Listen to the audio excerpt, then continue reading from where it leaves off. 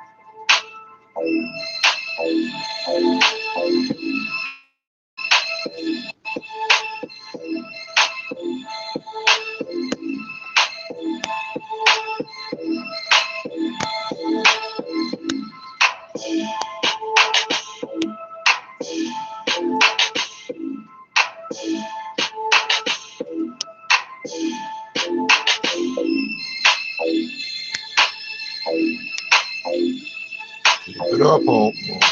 Fucking she went from chomo to homo. Chasing the same fucking person this long, man. I'm just chilling with my boys and I get it. I'm just chilling with my boys and I get it. I'm just chilling with my boys and I get it.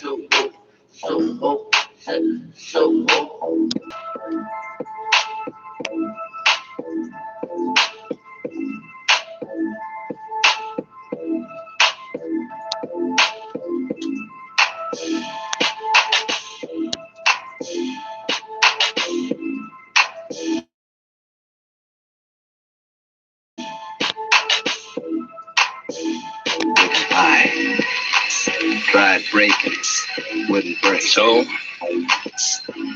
be worth $5,000 to you if I kill it. Fine. All right, get it and go. Keep it handy. My heart. Yeah, you're hired.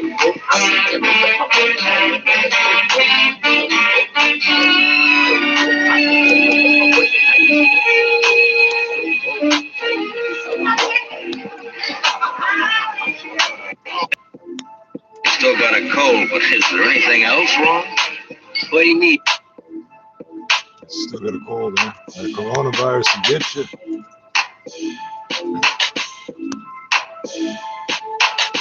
Not a new virus.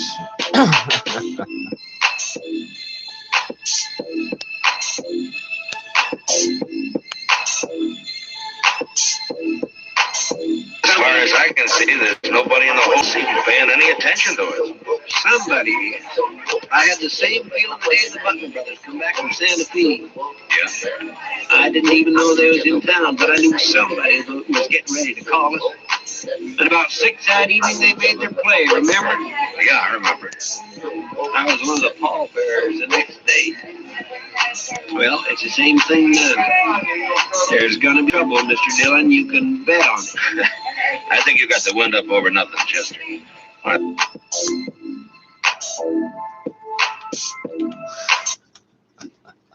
We will effectively implement all biodiversity related multilateral.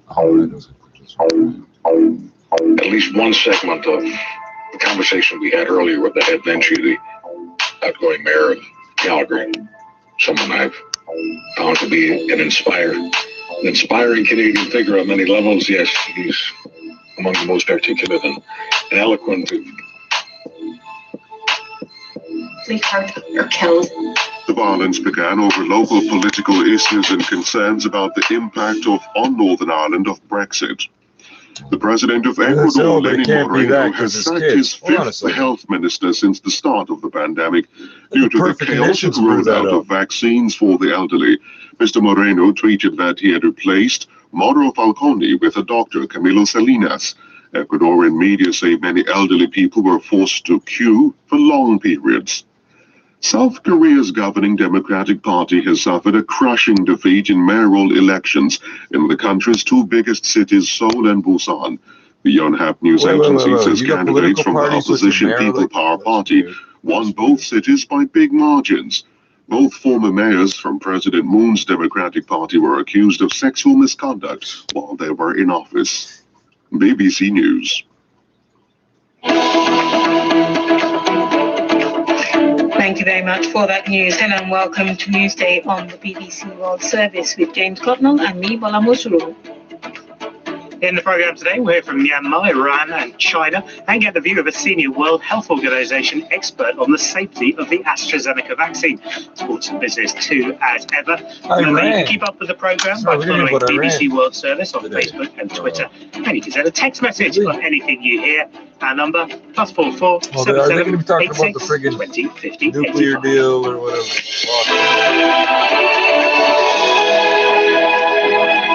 And we start with Myanmar, as one of the country's most popular celebrities has been arrested by the country's military.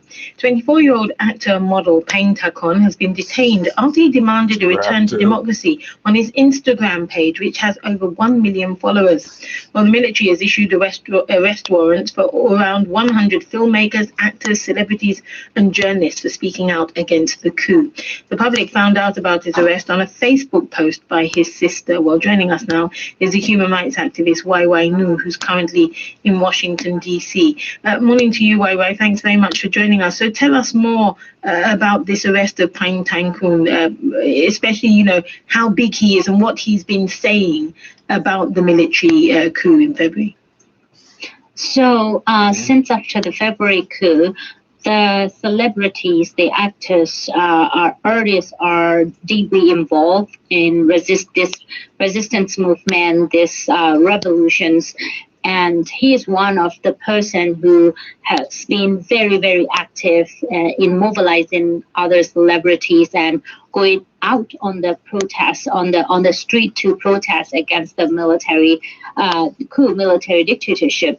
And he has quite a large number of followers, and he's been loved by a lot of the people in Myanmar and beyond. Actually, he is famous in Thailand, and he actually has reached beyond Myanmar. So which she has a quite unique role among many other celebrities in Myanmar, as she has been gaining followers beyond Myanmar internationally. So a lot of people are very, very sad at this point, also because he is ill. He is seriously ill for a couple of days now. So he has been mostly at home. So people are very sad.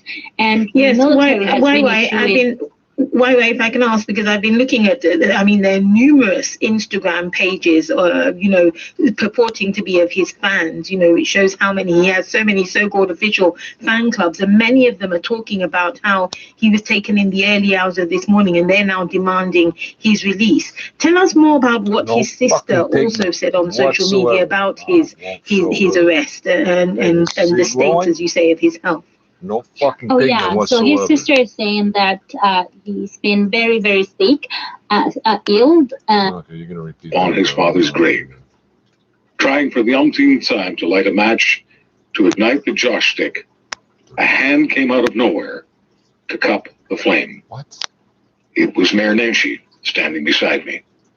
Both our fathers had died within days of each other and were buried side by side.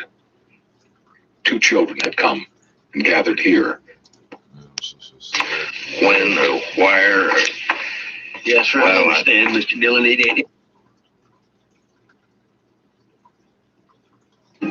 I'm sitting down by the river, and this little robin comes and sits down beside me, and you sort of nod. It sounds sort of, no one's there, so they can't see me and ridicule me, but you sort of feel his presence there with you in the gardens, always. Please feel to identify all sorts of birds. I don't care too much.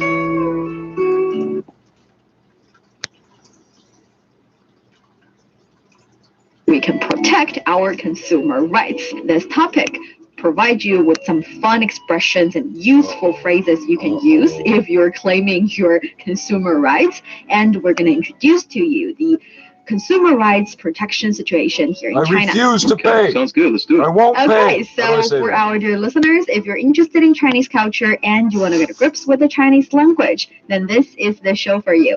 Stick with us and you soon see the rewards. And for more fun Chinese learning, follow our Facebook page, CRI Learn Chinese, to watch many. Okay, so you have nothing for us. Attacking people day by day. Right. So it's extremely hard to say whether they are going to listen or not. And I think their objective is to basically remove all people who have some influence over the public and to basically arrest all of them. Wai Nu, thank you very much. She's Good, a human rights because- activist in Washington, D.C. currently. That's I don't know if catalyst. That's a catalytic type of action. It's gonna have an inverse effect. The AstraZeneca vaccine is a global workhorse in the effort to bring the pandemic to an end. The One of the first what? vaccines to be developed. It is produced on a not-for-profit basis and doesn't need to be kept at extremely cold temperatures. But there have been concerns in many countries about possible side effects.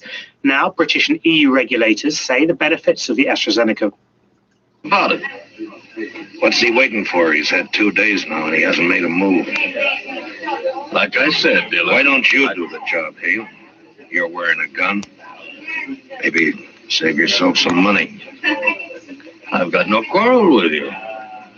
You mean you're yellow?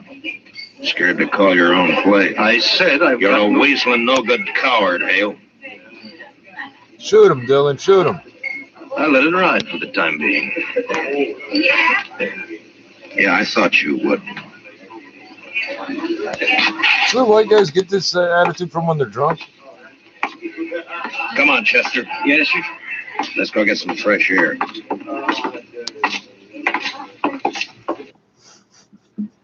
I mean, it just doesn't matter to anything that can substantively change our lives for the better. It just doesn't matter to me. Anyone can That's my see. question. And I don't know whether you'll want to bite on this. Do you think Oh, right. Just, that a perfectly dressed, perfectly combed, perfectly coiffed politician in a coffin is any different than is a better politician than one who's a little rough around the edges? Look how I'm dressed, stupid. A perfectly coiffed Paul over the one who's not. I just wonder. And you know what? Let's take it to real life. Forget about politics. Oh, Just take it to people. Take it to I humanity. should probably check the weather. Right? Do you Was it not rained in a month and a half or something? people who are perfectly put out, and I think you know by now what I'm talking about, all of the superficial stuff, the clothes, the hair, makeup, whatever it is, the look. Do you trust that in just regular, everyday humanity? Do you think those folks are more honest and more trustworthy than the ones who are a little rough around the edges? Just wondering how your thoughts are on all of this. Because as I was reading this letter, you know, at times I was getting a little angry. Tried not to show it on the air. What? But this morning when I read a little bit of it, because I just felt that there was so much focus on stuff that's completely irrelevant. Who do you trust more? The perfect look person or the one that's a little bit rougher around the edges? Who do you trust? 1-877-399-9898 is my number. Toll free. 1-877-399-9898. If you're texting us, please give us your first name and location. Text or call 1-877-399-9898. Who do you It's trust? 187 FM when you That's can reach us Canadian on common sense. And this is Charles 1 Amon. Supergirl. Suit up. I'm gonna take this opportunity to clean my pipe. Then I've been up and on. Wait, are they talking about Iran yet? And for countries around the world, we really have to make sure that we send the message that this is a really very good vaccine. It's almost 100% I think we need to send the message that you don't blow up Canadians on Ukrainian fucking planes. And that's the ultimate aim, is to save lives. And this is a...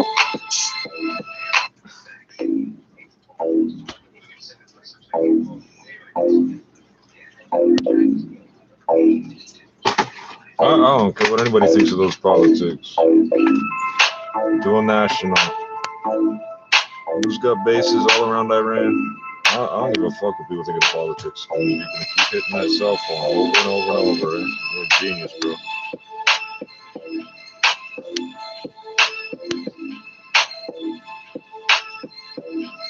It's very black inside.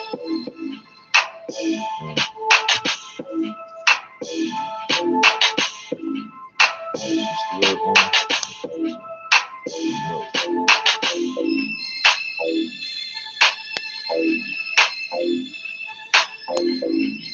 That's not the right one. I'm just dealing with my boys and now you hear it so woke, so woke, so woke. I'm just dealing with my boys and now you hear it so woke, so woke, so woke. I'm just dealing with my boys and now you hear it so woke, so woke, so woke. I'm just dealing with my boys and now you hear it so woke, so woke, so woke. I'm evil. I'll rewrite everything. And I won't give you credit.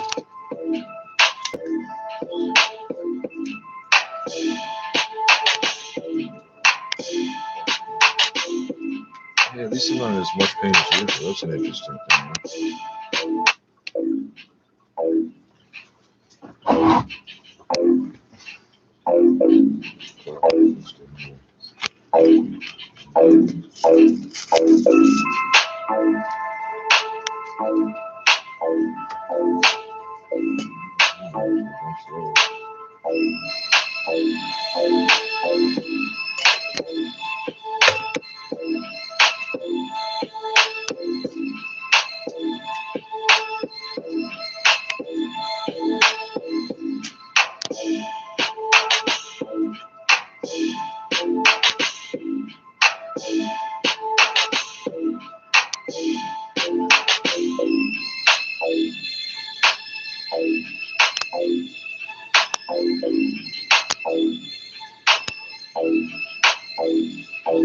I'm just dealing with my boys and now you hear it so woke, so woke, so woke. I'm just dealing with my boys and now you hear it so woke, so woke, so woke. I'm just dealing with my boys and now you hear it so woke, so woke, so woke. I'm just dealing with my boys and now you hear it so woke. There's a lot of flammable things I don't keep around because of weird shit that happens like that. I'm not sure how it's possible for me to have done it. Jesus Christ, I can't actually reach what I just fucking somehow managed to burn. That's interesting. That's interesting. How the fuck did I do that?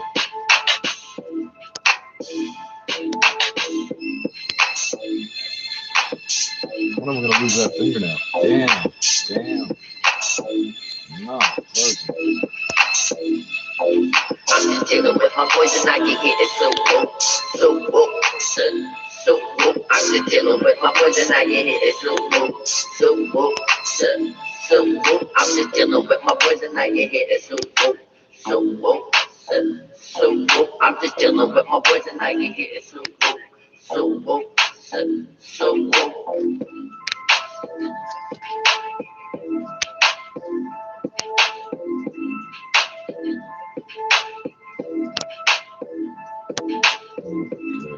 another pro. One pro match another. It's okay, we're used to it. That's not fucking up either. What the fuck, man?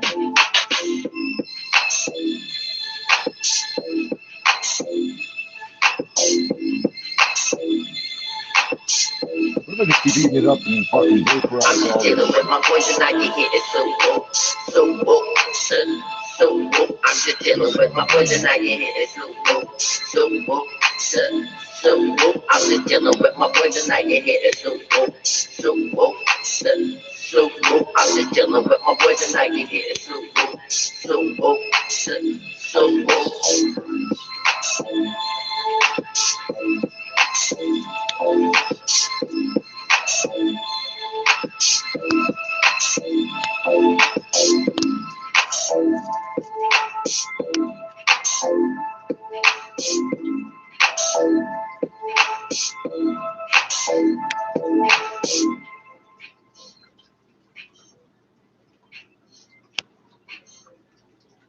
Crazy.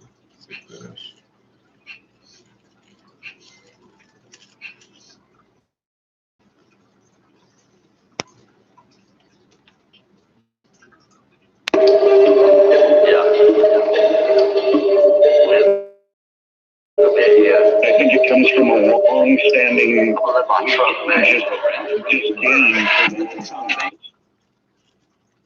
Derek, thank you so much for joining us tonight from Edmonton, and I appreciate the quote from Bruce Lee's mentor. Lyle is in British Columbia, and he's texting, "Good evening, Mr. Adler. I see many people dressed to the nines, perfect in almost every way, acting important, or acting like they've got money. So once again, the title of the video matches the content by complete on airs. The mayor of Calgary was being himself. Nothing wrong with that. Thank you, sir. Lyle in Kamloops, BC. In York Region, Ontario, this is John calling in to the National Kitchen Table. John, you're on Charles Adler tonight. Hi. Is that John on John Street? Terrific. We love you. Go ahead, please. What I would say is that I don't mind throwing a little rough around the edges. And what I wanted to add to that is, like, a couple of my best friends in life are the people who aren't afraid to tell you something that you don't want to hear. Versus the people that just tell you, always agree with what you have to say. So, you know, you have an argument with your friends 1 minute, and the next minute they're like, let's go for a beer. Because they let you, and they'll let you know because they know how to distract you. Wow, that's why you're friends with them. Relationship, and you move forward. So there's a lot of people pleasers out there. So do you think there are a lot of people pleasers out there? You know, people who kind of, as you put it, enthusiastically agree a little too much with everything you say. These people pleasers. Do you think the people? Do you think we have maybe too many people pleasers because there are too many people who are sucks for that and not just agree with it? How old are you? Is that the issue? I think it's a lack of ability to communicate. To start with, I mean, you know, there's nothing wrong with having differences, and that's why you actually got to put them forward. And you know, when you're getting it, there's nothing wrong with having an argument. It's how you have your argument. It's the same stuff they used to seal wooden sewer pipes, and it works better than PVC. And learn something. Like, you know, I listen to a lot of talk radio. I learn a lot from you guys. Or speaking to, you know, high-end people, intelligent people, and then over time, you're actually willing to listen, and over time, I thought this was going somewhere. I'm sorry. I thought it was going somewhere. 21%. Other countries, though, have suggested, you know, it could be even lower. The OECD, the Organization for Economic Cooperation and Development, has talked about a minimum of 12.5%. Otherwise, though, I mean, it's weird because at the moment, America also is talking about raising its corporate tax from 21% at the moment to 28%. This is the first time, I think, since, well, certainly for many years. Andrew, thank you very much indeed. Newsday on the BBC World Service. China aims to vaccinate a staggering 560 million people. A high-level contact. And here I'm like, he drops the name, and I'm writing that name down. Draw on you, Marsh. Not unless my back's turned him.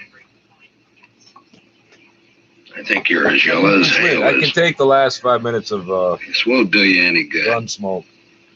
I ain't drawn. You tried to kill me night It was before always last, the same Ranger. 5 minutes. Can you prove that? If I could, you'd either be in jail or you'd be dead. Well, since you can't prove it, what's the argument? Just that I don't like the idea of somebody trying to shoot me in the back. Then shoot him in the fucking head, and the next person thinking it. If you're any man at all, we'll settle this here. Think about it twice, won't they? Leave me alone, Marshal. I haven't done anything. Did you hit him good, Matt? Tell us, Now, you still figure you got no reason to draw on me? No reason. I ain't drawing. You got 10 minutes to get out of town. And when you're out, stay out. Don't come back now or ever. You understand? Yes, sir. You can start right now.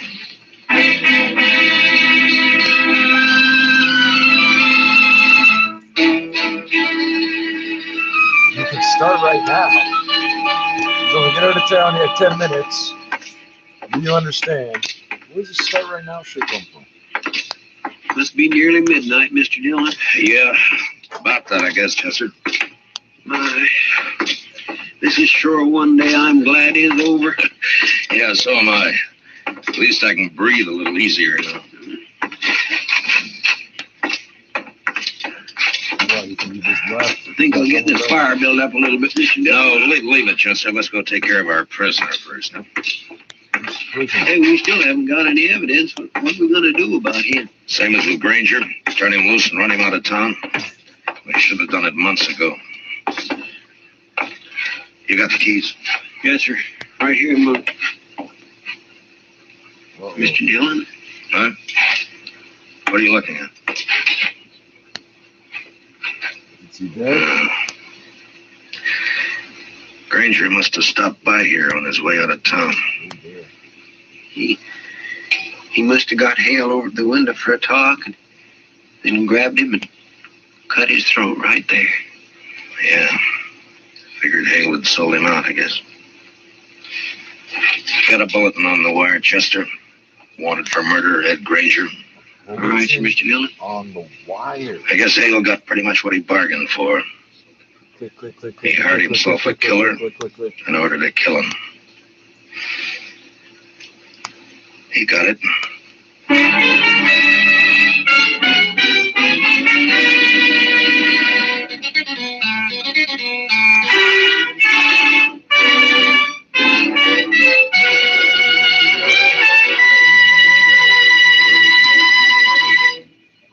Gunsmoke, under the direction of Norman MacDonald, stars William Conrad as Matt Dillon, U.S. Marshal. Tonight's story was specially written for Gunsmoke by Les Crutchfield. And I found that buying and selling happens on a phone call. Have you ever thought about owning? Years ago, China had administered about 10 shots for every 100 people in its population, which is really quite behind a lot of other major countries. And I think there are a multitude of factors. One that you very often hear cited is simply, as you said, that residents don't think there's any reason to take the risk or to kind of, do an unknown vaccine, a relatively new vaccine, when there are essentially no cases within mainland China at this point. And even if they do get vaccinated, it's not like they're going to be traveling abroad anytime soon. So there's really no incentive. And there are also people who are just, much more suspicious of the technology of the vaccine. Vaccinated their population before Very we got it. We're interesting still not indeed. doing Vivian Wang, China correspondent for the New York Times. You mind getting an ice cream? You're listening to News.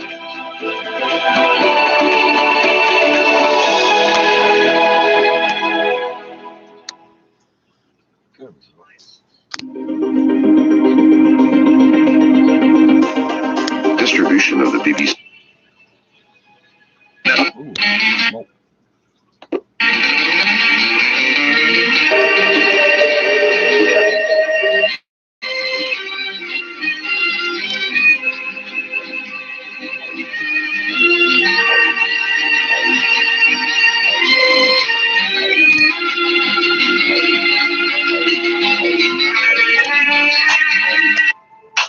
I'm so sorry, mother. I was trying to play that.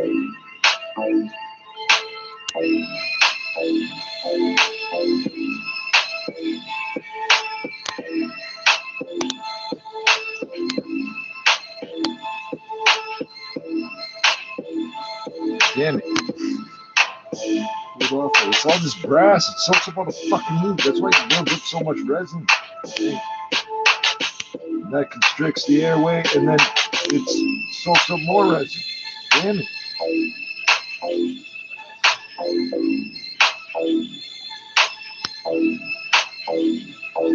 I'm just dealing with my poison, now you hear it so woke, so woke, so woke. I'm just dealing with my poison, now you hear it so woke, so woke, so woke. I'm just dealing with my poison, now you hear it so woke, so woke, so woke. I'm just dealing with my poison, now you hear it so woke, so woke, so woke.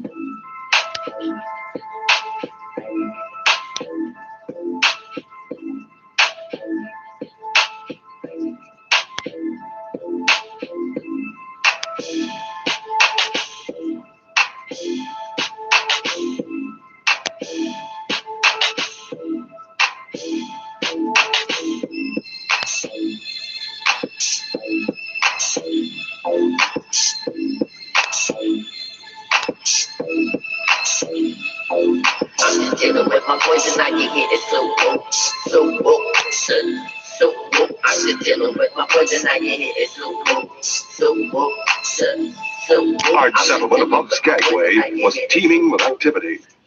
Prices were high, and yet men were lax in the use of their money, since each was convinced he would strike it rich within a short time.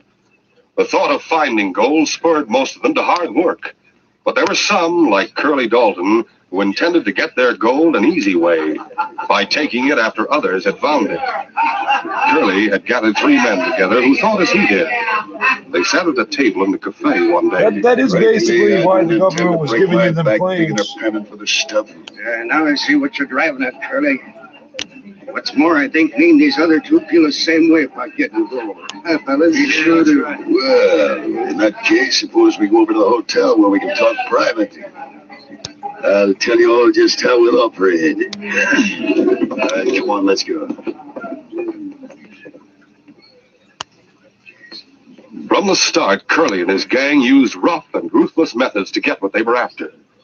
Their first job had been to rob the express office just before the boat was ready to take on shipments to go to the States. So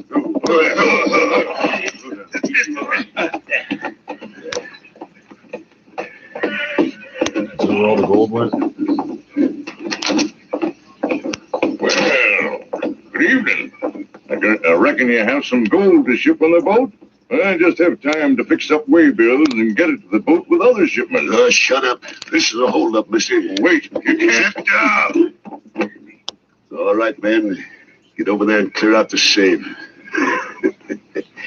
He's got it open for us already. It's the same damn episode from last night. Folks at dust here too, Curly. Well, hurry up and grab him. Somebody might come in. Well, I won't let you get away with those folks. Lots of the prospectors are sending money home. You can't do it. Help! Help! You asked for this? Help! Now let's get out of here pronto. Right.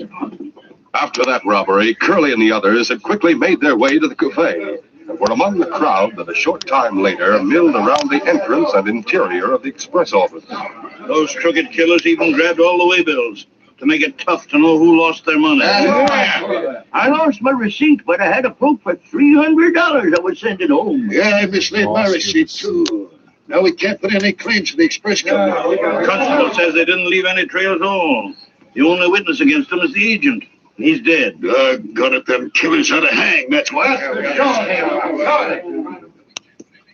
A week later, Curly and Red sat in the cafe unobserved and listened to an old sourdough talking to the crowd a short distance away. Well, if any of you think I'm not a good sport, I'll prove it by paying for whatever anyone wants, understand? The whole bill's on me. That old sourdough's loaded with gold, Curly. He sure is. Listen, all of you. I just want you to know that I was one of the first to strike it rich. Yes, sirree. I come up here with the first bunch. I struck it rich right off. Yes, sirree.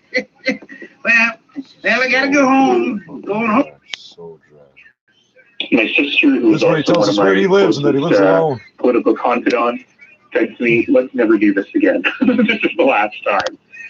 You know, I always had in my mind that you do the job as long as you can do the job. And I really don't like when people say, "Oh, I don't want a career politician.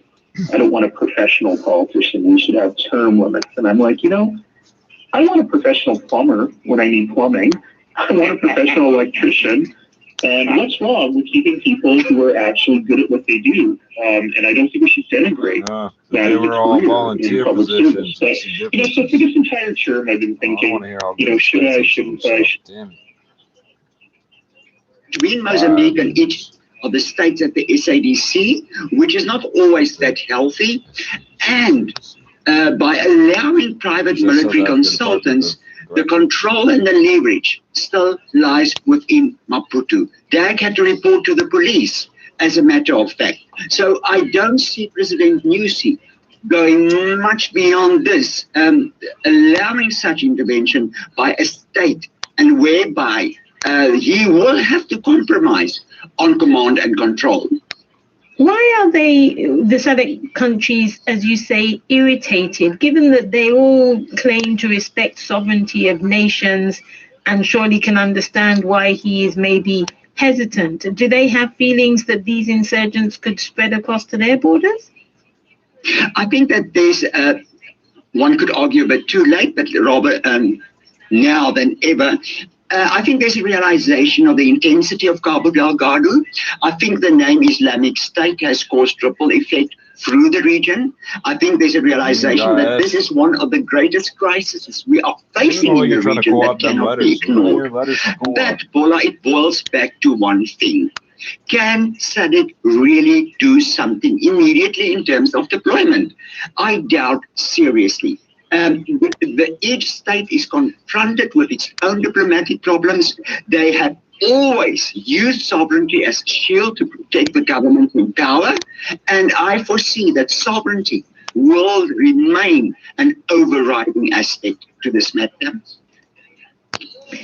Thank you very much for joining us, Jasmine, and for giving us your take on this. And just to end, you do feel that SADC has no authority over Mozambique. It can't make them do anything they don't want to. They will only be able to push Mozambique for as far as international interests allow President Nyusi to make compromises. And here I refer to companies like Total and Ignis. Thanks, Paula. Thank you very much indeed. And that's Jasmine Opperman, who is with the Armed Conflict Location and Event Data Project.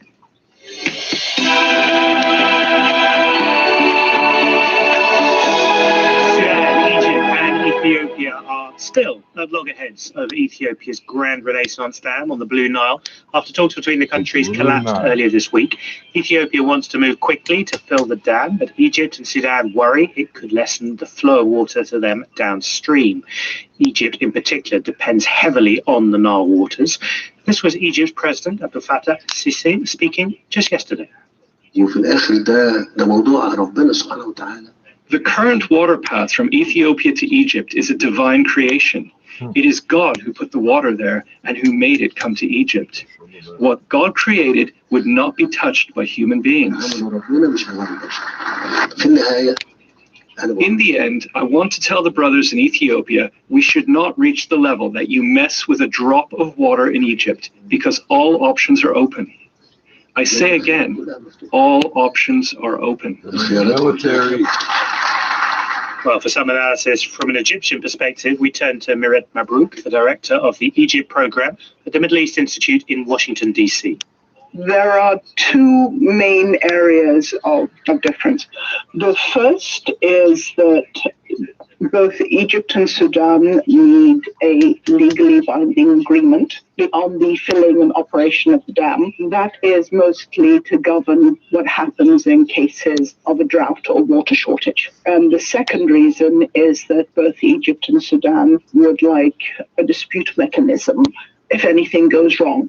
And Ethiopia has consistently refused both. Now, you have to remember that under normal circumstances, if everything goes well, if there's enough rain, enough water, then this dam shouldn't be a problem for Egypt or Sudan. In fact, it comes with advantages for Sudan, which is why Sudan was originally significantly more relaxed about this whole thing than Egypt was. It's not just the water, though. There's the politics, as always, of this as well, because go back a year and Sudan and Ethiopia were on pretty good terms. Sudan, as you say, much more open to this proposal. Now they're on the verge of fighting a border war, lots and lots of tensions and skirmishes, and Sudan's view of Ethiopia is extremely different. Exactly. So it's a fairly fluid situation, but it's been complicated by a few things. The first is that Ethiopia's internal struggles carry the very real potential of spilling over and becoming a regional conflict, which absolutely no one wants.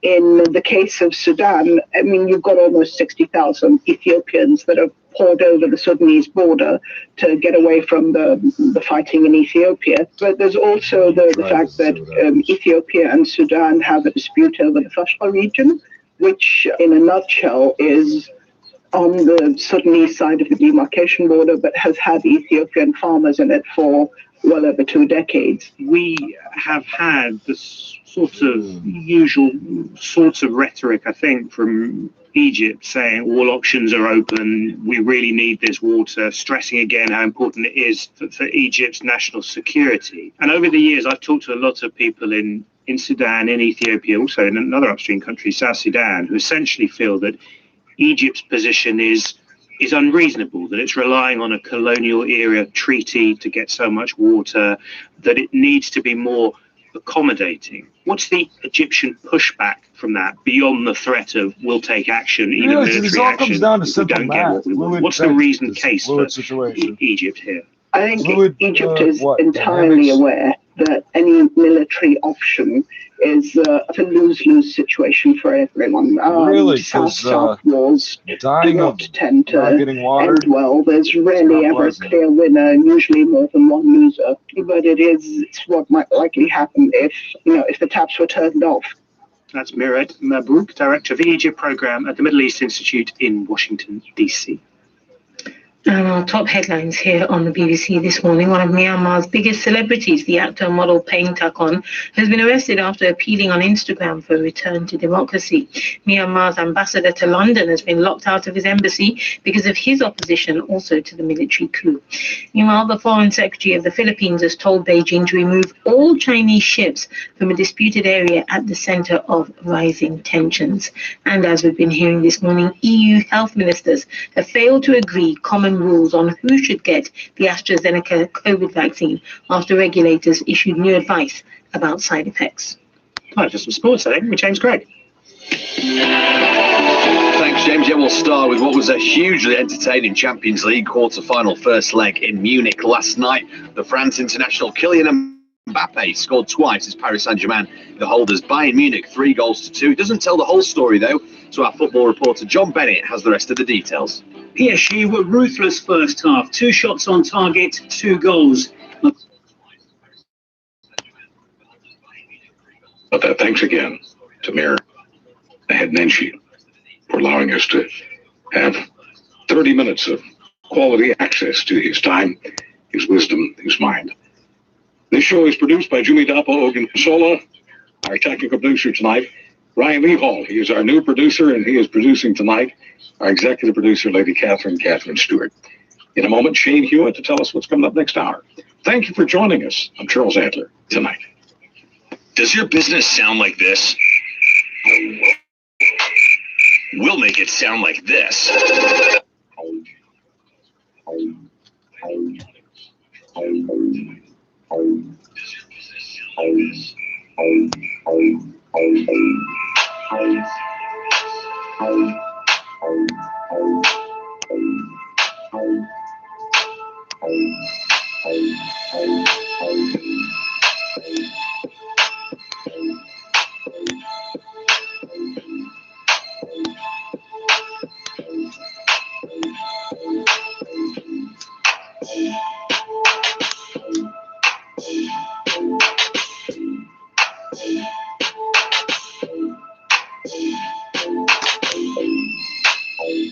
The one side went out, but the other side didn't.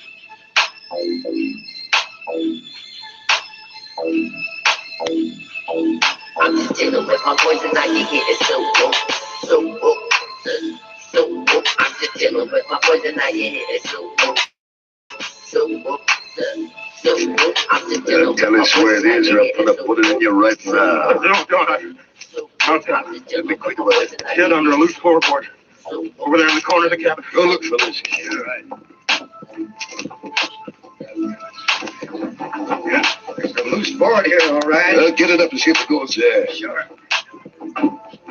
Hey, here's an old carpet bag hidden in the...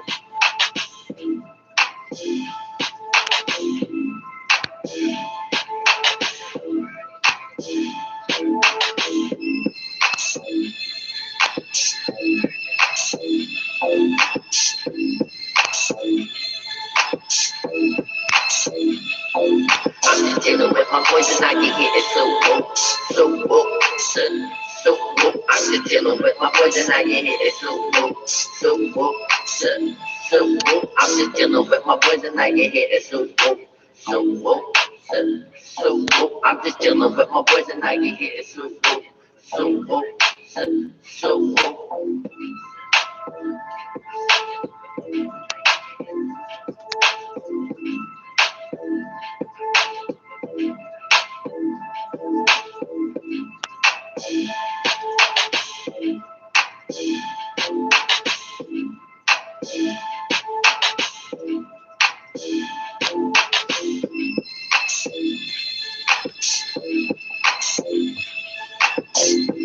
Pay fairly for their crops. Many of them make less than $1 a day. And yet the chocolate industry makes billions of dollars around the world. So where's the money going? And how can the farmers get a larger slice of the cake? Alan Kasuja's been looking for answers in today's episode of the Africa Daily podcast. As I'm recording the podcast, there's a little chocolate bar on my desk.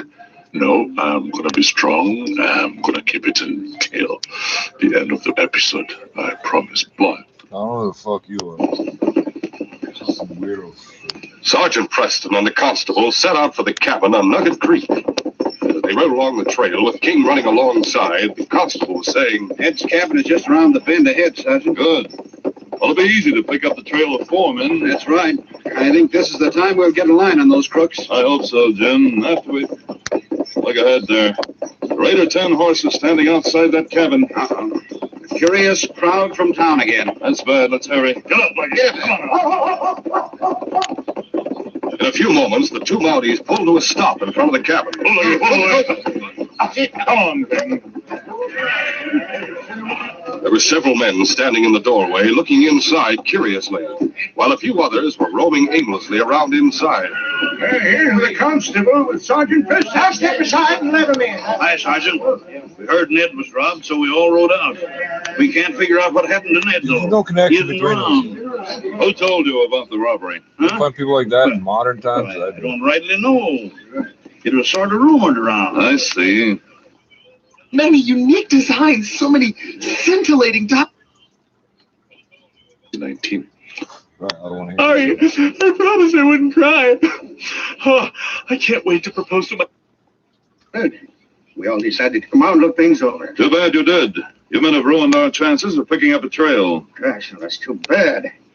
We never thought of that, did we, fella? I didn't know I did. Sure feel sorry for Ned losing all that gold. That's what he gets for keeping it under a loose floorboard instead of putting it in the bank. That's right. Now, all of you go on outside so we'll have a chance to look around in here. Sure, let's go. All right, let's go.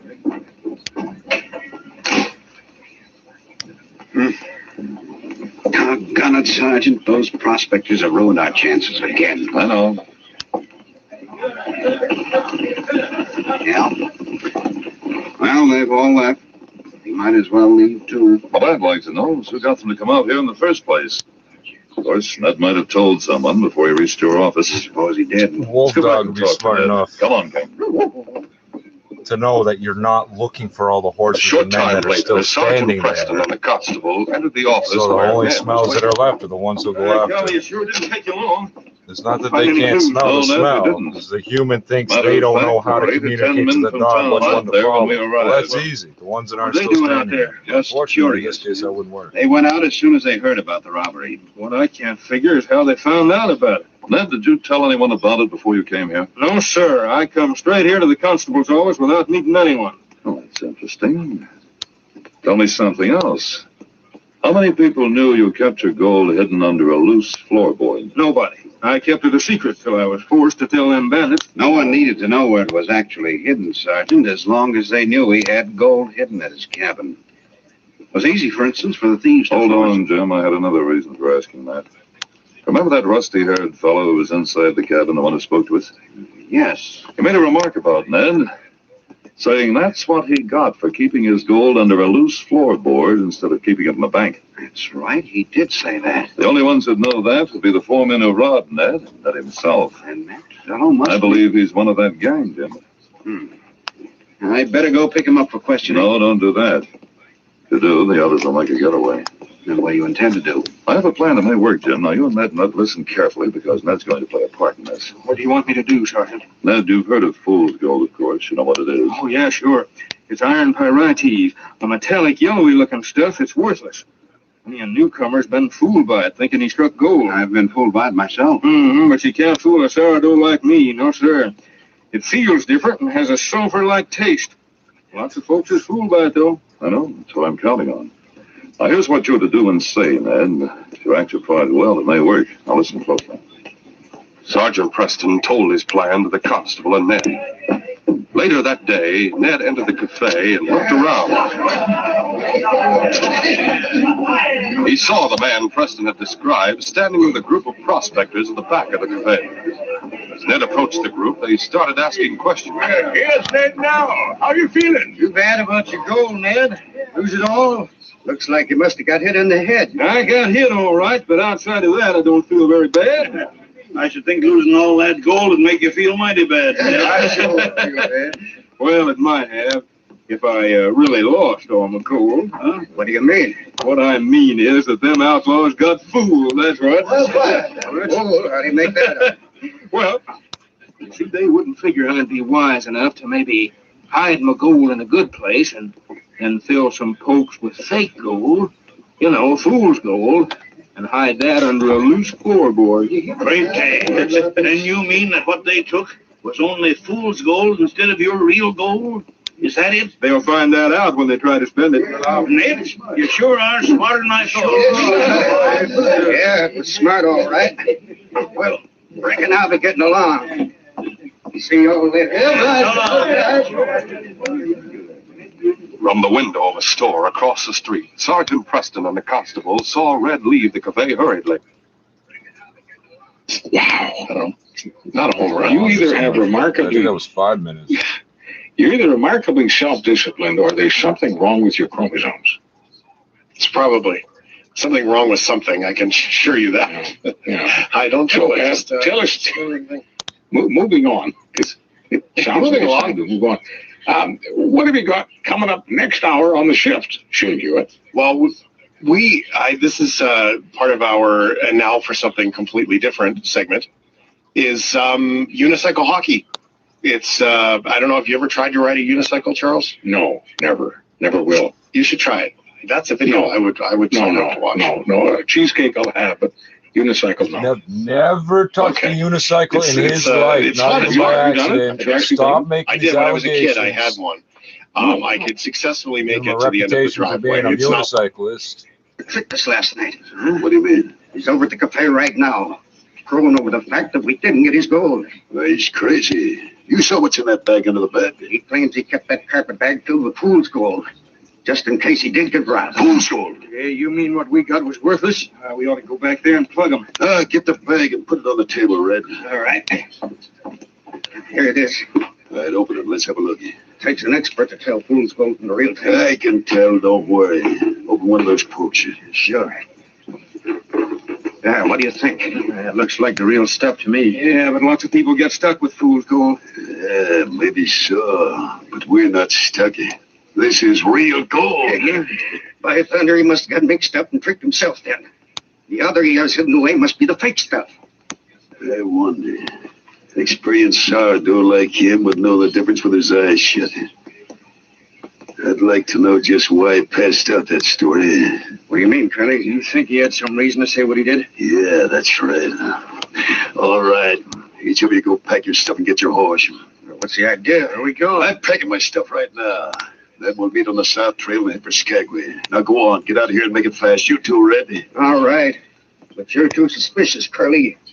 When you shot that express agent a few weeks ago, you acted like we were dopes enough to run around town boasting about it. You're not the only smart one in this gang, Curly. Hey, Tony, keep your mouth shut. Now go on. All right. Get back inside. Hey, Mounties, we gotta get out of here. This will stop you, fella. Oh! As Sergeant Preston and the constable tackled three outlaws just inside the door, Curly, standing back in the room, quickly drew his gun. What's up, Red? I'll get from him. The great dog Yukon King saw the gun in Curly's hand, and knowing that the gun meant death, he sprang forward. I'll settle this one. Maybe I got him, but you won't get me. Now, Sergeant, his gun. Give me that gun. Oh, man, you're twisted. Drop that gun. Drop it. Keep these three covered, Jim. Right, Sergeant, but I'll kill you. Sergeant Preston looked up as Curly, battling against King, managed to drag his arm free as he landed a vicious kick on King's side. For the moment, Curly was free as King fell back. And then as the great dog started for him again, Curly, having quickly grabbed his gun, aimed it at King, shouting, I'll put a slug in you. No, you don't. Down, King. Down, fella. Watch him, boy. I've got his gun. I've got the other guns. Get over there, all of you. All right. Look, Sergeant. There's Ned's carpet bag with the pokes of gold in it. His rusty head outlaw fell for old Ned's story just like you figured he might. Red, you crazy fool. You fell for a trick just like I thought. Don't call me a fool, Curly. It was your idea to stay here in town. Yes, and you might have continued to get away with your robberies and killings if Red there hadn't talked too much at the cabin today. Yeah, well, that dumb polecat. I should have known better to hook up with him. You're not so smart, Curly. You'll be the one to hang for killing that express agent. Shut up, you hear? Take it easy, Curly. Take it easy. We already heard about that when we were listening outside the door. Once more, your friend Red over there talks too much. This is the gang who've been pulling all those jobs, all right. Yes, Jim, there's no doubt about it. The pattern of covering their trail by having a crowd gather at the scene of the crime is the same in all of the jobs. That's right. That's why I was sure they were staying in town and returning to town after each job. We're arresting all four of you in the name of the Crown for robbery and murder. No, you can't hold the rest of us for murder. It was Curly did the shooting. All of you are equally guilty. Now, Jim, we'll take these men to jail. This case is closed.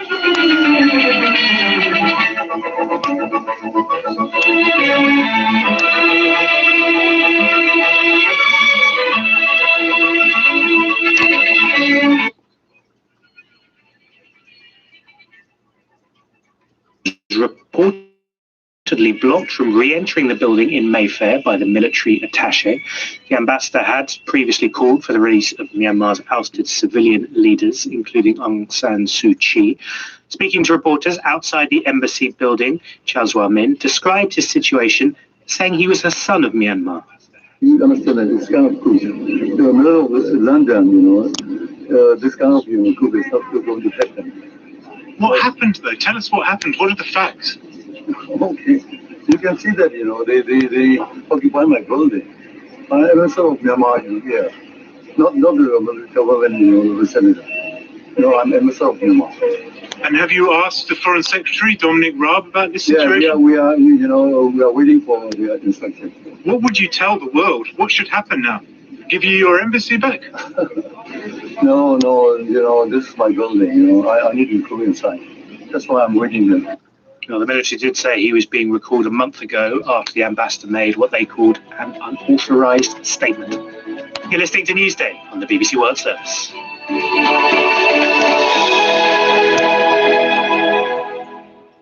Yeah, but the people that recalled him aren't the people that sent him.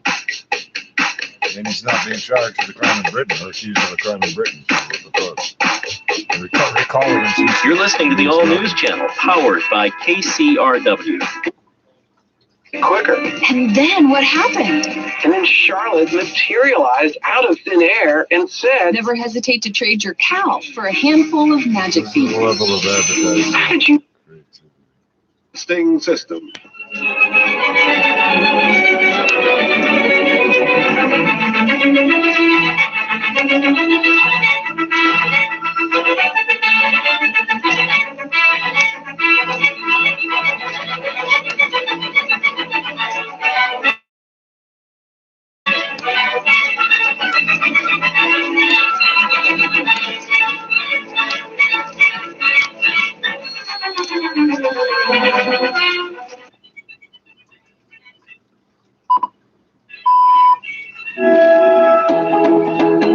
Hello and welcome to Newsday on the BBC World Service with James Cotnell and me, Bola Motu. Canada.org. Don't just know the story, understand it. This is CFMJ Global News Radio. Over how to deal with the AstraZeneca jab. There's growing evidence of a link between it and very small risk of blood clots, but experts and statistics agree the benefits of using it in mass vaccinations outweigh. Yeah, if you give them both except sides. for essential reasons. An official province-wide order comes into effect tomorrow and will remain in place for 4 weeks. As Global's Brianna Carnegie reports,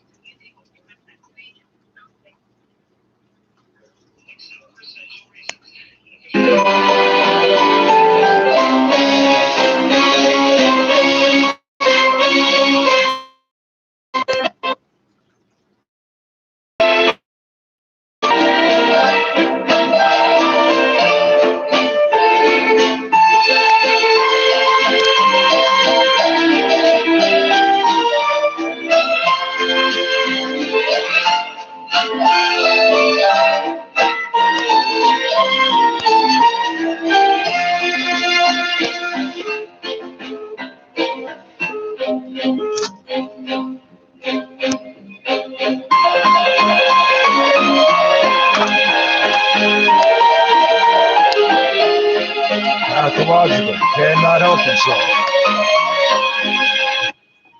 is rolling out tighter restrictions on gyms, faith-based gatherings, and inter-regional travel. While on Friday, Alberta is shutting down indoor dining after curbing retail capacity and indoor fitness activity yesterday. A new poll suggests Canadians and Americans are split on the idea of vaccine passports. The Leger survey for the Association for Canadian Studies and the Canadian Institute for Health Research at the University of Manitoba found 52% of Canadian respondents supported showing proof of vaccination. That compares with 43% of Americans. 33% of Canadians were against the idea, compared with 36% of those south of the border. Alberta opposition leader Rachel Notley is tabling proposed legislation she says would protect the province's Rocky Mountains from new open-pit coal mines. The private member's bill calls for coal exploration to be blocked across the eastern slopes of the Rockies and for road building and drilling to end. Well, what it's about is giving voice in. You're about to fucking lie.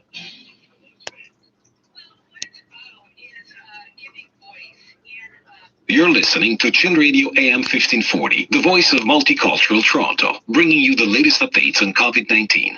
Stay informed, stay safe, and stay tuned to Chin Radio AM 1540. From Hollywood, it's time now for John Lund as... John Lund, there we go. Johnny Dollar. Niles Hartley, Johnny, Columbia Live. Niles, how are you? I thought you were in Chicago these days. I am. This is long distance. We have one here that's a pimp. Tell me about it. One of our brokers wrote a $50,000 straight life policy on a man named Lane. Mr. Lane up and dropped dead a couple of days ago. Uh-huh. And you'll never guess why. Why? He starved to death. What? Honest.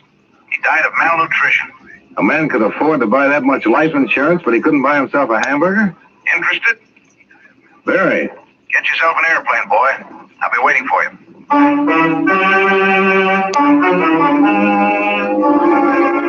John Lund in a transcribed adventure of the man with the action-packed expense account. America's fabulous freelance insurance investigator. Yours truly, Johnny Dollar.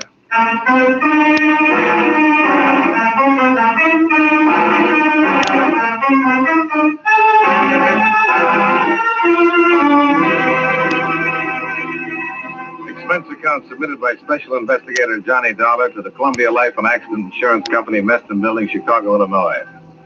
The following is an accounting of expenditures during my investigation of the Chicago fraud matter.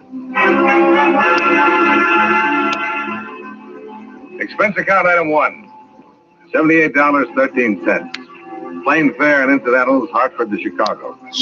I had breakfast at the airport, took the limousine into town, found a hotel room, then checked in with Niles Hartley at the claims division. Chicago's blustery climate seemed to agree with him. He was a little bigger than I remembered, a little ruddier, but efficient as ever. I wrote a special delivery to the Insurance Commission in Springfield this morning. Explained we were holding up payment pending a routine investigation of the claim. Uh-huh. But the faster we move on this, the better off we'll be, Johnny. They're going to ask questions, and we'll have to get ourselves some answers. They asked any yet? No, but the beneficiary is Lane's sister. Her name is Lydia Staley. She's called them, and she's called us a couple of times wanting to know what's what. Tough? She could be, I guess. She has money of her own, some influence and so on. A lot of money? Trust stuff. Very comfortably fixed. But she's pretty upset by the whole business. You see, I had to stick my horn in right away and request the coroner to hold the body until we got something done. How so? Lane died on the street with no identification on him. By the time they did find out who he was, a routine PM had already been performed to determine cause. The county was going to bury him. With $50,000 worth of insurance? Yeah. Well, the first thing that occurred to me when I saw this report was that it might not be Lane at all. Besides the malnutrition, here are these findings. Chronic heart condition. Lung history. Stability. Certainly doesn't sound like anybody we'd insure. Well, Lane took a physical before the policy was issued, didn't he? Yeah, sure. Here's a copy of it. He was 100% okay then. How could he pass it with all these things wrong with him? Good question, Johnny. I'd like to find the answer. Yeah. What's that doctor's name? Dr. Walter Unger, Suite 1932, Michigan Building. Expense account item 2, $3.50. Taxi fare through Chicago's slushy streets to the offices of Dr. Walter Unger, who had been licensed to practice medicine in the state of Illinois in 1946. He was a Northwestern University Medical School graduate, married, had 2 children, and lived in Glencoe, a North Shore suburb. His income and practice, according to report, were average. Oh, good. Get dropping tomorrow. Goodbye.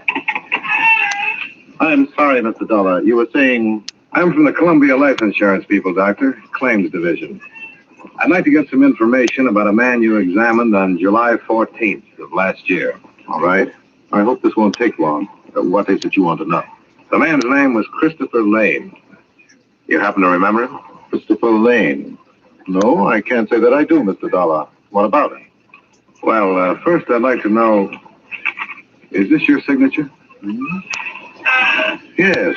Those are my letterheads. I suppose that's my signature. Aren't you sure? How many people are certain of their signatures? It looks like mine, Mr. Dollar. I can't say for sure that it is or isn't. Well, assuming that it is, what about these notes? Are these in your handwriting? Yes, I would say that was also my handwriting. Mr. Dollar, I'd appreciate it very much if you'd get on with whatever business you have here. According to this, you gave Mr. Lane a complete physical and pronounced him sound. I did. Anything unusual about that? He died 2 days ago, Doctor.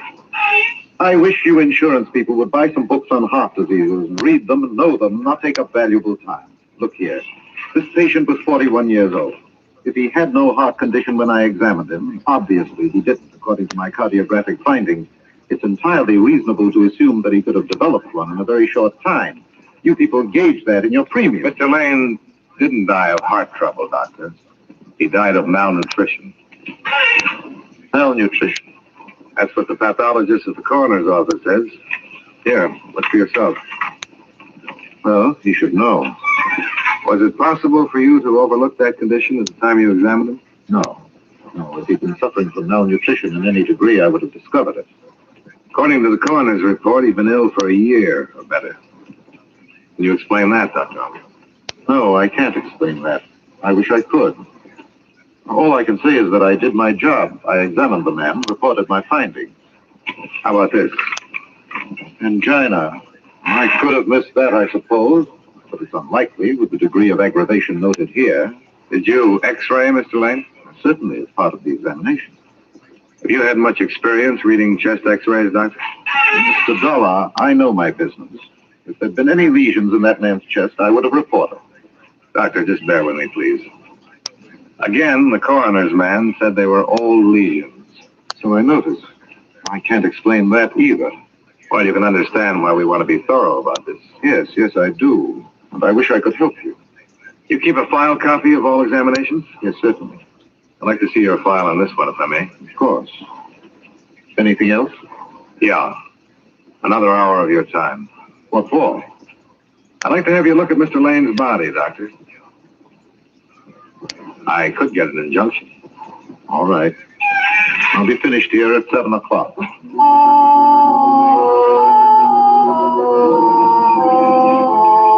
Expense account item 3, $6.50. More cab fare. To and from City Morgue. Dr. Unger viewed the mortal remains of Christopher Lane and was unable to state definitely whether he'd ever seen the man. The next day, all of the personnel connected with Dr. Unger's office made a trip to the morgue. None of them recognized the body. anybody either. However, I had better luck with the elevator operator in Lane's apartment building.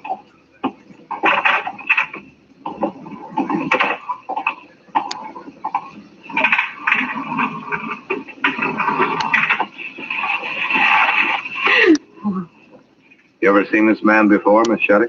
Yeah. Yes, sir. That's Mr. Lane's apartment 233. You're positive? Oh, yeah. I see him every day on the street. Okay. Want to smoke? I'm going to get out of here. Sure. I don't know why I'm acting this way. I've seen him that way 100 times. What? I mean, almost like that, out stoned. I mean, I guess it's because I knew he was just drunk then, not dead. Oh, I see. Oh, he was crazy. Was he? He was carrying on the way he did. Oh, it was good to be out here again, cold enough. Yeah. I'll take that smoke now, Mr. Dollar. Oh, sure. Thanks. Yeah, he used to get up around 10 every morning. I'd take him downstairs. He'd look awful, but he was always kind of nice, polite, you know. Mm-hmm. He'd go out to the store and come back in a little while with a sack of groceries, find a milk for his cat, and donuts for himself, and booze. Then he'd just lock himself up in his apartment and stay there all day. Drinking? Oh, yeah. Fried to the ears by noon. I think it was wine.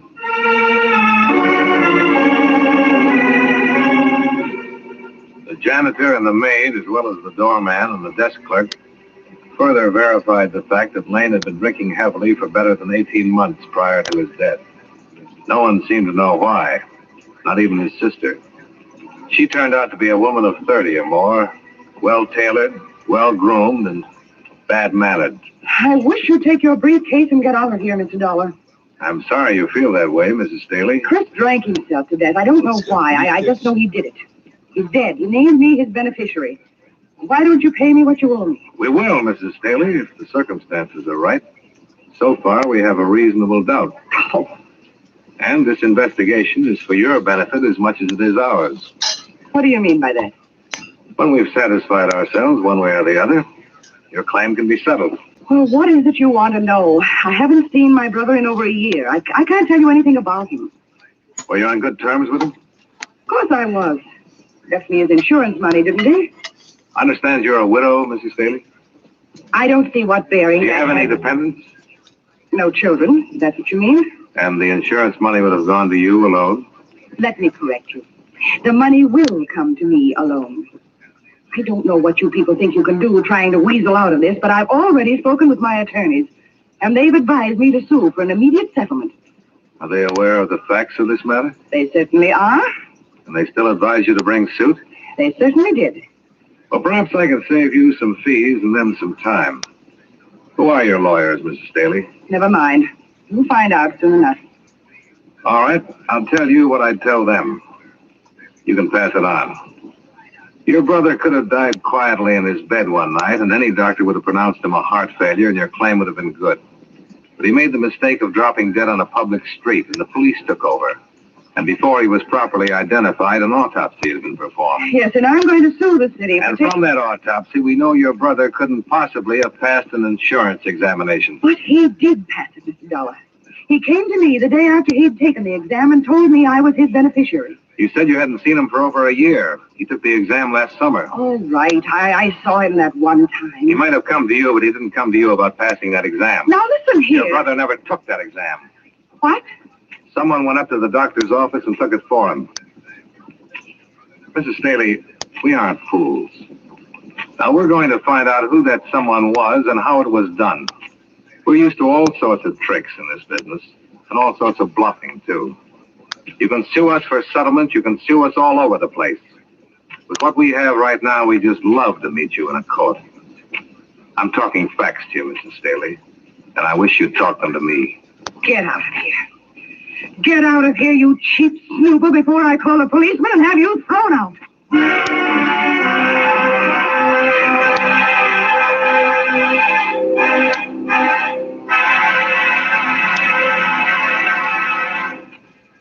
We'll return to yours truly, Johnny Dollar, in just a moment. Out of the jungles and into your homes comes Tarzan every Saturday night on CBS Radio. Yes, in the comfort of your own radio side, you can enjoy the fascinating experiences of the man whose friends are jungle beasts, whose power and cunning have been developed to an astonishing degree by dangerous environment. Tomorrow night, on most of these same stations, don't miss Tarzan on CBS Radio.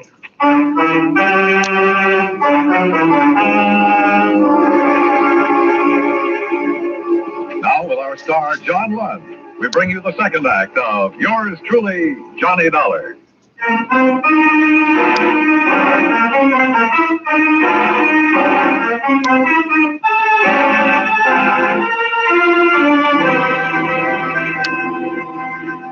I started the case with an autopsy report and a dead man who should never have been insured.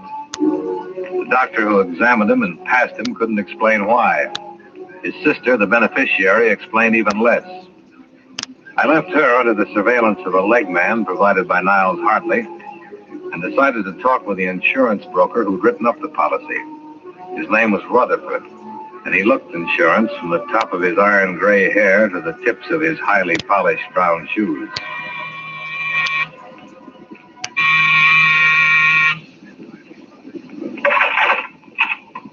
I suppose you're Mr. Dollar?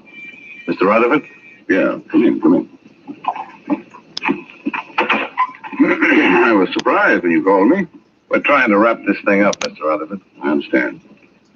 I'll tell you, I've been writing insurance for 17 years, Mr. Dollar, and this is the first time anything like this has ever occurred to me. So, I believe you, Mr. Rutherford, and your record. Oh? You looked into me? Well, you know, we have to on a thing like this. Just a matter of routine checking. Yeah. I'm here to find out all I can about the circumstances under which you sold the policy to Mr. Lane. Mm-hmm. He was a bachelor. He lived in a fairly nice apartment on the Gold Coast. No dependents. I'd like to know what made him a prospect.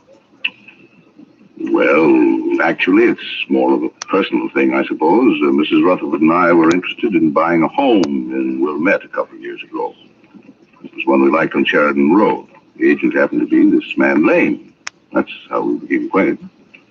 Oh. Lane was in the real estate business on and off. Actually, he didn't really have to work for a living at all. He had a fairly comfortable income from trusts set up by his father. Did he do very well in real estate? Well, I don't really think so. I don't think he worked hard at it. You met him when you were out to buy a house. Did you buy it? No. My wife died suddenly, and I had no need to buy a house. But he bought insurance from you? Yes, eventually. You say this was a couple of years ago? Mm-hmm. Did you try to sell him right away? Oh, I don't recall. I called him now and then, had him over for dinner. I was surprised, frankly, when he decided to buy. Uh-huh. What kind of a man was he? What do you mean? In your opinion, Mr. Rutherford. Well, just a client, Mr. Dollar. I treated him the same as any other client. How did he look? Pale, thin, healthy, emaciated. What? He looked fine to me. I noticed you arranged for the examination. Yes. How well do you know Dr. Unger? Just slightly. You know, the physician is supposed to be an impartial third party. And when a client has to be examined by a physician, I send him to Dr. Unger, that's all. I get a Christmas card from him every year. I see. You say you had Lane over for dinner a few times. Yes, when my wife was alive. Did he drink much on those occasions? I don't recall. Why? His malnutrition resulted from an alcoholic condition. All drinking, no eating. Lane, an alcoholic? He sure was. Had been for years. Can I use your phone? Yeah, help us out.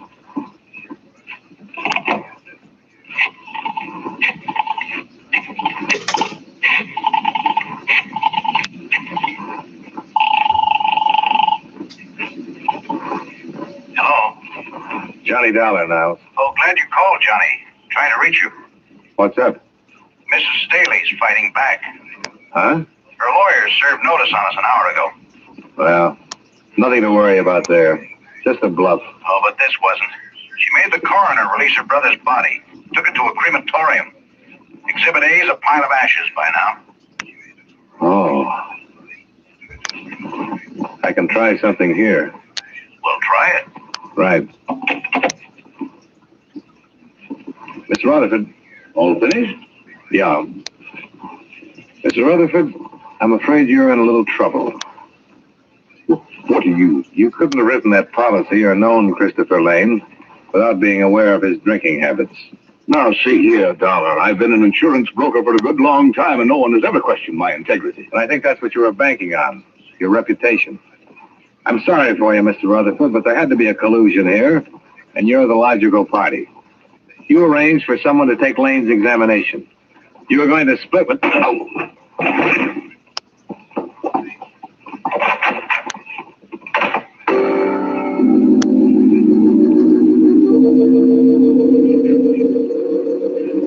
In the 3 minutes it took me to get my breath inside of me and my feet under me, he was well away and out of sight. I used his telephone a second time. I told Niles Hartley what had happened and then made a beeline for Lydia Staley's place. What do you want? I'm here to tell you about all the trouble you're in, Mrs. Staley. Rutherford's given it away. Given what? What are you talking about? About an insurance policy that was written up and issued in your brother's name under fraudulent circumstances. You're the one who stood to gain most, but you had to have help to pull it off. Rutherford helped you. I don't know anybody named Rutherford. Now, look here, No, you look here. Rutherford just slugged me and beat it, but he isn't going to run far. Principally because he doesn't know how to run. He'll cool off, and he'll begin thinking about all this business in a new light. A few minutes ago, it dawned on him what he'd done. He'd kicked his whole lifetime right out the window. He's been found out. He's lost all around. He's going to be mad. And you're the one he's going to be mad at. I told you I don't know anybody named Rutherford. Well, then I'll tell you. He'll probably want to kill you. Oh. Do we talk now? I don't see why. I've done nothing wrong. Who took that physical for your brother? He took it himself. You got your brother drunk enough to sign the insurance papers, didn't you? I had nothing to do with them. Okay, Mrs. Staley. We'll get it all from Rutherford. Yes. Why don't you do that? In the meantime, I hope you sleep well, knowing what you've done. I've done nothing. And you'll never prove any of these things you've been saying. Never. And for 2 days, it looked as if she might have been right. There was no way to involve Mrs. Staley without a statement from Rutherford. In the name of the company, Niles Hartley filed charges on attempted collusion against him, and a warrant was issued. The Chicago police were unable to find him anywhere.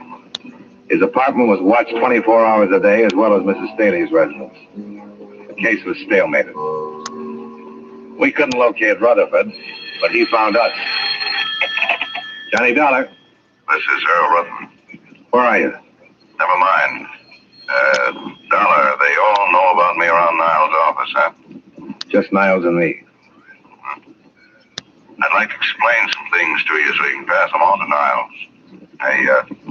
I'd like him to know why I did it, and, well, before I leave town. You won't get far. There's a warrant out for you. I can get away, all right.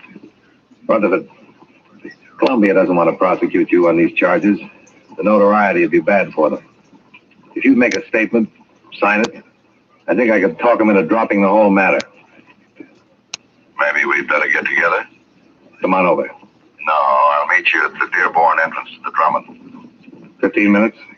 I'll be there. Right.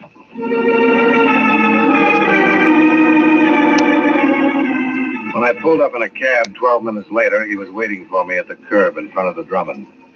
He was still wearing the same clothes he'd had on in his apartment. He needed a shave, and judging from the circles under his eyes, he hadn't slept much. He was pale and shaken.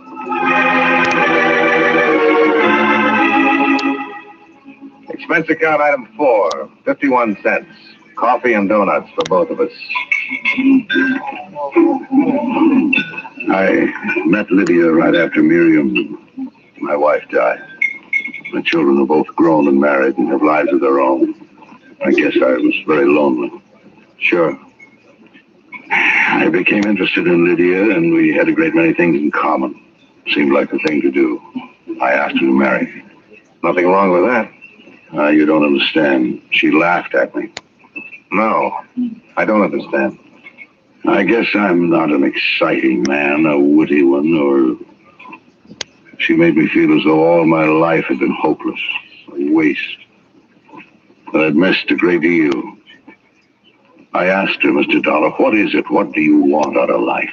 Is that when she brought up the proposition? I guess that's what gave her the idea. Trusts pay her $500 a month for life, and my commissions come to that. We could have lived very comfortably on $1,000, but Lydia's talked of traveling to Europe, of clothes, I don't know, things her family had once. She wanted $50,000 in cash instead of money just trickling in every month, huh? I suppose so. I didn't understand her motive at first, but go on. Well, she told me about her brother Christopher. He was a drunk. The doctors in New York gave him 2 years. I paid the man $100 to go to Dr. Unger's office and take the physical. What's the man's name? I wouldn't tell you that, Mr. Dollar. He's not involved in anything, and I don't want to get him into any trouble. After Lane was insured, you were going to wait for him to die? That was the general idea. Once I'd done it, it was too late to turn back. I mean, I wanted to at times, but a cancellation on a policy that size would have been hard to explain. You're leaving something out. She had you, didn't she? Hmm? You were the goat. Legally, she was clear, right? Yes. She still is, isn't she? Unless you write all this down, we can hold it over her head to prove collusion. You speak to Niles? He'll go along. The charges will be dropped if you'll make a statement. Okay.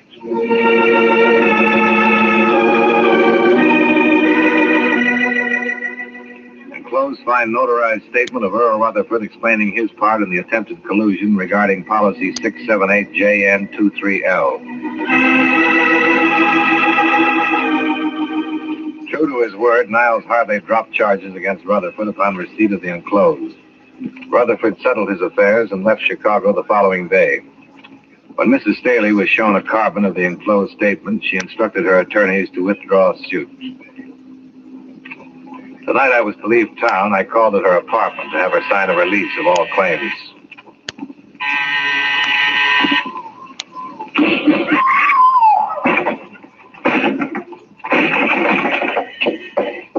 Help me, Mr. Dollar. Which way did he go? Help me. Please help me.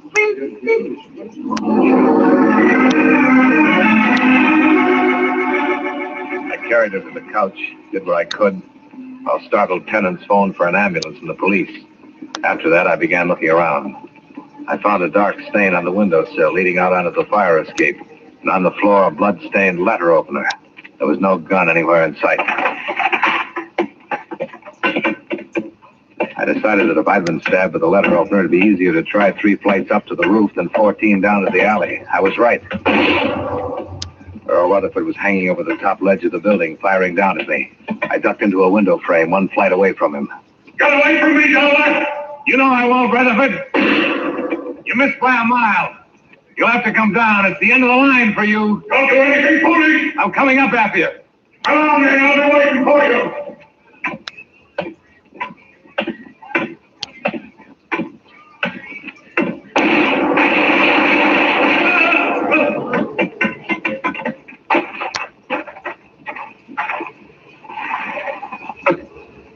Good shot, Dollar. Can you walk? No. Why did you do it, Rutherford? You're clear. You were free. You didn't have to... I didn't tell her to hold Dollar.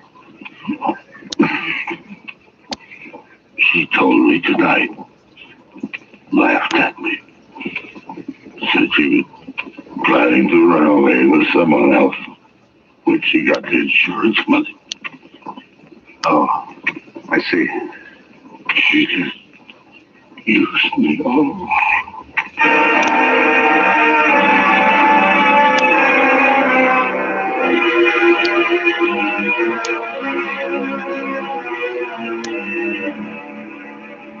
Earl Rutherford died on the way to the receiving hospital. Mrs. Staley was dead when I got back to the apartment. Expense account item 5, $53. Hotel and food while in Chicago. Item 6, same as item 1. Fare back to Hartford. Expense account total, $219.77. Yours truly, Johnny Dollar.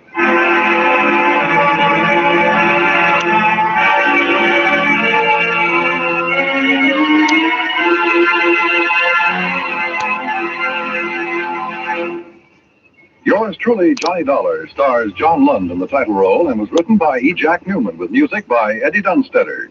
John Lund can currently be seen in the Universal International picture Just Across the Street. Featured in tonight's cast were Jack Moyles, Edgar Barrier, Peggy Weber, Mary Lansing, and John McIntyre. Yours truly, Johnny Dollar, is transcribed in Hollywood by Jaime Del Valle.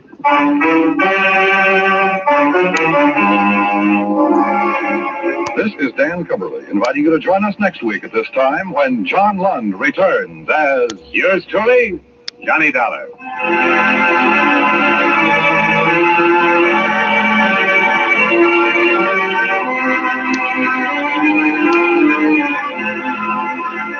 If you like your thrills to be real, your adventures to be true to life, Gangbusters is the show for you. Every Saturday night, most of these same CBS radio stations bring you Gangbusters, full of action, bravery, and realistic excitement. Listen for new thrills on Gangbusters, straight out of life, every Saturday night on CBS Radio. America now listens to 105 million radio sets and listens most to the CBS Radio Network.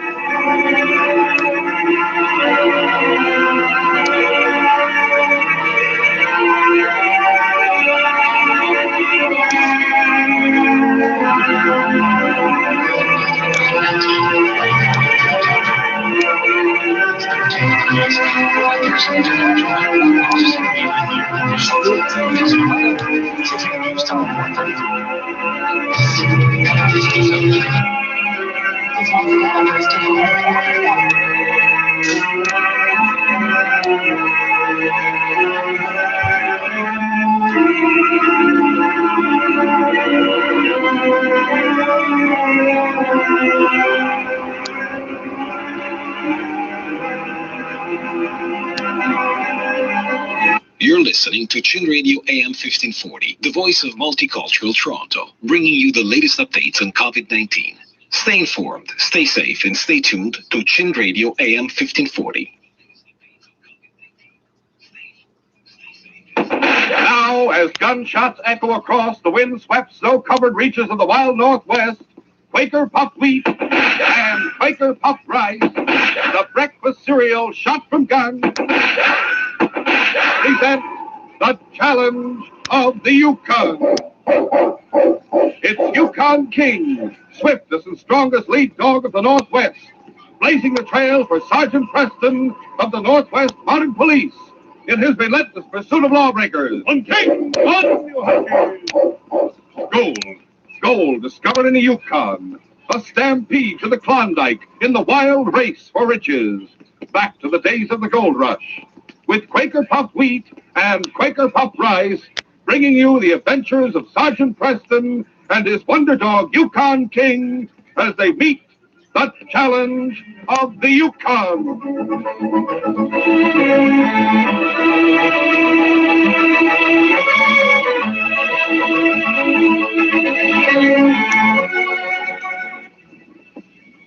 All aboard!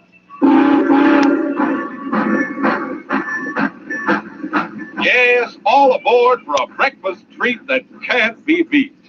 Tomorrow morning, treat yourself to the breakfast cereal shot from guns. That's the one and only Quaker Puffed Wheat or Quaker Puffed Rice. Just pour out a bowl full, crisp and fresh right from the big red and blue package. Add milk or cream, top with your favorite fruit. Man, oh man, see if you ever tasted anything so swell as these giant king-size kernels of premium wheat or rice shot from guns. Don't miss out another day on this breakfast treat. Quaker Puffed Rice or Quaker Puffed Wheat.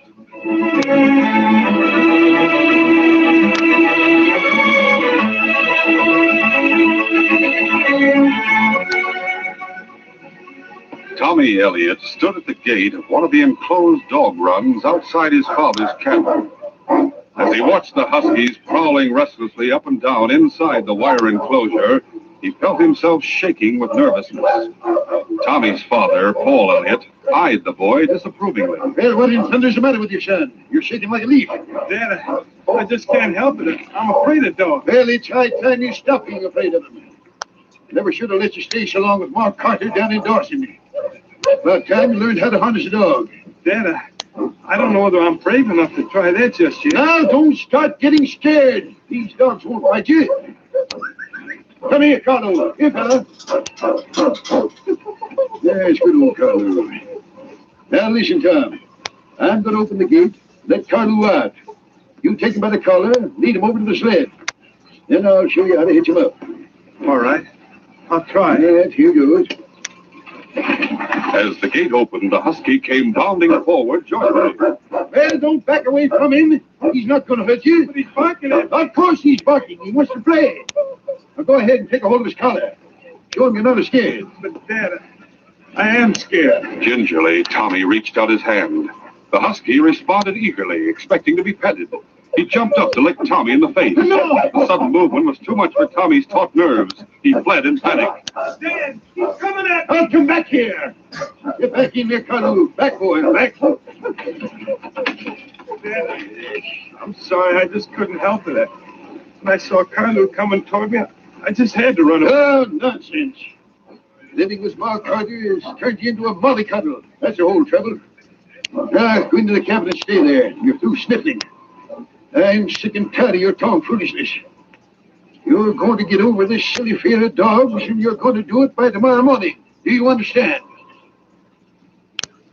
Early the next morning, Sergeant Preston was on his way to Dawson City. King was running ahead of the team as loose lead. Suddenly, as he approached a cave in the hillside, he halted abruptly. He had caught the scent of a human being inside the cave. Hold on. What's the matter, King? Something in that cave? All right, boy, we'll take a look.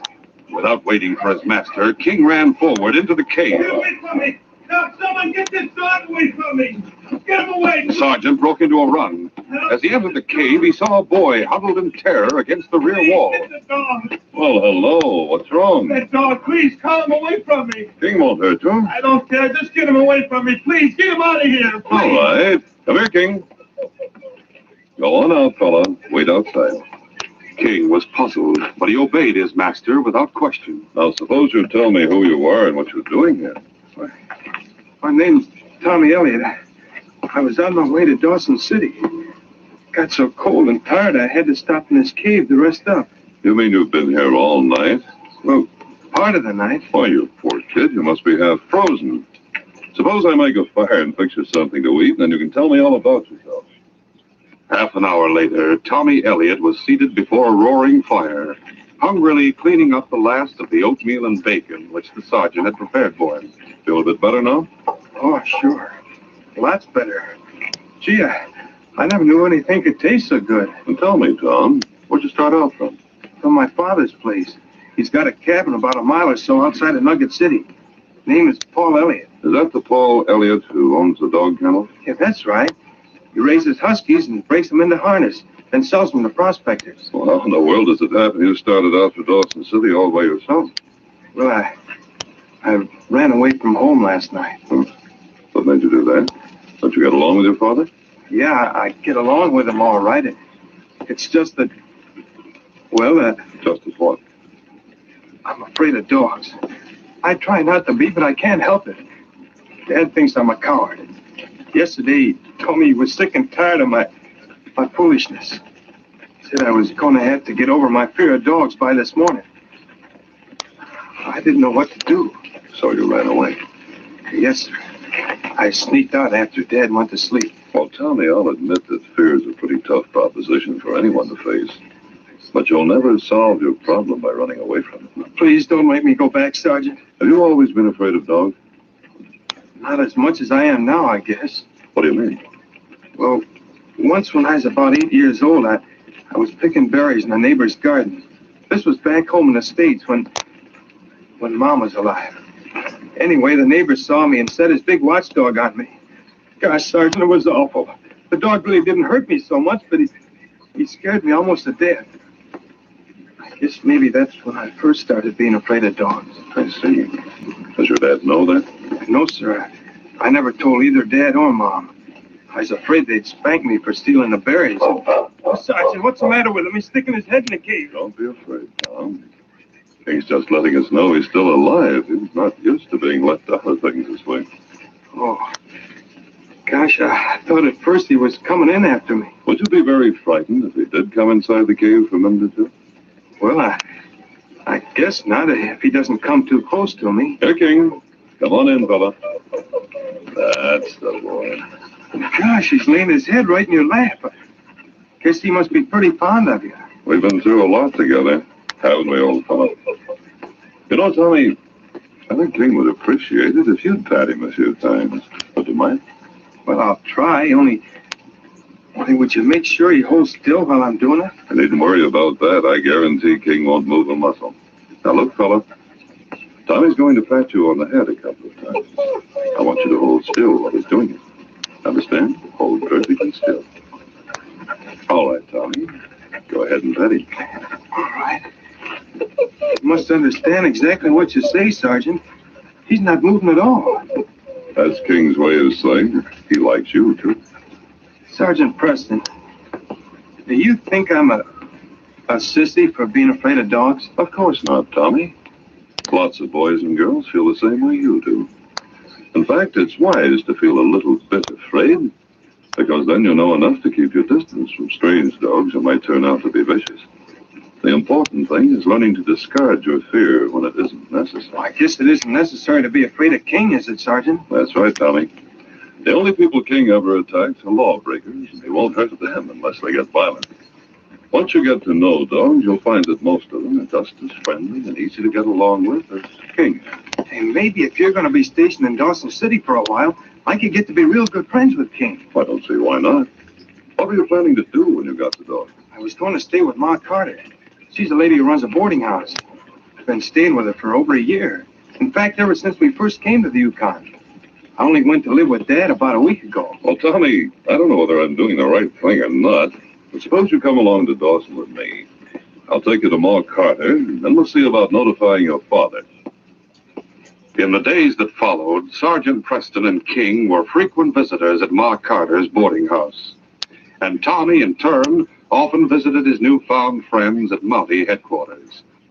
Little by little, under the sergeant's patient guidance, Tommy outgrew his fear of dogs and came to regard them with interest and even affection.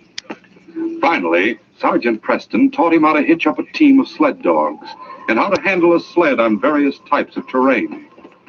Tommy's biggest thrill came on the day Sergeant Preston allowed him to drive his own magnificent team of Huskies down the main street of Dawson City. Golly, Sergeant, can you keep up with us? Don't worry about me, Tommy. We're coming to headquarters now, Tommy. Oh, there you go. There. Hey, that lad really handled them Huskies. I'd be able to handle them. Sergeant's been teaching him for the last 2-3 weeks. How'd I do, Sergeant? Very well, Tommy. All you need now is a little experience on the trail. Oh, good old King. I bet I could handle any team with you in the lead, boy. Sergeant, I can hardly wait to show Dad all the things I've learned from you and King. I've an idea your father will be mighty proud of you, Tommy. Well, look, Sergeant. Here comes Constable Ross. Oh, yes, so I see. Looks like he has something to say to me. Hello, Alex. Howdy, Sergeant. Hello there, Tommy. Hi, Constable. The inspector wants you to report to him right away, Sergeant. He's got a job for you. Huh? What's up? A couple of fur thieves have been operating north a ways.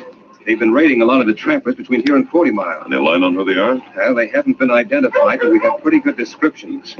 One's a red-headed bruiser. The other's dark and stocky. They have a big, vicious brute of a dog, all black. Apparently, he helps them intimidate their victims. They sound like nice people. We just got word that they robbed a trapper named Frenchy Dijon up near Nugget City. The inspector thinks King may be able to pick up their trail. Well, does that mean you'll be going to Nugget City, Sergeant? Well, I guess so, Tommy. Why? Well, Sergeant, could you take me with you? You wouldn't have to go out of your way. You could drop me off in Nugget City, and I could walk the rest of the way to my dad's place. You think you're ready to handle that kennel full of Huskies? Oh, I'm sure I am, Sergeant. All right, Tommy. You wait till I've talked to the inspector, and then we'll go and tell Ma Carter what you've decided. We'll continue our story in just a moment.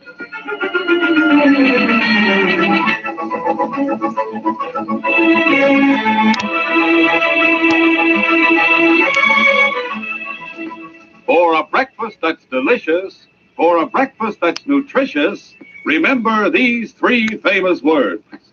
Shot from gun. Yes, Shot from Gun stands for the original, the one and only Quaker puffed rice and Quaker puffed wheat.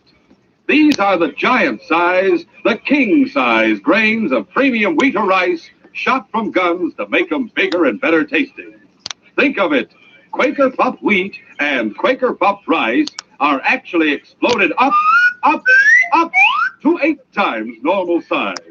That makes them crisp and tender as nuts in November.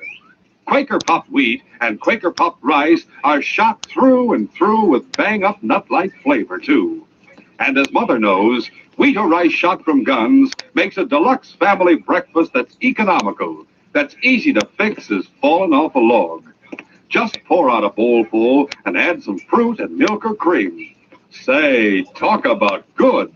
And what's more, Quaker puffed wheat and Quaker puffed rice are good for you, too. They furnish added food values of restored natural grain amounts of vitamin B1, niacin, and iron. So how about it? The whole family will be getting off to a flying start when you eat Quaker puffed rice or Quaker puffed wheat. It's never sold in bags or bulk.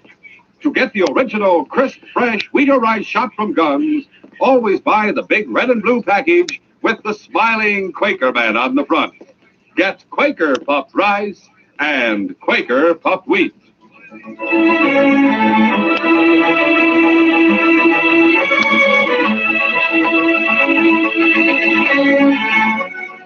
Now to continue our story. On the same morning that Sergeant Preston and Tommy Elliott left Dawson, 2 men sat in a shack in the woods several miles from Nugget City. Their names were Red Basie and Spike Dunn. Spike, I've been thinking. It's about time we pulled up freight. That suits me fine. First thing we gotta do is figure out how we're gonna get these pelts over the border. We sure ain't gonna manage the stuff on one dog sled. Well, we can buy ourselves another outfit in Dawson or 40 Mile. What with? We've only got about $100 cash between us. We can get more money by selling a couple of pelts. Nothing doing. By this time, the Mounties probably got our description. No sense sticking our heads in the lion's mouth. Well, we gotta get ourselves another team somewhere. Listen, there's a guy named Paul Elliott that raises huskies about a mile or so west of town. We can get a team from him. Well, he ain't in business for his health. It'll cost just as much to buy dogs from him as it will to buy them in Dawson or 40 Mile. Who says we're gonna buy them? I see what you mean. Think we can get away with it? Sure we can get away with it. Elliott lives all by himself, and there ain't another cabin in sight. Sounds like a cinch. When do we start? No sense waiting around. We'll hitch up the team and start over to Elliott's place right now. An hour later, Red Basie and Spike Dunn waited in front of Paul Elliott's cabin, while Paul picked out 9 huskies and harnessed them to a sled. Then he said, I'm going to drop your gents. Price is $1,500 cash in the line. Sorry, Elliott, but we haven't got that much money. Say, what's the idea of pulling a gun on me? The idea is that we get a free team of huskies and you get nothing. You can't get away with this. Who's going to stop us? Spike, go get that rope we brought and we'll tie him up. All right. Paul Elliott waited until Spike was several yards away. Then he lunged at Red. For a moment, the 2 men grappled. Paul Elliott had a grip on Red's gun hand, was trying to use the outlaw as a shield in case Spike fired. Suddenly, Red's gun went off. Smoke, Red just shot him. He ain't dead. He's just wounded. What are we going to do? Same thing as we planned on doing. Tie him up and leave him here. The 2 outlaws tied Paul Elliott's hands and feet together and carried him into the cabin. Get that door open. Right. Put him right down here. Looks like he's coming to. Maybe we better gag him while we're at it. Good idea. Hey, use that towel that's hanging over there. All right. I sure wish we were heading straight for the border when we leave here, instead of going back to shack. Yeah, I tell you what. Suppose we leave Wolf here while we go get the furs. We'll tie him out in front of the cabin on a good long lead. Since no one will come poking their nose around with him on guard. Right. Thunder, that's a smart idea. They'll think Elliott went away somewhere. Left Wolf behind as a watchdog. Yeah, that ties him tight now. We'll go load up the furs, and we'll come back and get Wolf and head for the border. Right, let's get going. Soon after the 2 outlaws left Paul Elliott's cabin, Sergeant Preston and Tommy Elliott arrived in Nugget City. Bunking! Hola! Oh, I guess this is the parting of the ways, Tommy. Gee, thanks a lot for bringing me here, Sergeant. And thanks a lot for letting me drive the team part of the way. Think you can make it out to your father's place all right? Oh, yes, sir. It isn't far. Goodbye, King. Goodbye, Sergeant. Bye, Tommy. All right, King. Line the team, boys. On King! On, you Huskies! Tommy left Nugget City and headed west on foot. Half an hour later, he arrived at his father's cabin. He was surprised and somewhat unnerved to find a huge, vicious-looking black dog in front of the cabin. As Tommy approached, the dog strained at his leash and bared his fangs in a ferocious snarl. Gosh, what a big dog. I'll never be able to get close to the cabin the way he's acting. I wonder if Dad's inside. Dad! Oh, Dad! Inside the cabin, Paul Elliott heard his son's voice. He struggled to answer in spite of his gag, but only succeeded in uttering a few weak, strangled noises. Tommy was puzzled. He had never seen the savage black dog before and felt sure that it didn't belong to his father. Yet somehow it aroused a faint, disturbing memory in his mind. Gee, there's something familiar about that dog. Wonder what he's doing here. Hey, wait a minute. Now I remember. Constable Ross said those two robbers had a big, vicious black dog. I wonder if they've been here and done something to Dad. Meanwhile, Paul Elliott was struggling desperately to signal his son. He was weak from pain and loss of blood. Summoning all his strength, he rolled over against the front wall of the cabin and kicked against it with his feet. Outside the cabin, Tommy heard his father signal. Someone's inside. Must be Dad. I bet they tied him up and he's trying to signal me. Gosh, what am I going to do? Only there were a back door to the cabin. Tommy knew that his father kept a supply of frozen caribou meat for the Huskies stored away in the woodshed. He went and got several pieces, and then returned to the front of the cabin. His heart was pounding as he approached the huge black dog. There you are. He threw the dog a chunk of meat. The dog pounced on it greedily. Tommy threw down 2 more pieces. Now or never was the time to slip by. Step by step, Tommy began edging toward the cabin. Suddenly, the dog looked up and snarled. Tommy froze in terror. No, I'm not going to run away. I got to get past him. Tommy threw down the last chunk of meat. The dog ceased and resumed his feeding. With a determined air, Tommy walked up to the door of the cabin. As Tommy entered the cabin, he saw his father lying bound and gagged on the floor. Oh, Dad, you've been hurt. Hey, let me get this gag off first, then I'll untie you. There. Tommy, thank heavens you heard me. How in heaven's name did you get past that dog? I got some meat from the woodshed and fed it to him. Oh, golly, Dad, these knots are stiff. Bother untying. Get my knife over on the shelf. All right. In a few minutes, Tommy had cut the ropes around his father's wrists and ankles. Then he staunched the blood from the wound with a crude bandage, while his father explained what had happened. They may come back any time, son. You'd better clear out of here as quick as possible. Well, what about you? I don't think I'd better do much moving. I'll be all right. I'll go get Sergeant Preston. He was going to some trapper's cabin, a trapper named Frenchy Dijon. No, you better head for town. Frenchy's place is over near Caribou Pass. It's a good 5 miles north of here. I'll hitch up a team and drive there. It won't take long. No, don't joke, Tommy. This is serious. I'm not joking, Dad. I can handle a team. Huh? What in thunder has come over you, Tommy? First, you're not afraid of that big brute out in front of the cabin, and now you're telling me you can handle a team. Well, Sergeant Preston taught me how. He taught me a lot of things. Tommy, if you're telling the truth, well, I don't know what to say. Don't say anything, Dad. You can talk later after a doctor fixes you up. I better get going right away. Do you think you can get past that dog again, all right? I think so. If you got any more meat I can throw him? There's some corned beef on the shelf. And while you're over that way, hand me my gun. All right. There. Here's your gun, Dad. Now, if those men do come back, be careful. Don't worry about me. Just help me stand up, will you, son? But, Dad, do you think you're better with that wound? Sure, I'll be all right. Okay, if you say so. As Paul Elliott struggled to his feet, his face went white with pain.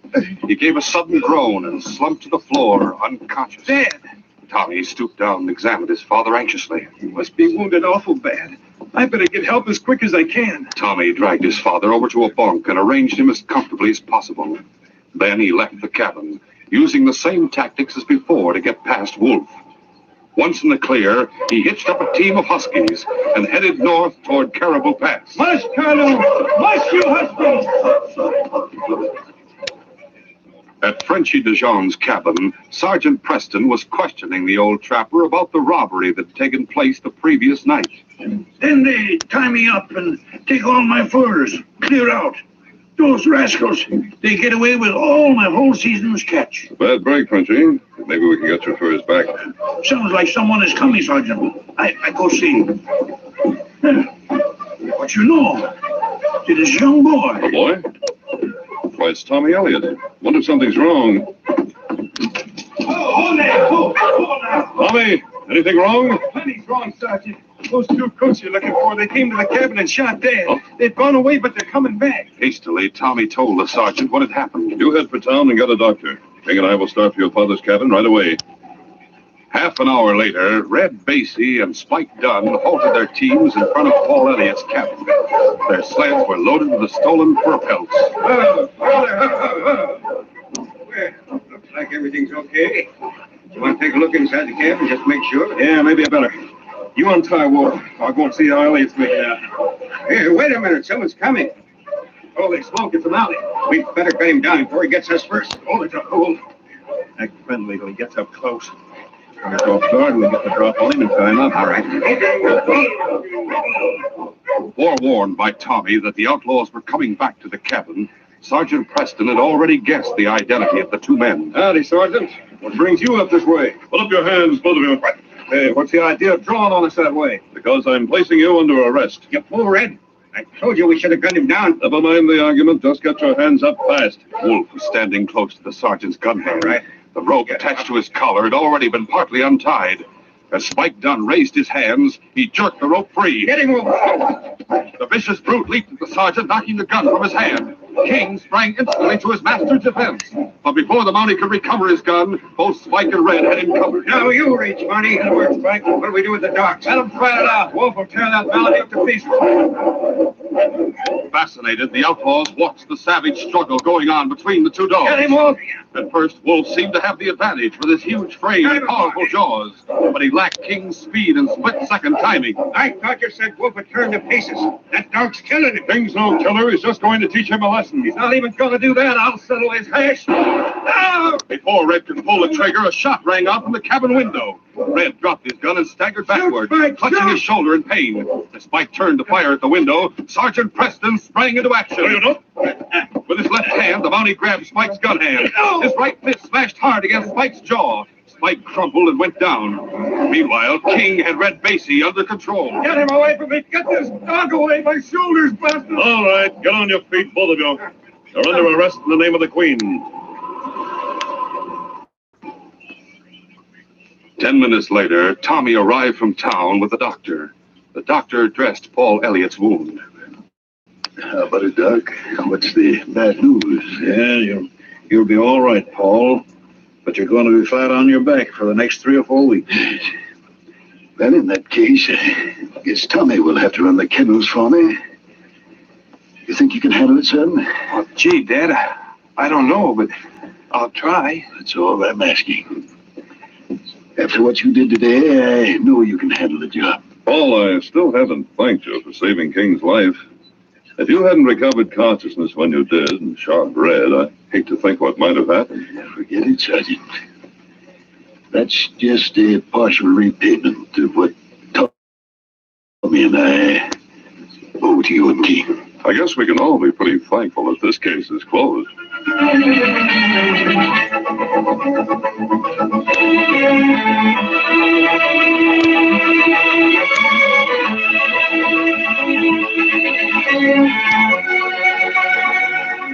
In just a moment, Sergeant Preston will give you a preview of Friday's adventure. Quaker Pup wheat and Quaker Pup rice are never sold in bags or bulk. As Mother knows, quality comes first in a food.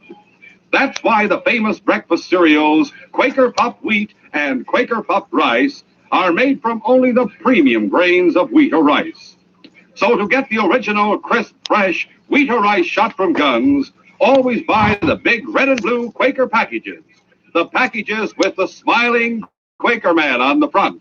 Get the one and only delicious Quaker puffed wheat and Quaker puffed rice. Never sold in bags or bulk.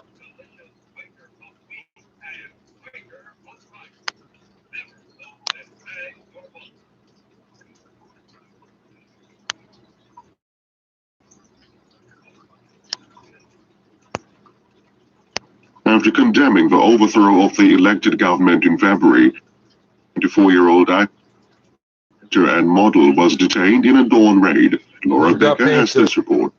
The military has issued arrest warrants for around 100 filmmakers, actors, celebrities and journalists for speaking out against the coup. Earlier this week, security forces arrested the country's best-known comedian, Zarganar. Now, oh, you're angry. I told you Chomo fucking will sit here for hours. And has also been detained, according to a social media post by his sister. He had appealed to world leaders to help his country in an Instagram post. Nearly 600 civilians have now been killed by security forces since February's coup, and more than 2,800 people have been detained by the military. Meanwhile, Myanmar's ambassador to the UK says his embassy in London has been taken over by the Burmese military and he has been locked out. Charles Warmin, who opposed the military takeover in his country, described it as a kind of coup in the middle of London. Mark Lobert reports from outside the embassy. Myanmar's military hasn't commented, but the UK Foreign Office has been in touch with them to find out what's happened to help resolve the situation. But their options may be limited if notified that Chor Swa Min has been replaced as head of mission here, in another sign of how the February military coup is reverberating around the world. The Philippine Foreign Secretary Teodoro Locsin Jr. has told Beijing to remove all Chinese ships from a disputed area in the South China Sea. More than 200 large Chinese vessels gathered at Whitsun Reef. Beijing says they were fishing boats sheltering from bad weather, but the Philippine government says it's an encroachment in its territorial waters. Howard Johnson is in Manila. Teodoro Locsin Jr. tweeted, "Tell them to move out, all of them." Adding, "Nobody fishes. Persian invasion of Greece." His comments follow a Chinese foreign ministry spokesperson's claim that Beijing had no plan of establishing a permanent presence on Whitsun Reef, adding that the Philippines should immediately stop its wanton hype-up. You're obsessed with my face. The war of words and tweets is now well into its third week. A prominent Hong Kong democracy activist, Nathan Law, says he has been granted political asylum in Britain after fleeing the territory last year following Beijing's introduction of a sweeping new security law. Mr. Law said he hoped his own high-profile case would help the British immigration authorities understand the situation of other Hong Kong activists. World news from the BBC. This is the second time in 2 weeks we've got this motherfucker sitting, staring, watching for hours. All travelers from India, including its own citizens, after a new surge of COVID-19 cases in the South Asian country. The 3-week ban came after 17 of the 23 new coronavirus cases recorded in New Zealand on Thursday were found to have arrived from India.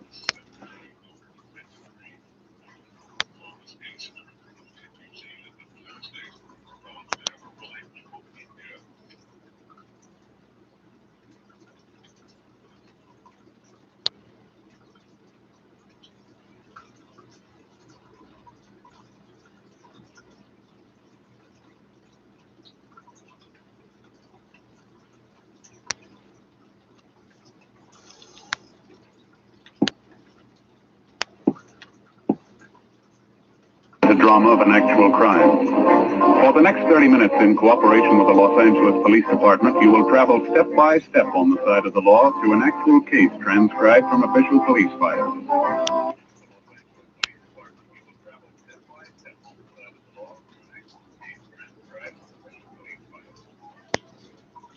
From beginning to end, from crime to punishment. Keep dumping. That's all you can do. You're just dumping data through some malware you think isn't hacking your shit. You can't turn it off, can you? October 8th, it was overcast in Los Angeles. You're dumb enough to come on here and talk all about it. My partner's Ben Romero. The boss is Captain Didion. My name's Friday. It was 11:23 a.m. when we got to 700 South Hill Boulevard, the Butler Accordion Studios. What do you think? Oh, I don't know. It must be upstairs, I guess. Huh? Oh, yeah. Yeah, there it is. Main office, second floor. Yeah.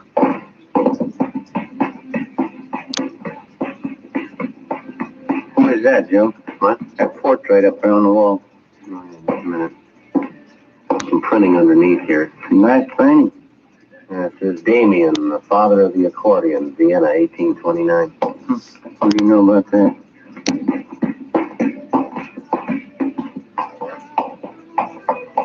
Must be it down there, huh? Yeah. Want to try? Yeah.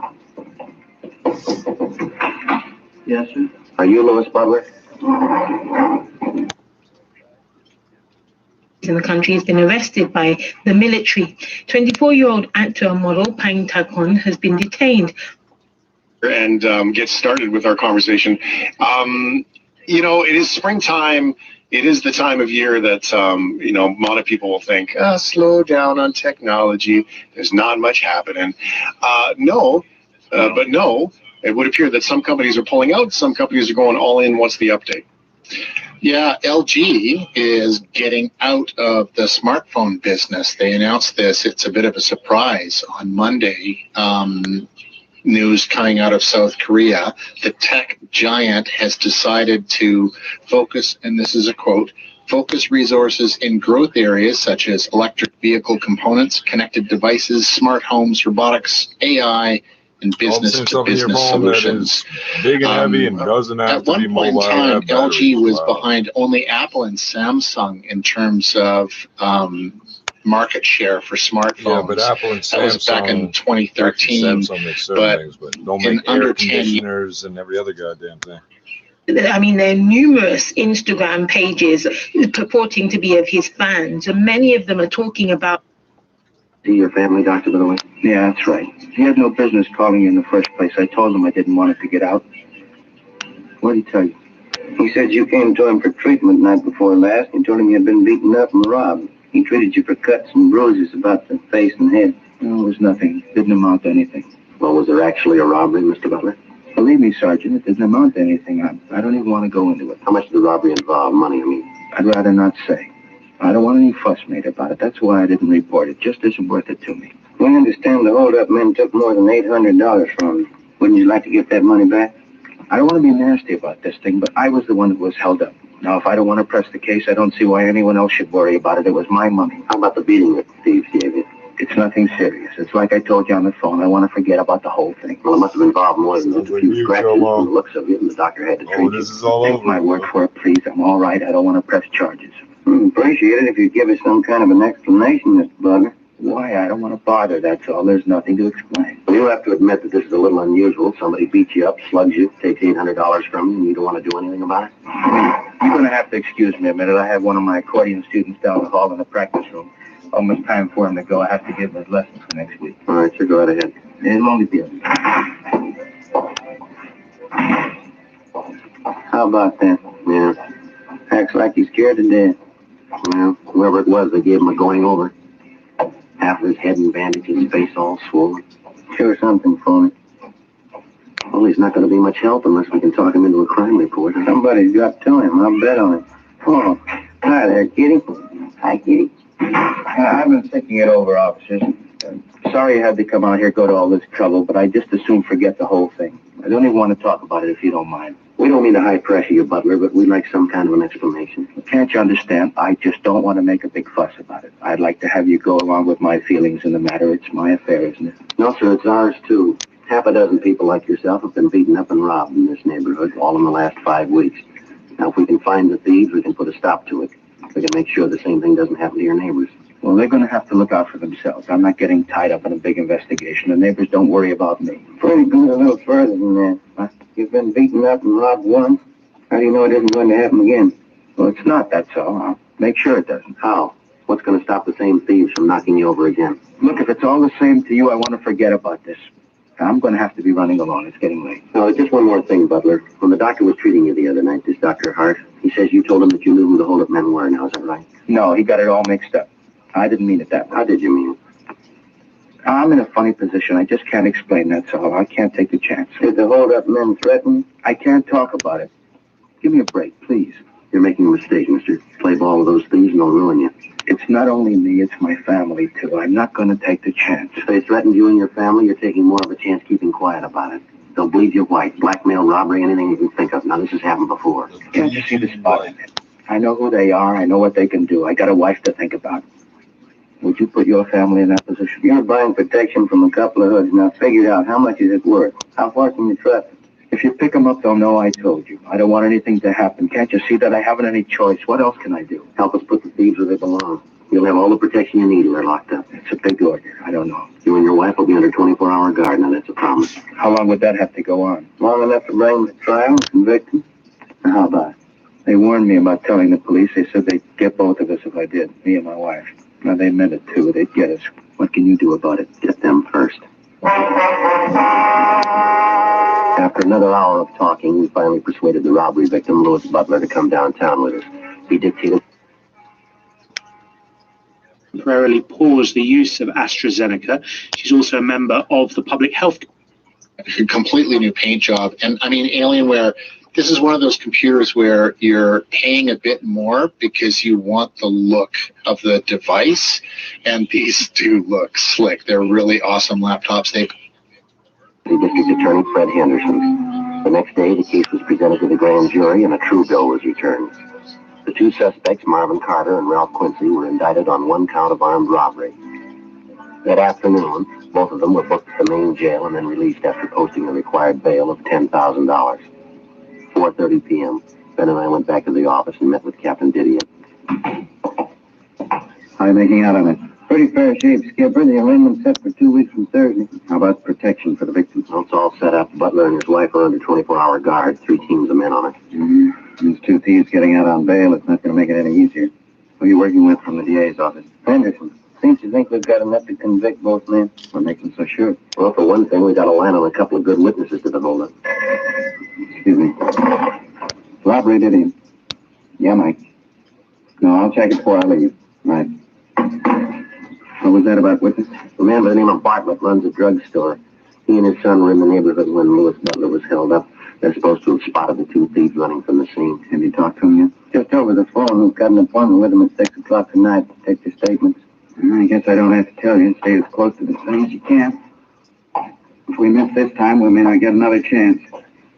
You know as well as anyone how tough it's been reaching these things. Yeah. Well, we wouldn't be this far along if Butler didn't decide to cooperate and file charges. I wish I knew how many victims there are in this thing just like Butler. People we don't even know about, so scared they don't dare file charges. Guess there's a dozen of them anyway.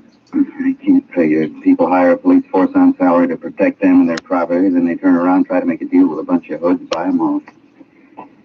How far have you gotten on the hold-up gang? What do you mean? The 2 men you've got tabbed, Carter and Quincy. Anyone else working with them?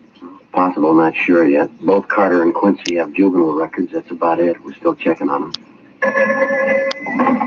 Robbery, did he? Yes, huh? That's right. No, I'll tell them. They're here with me now. Right, thank you. It started already. How's that? The victim, Louis Butler, he got a phone call at his house a few minutes ago. Yeah. Figured it was one of the hold-up gang. They gave Butler a choice. What'd he say? Either he drops the charges or they'll kill him.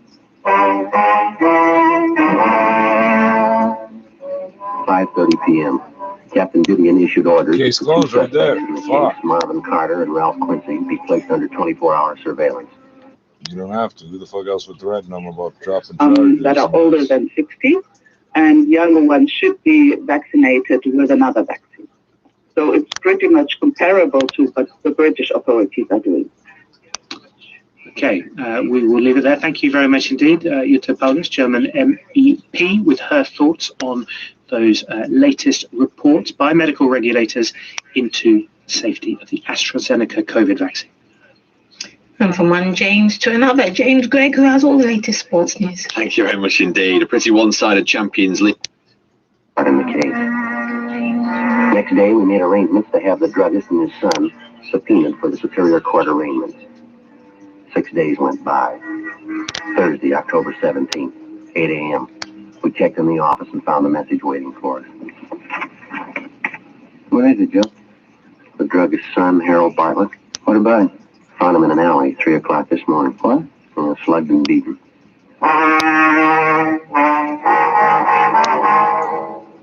Late that afternoon, Ben and I received permission from the doctors to visit briefly with our witness, 17-year-old Harold Bartlett. His injuries were painful but not critical. The beating he'd received was nothing less than brutal. His left forearm had been broken, and he'd been beaten viciously about the face and chest. He told us that he was on his way home from a neighborhood movie just before midnight, when 2 men jumped him from behind on a deserted street. Deserted street? We got cactuses and tumbleweeds. Drove around some, maybe 5 or 10 minutes. Must have been at least 3 men in the car. Why do you say that? Well, there were 2 in the back seat with me. Somebody else had to be doing the driving. Mm-hmm. And it had to be a sedan or a club coupe. I guess so, yeah. After we drove around a while, they stopped the car and then they began slugging me. Didn't say a word the whole time, just started slugging me. I asked them why. They just kept slugging me. I see. At first, I think they were hitting me with their fists. But it felt like something a lot harder. A piece of iron or metal or something. That's when I grabbed the cloth off of my face and I started to holler. Mm-hmm. What happened then? Yes, nobody heard me. Nobody came anyway. One of the men swore at me and grabbed my arm. It was something. Sure sore. They didn't say anything to you all this time?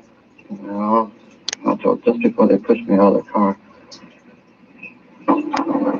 It seemed like I was at that car for hours. When they started to talk to you, Gary, what did they say? It was about that robbery my father and me saw.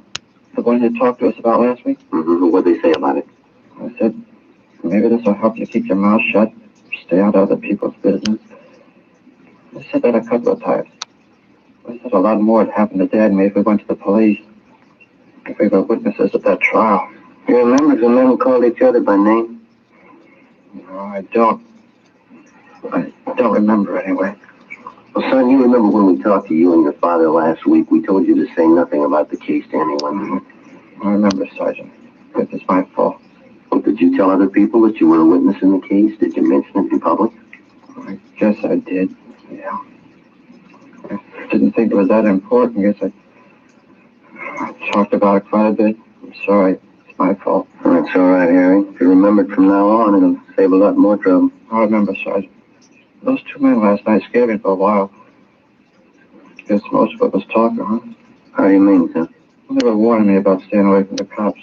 They said they'd kill me and my dad if we were witnesses. Mm-hmm. They were probably just trying to scare us, huh? They were fooling? Well, you had a sample last night, son. Yeah. Were they fooling?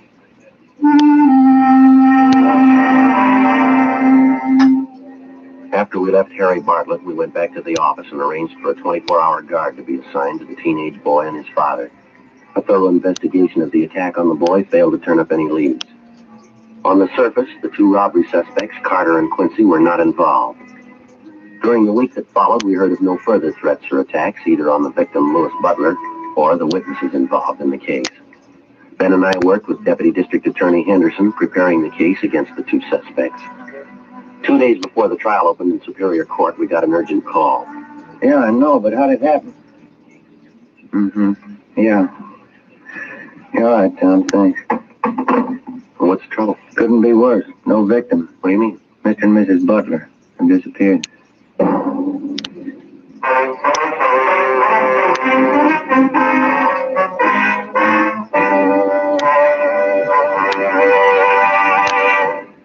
You are listening to Dragnet. From beginning to end, Dragnet is the authentic story of your police force in action. Now, from beginning to end, the Fatima story.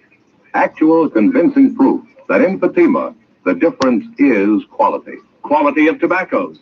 The finest domestic and Turkish varieties, extra mild and superbly blended to give you a much different, much better flavor and aroma. Quality of manufacture. Smooth, round, perfect cigarettes. Rolled in the finest paper money can buy. Manufactured in the newest and most modern of all cigarette factories. Quality even to the appearance of the bright, clean, golden yellow package. Carefully wrapped and sealed to bring you Fatima's rich, fresh, extra mild flavor. Because of its quality, its extra mildness, its better flavor and aroma, more long cigarette smokers are now insisting on Fatima than ever before. So if you smoke a long cigarette, compare Fatima. You'll find they now cost the same, but your first puff will tell you, ah, that's different. Yes, in Fatima, the difference is quality. Insist on Fatima. Start enjoying the quality king-size cigarette. Fatima.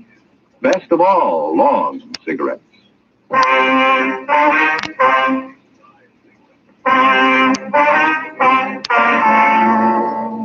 Tuesday, November 5th, 9 a.m.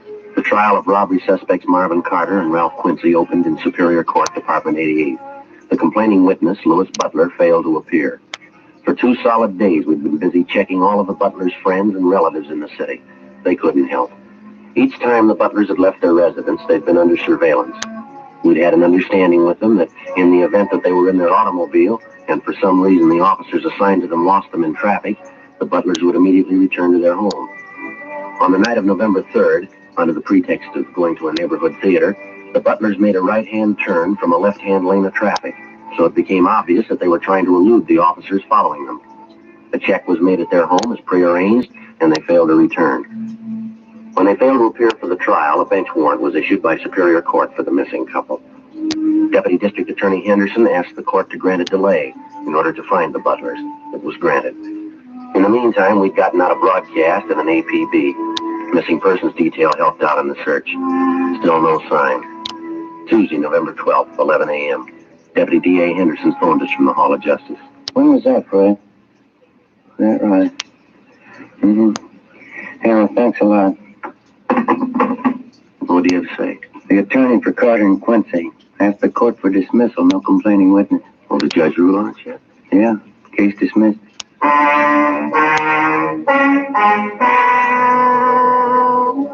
No matter how guilty the 2 men might have seemed, there was nothing further anyone could do. Without a complaining witness, our case was finished. The 2 suspects, Carter and Quincy, were released from custody. In a few days, Quincy left town for the east. Carter remained in the city. The search for Mr. and Mrs. Butler went on. No sign of either one of them. December came, and then the Christmas holidays, New Year's. On January 16th, Louis Butler suddenly reappeared back in town and surrendered on the bench warrant. They explained to the judge that because of the numerous threats on their lives just before the trial, they were afraid to appear, and that they left the state without telling anyone. The judge gave them a lecture and a warning and dismissed charges. Another month passed, February, and then March. On April 2nd, we got word from Denver, Colorado, that one of our former robbery suspects, Ralph Quincy, had shot and killed a 24-year-old policeman while attempting a robbery in that city. Quincy was tried and convicted of murder and received a life term. In the meantime, we'd heard little or nothing about the other former robbery suspect, Marvin Carter.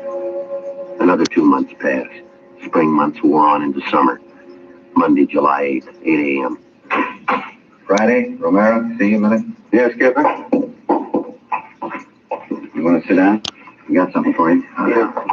A hold-up victim, man by the name of Sheridan, came in late last night, filed this crime report here. Have a look.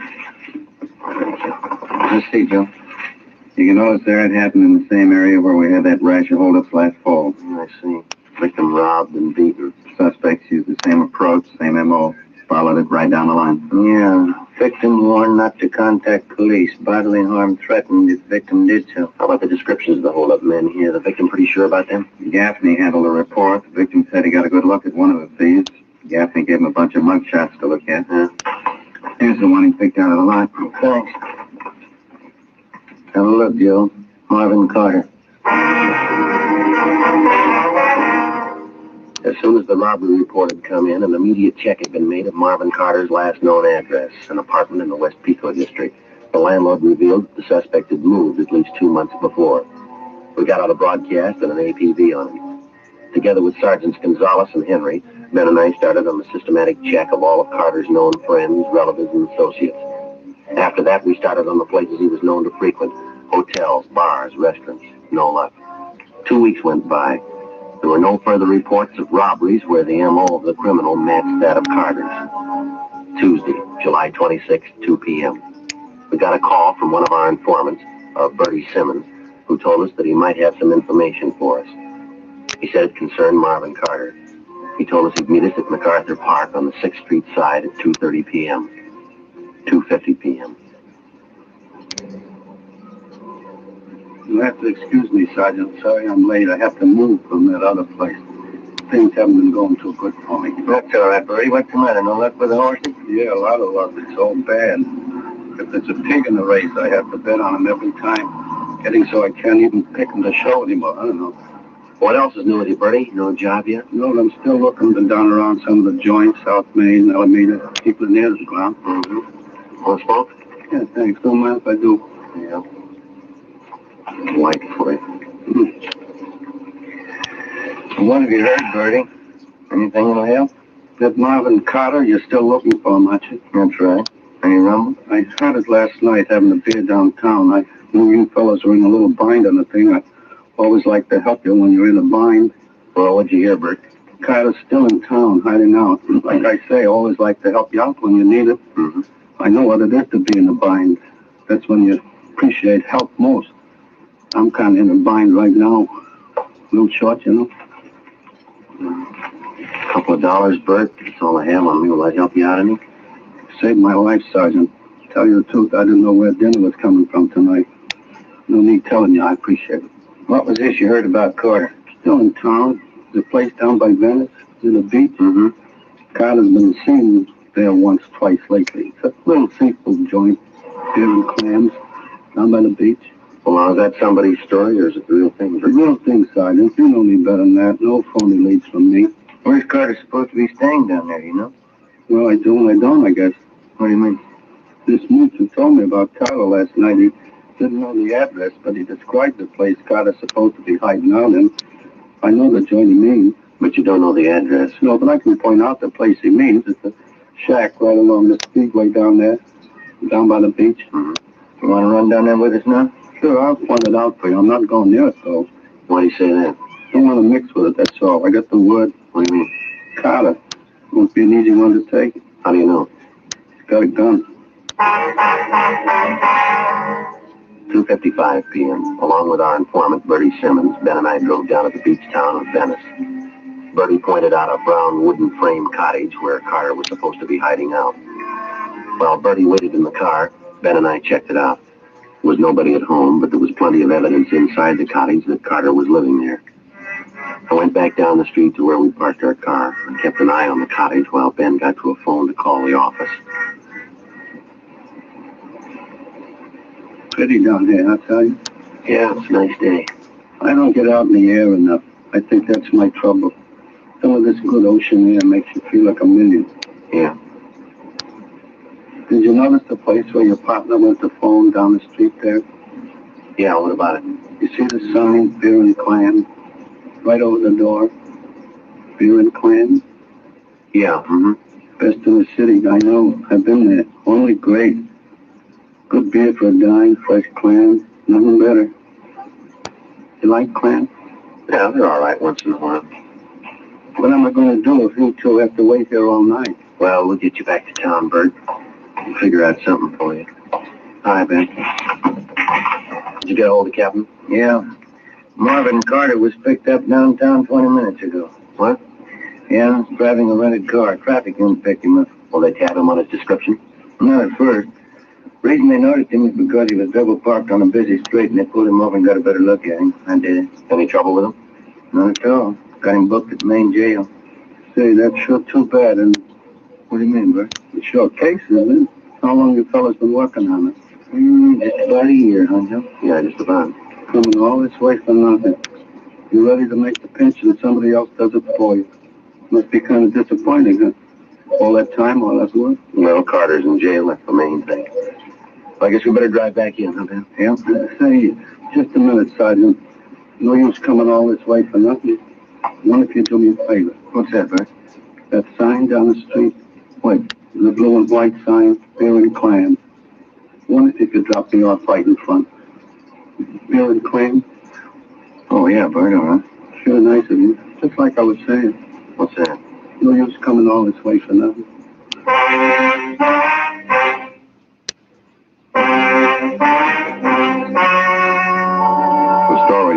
heard was true. Only the names were changed to protect the innocent. On October 29th, trial was held in Superior Court, Department 86, City and County of Los Angeles, State of California. In a moment, the results of that trial. And now, here is our star, Jack Webb. Thank you. Friends, let me tell you how to size up king-size cigarettes. First, take a Fatima, and then any other king size. Now, side by side, the two look alike, but they're not, because no other king-size cigarette has Fatima quality. That's right. In Fatima, the difference is quality. Quality that results from a blend of the finest domestic and Turkish tobaccos. Quality that gives you extra mildness, a much better flavor and aroma. Remember, if you haven't tried Fatima yet, take my advice. Buy a pack. Smoke Fatimas and you'll discover what I know.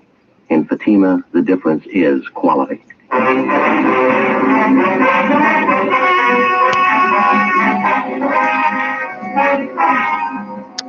Marvin Lawrence Carter was tried and convicted on several counts of first-degree robbery and was sentenced to the state penitentiary where he is now serving his term. First-degree robbery is punishable by imprisonment from 5 years to life. Ladies and gentlemen, Miss Lyle Rooks, editor of Radio Television Mirror. The readers of Radio Television Mirror have chosen Dragnet, the favorite program of its type, for 1950. I am privileged to present the citation to you on behalf of the editors and readers of Radio Television Mirror throughout the nation. Thank you, Miss Rooks.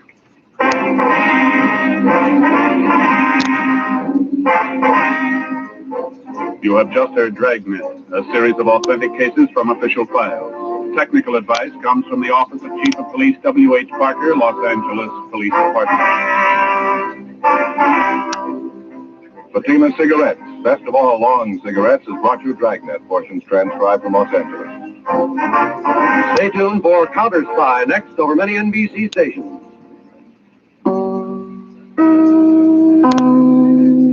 You're listening to Chin Radio AM 1540, the voice of multicultural Toronto, bringing you the latest updates on COVID-19. Stay informed, stay safe, and stay tuned to Chin Radio AM 1540.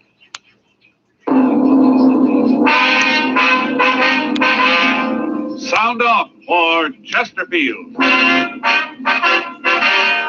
Chesterfield is best for you. First cigarette with premium quality in both regular and king size. Chesterfield brings you Dragnet.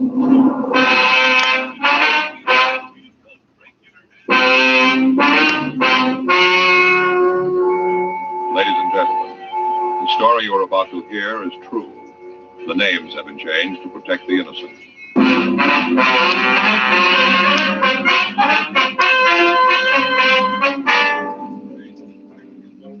You're a detective sergeant. You're assigned to burglary detail.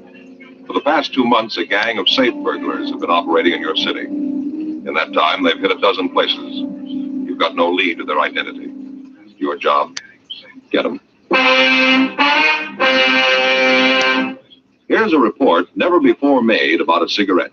Smoked day after day by a group of people smoking from 10 to 40 cigarettes a day for a full year. Here's Chesterfield's record. A medical specialist giving this group thorough examinations every 2 months for a full year reports no adverse effects to their nose, throat, and sinuses from smoking Chesterfields. Don't you want to try a cigarette with a record like that? You'll find Chesterfield's best for you. They're much milder, with an extraordinarily good taste. And for your pocketbook, Chesterfield is America's best cigarette buy.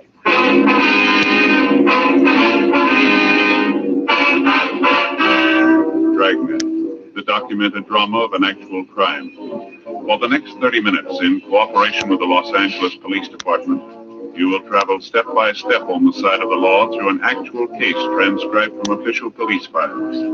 From beginning to end, from crime to punishment, Dragnet is the story of your police force in action.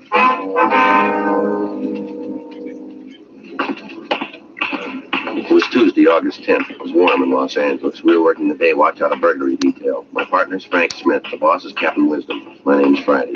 We were on the way back from lunch, and it was 1:17 p.m. when we got to room 45. Burglary. Joe, you got any stomach pills? No, I haven't. You got trouble again? Yeah. I don't know why I always do when we have lunch at Sal's. Must be that cheesecake, Joe. It happens every time. Well, maybe if you just stick to one piece, huh? And the way Rosie makes it, you can't stop there. You know that Sal could make a fortune if you'd realize it. What do you mean? Well, you know how in some places they have a little bowl of mints by the cash register? Yeah. Well, if Sal would put a bowl of stomach pills, you could clean it? Yeah, sure. Anything in the book? I'll take a look. How about it? Yeah, we called here from Ernie. Our informant? Yeah, says he wants to see us this afternoon. Say what it's about? No, it just says to meet him at that coffee place over on 7. Sure hope he can come up with something we could use it. Yeah, I'm taking a lot on this one, haven't we? Yeah. The way the papers talk, you'd think we ran with the thieves. Now, from where they said it probably looks that way. We sure haven't been able to stop them. Yeah. You hear anything more on that last run from the stats office? Yeah, nothing. They've run the MO over and over. We can't make it. I saw the skipper this morning. He's sore, too. Yeah, figures are leaning on him, too. Well, there's got to be a break somewhere along the line. Their luck can't hold out forever. Maybe they don't know that. Did you check the FI cards from last night? Yeah, they're doing it now. They might come up with something. How about Rubles and Toll? You heard from them yet? No, they're running down that report from the liquor store owner. Doesn't look like it's going anywhere either. I'll get it. Right. Burglary, Smith. Oh, yeah. Did you find anything? Uh-huh. Where was that? Uh-huh. How do you spell that last name? S-O-N? Right. Okay, thanks. Well, we might have something. Yeah. Officer made a field interrogation report on an Otto Bronson last night. Time was listed as 10:46 p.m., 4th and Central. Yeah, that's close. The last heist was at 7th and Central at approximately 11 p.m. Well, how's this Bronson fit in? Well, they checked him out. He's got a record. Yeah. Burglary. 1:35 p.m. Frank and I checked the name Otto Bronson through R&I. We found that he had an arrest record dating back 10 years. He'd been picked up 3 times on suspicion of violation of Section 459 PC. He'd been convicted once and had served time at San Quentin. He'd been released 4 months before he served his full term and was not on parole. We got his last known address from his ex-convict registration, and we drove out to see him. The address listed was a rooming house on Alexandria Street. We talked to the landlady, but she could tell us nothing about him. She said that he'd moved in about 4 months before, and in that time she'd seen very little of him. He didn't eat at the house, but he took his meals outside. She was unable to tell us what time Bronson had come home the night before. He was registered in room 2B. Frank and I went up and knocked on the door. Yeah? You Otto Bronson? Yeah, what about it? Police officers would like to talk to you. Okay, go ahead. Might be better if we talked inside, huh? Well, maybe I don't want any cops in my place. Well, we can talk downtown. Want him? All right, what's it all about? What if you could tell us where you were last night? Why? We'd like to know. Well, let's see, I went downtown, had dinner, met some friends, had a few drinks, and came home. What time did you get home? Oh, maybe about 8, around in there. We got word you were seen downtown at 10:46. How about it? Maybe my watch stopped. Were you downtown? Oh, you guys know all the answers. You tell me. All right, mister, get your hat. Why? Let's go downtown. All right. So I was there. What's that prove? Why'd you lie about it? I didn't lie. I told you. My watch stopped. Yeah, according to the FI report, you were stopped on the corner of 4th and Central. Is that right? I don't know. I guess so. Why? What were you doing there? I was on my way home. From where? I think I told you. I had a couple of drinks with some friends of mine. I came right home. Mm-hmm. Where'd you meet these friends of yours? Bar down in Central. Which bar? I don't know the address. I can show you if you gotta know. Who were the friends? Look, I don't like any of this. You guys coming here and asking all these questions? What's it all about? The liquor store safe was burglarized near 7th and Central last night. You look good for the job. Oh, it's sure true. What's that? Old saying up at the joint. Do a little time and you'll have every cop in the world on your back at one time or another. How long you lived here, Bronson? Couple of months. That's the closet over here? Now, you stay away from there. There isn't anything in there that matters to you. Then you shouldn't mind if we take a look. Now, just keep your hands off of my stuff, huh? If you haven't done anything, you got nothing to worry about, have you? It isn't what I've done. It's what you guys are going to say I did. How about this, Bronson? That's mine. Hey, now, look, you got no right to go. See what's in it. Yeah.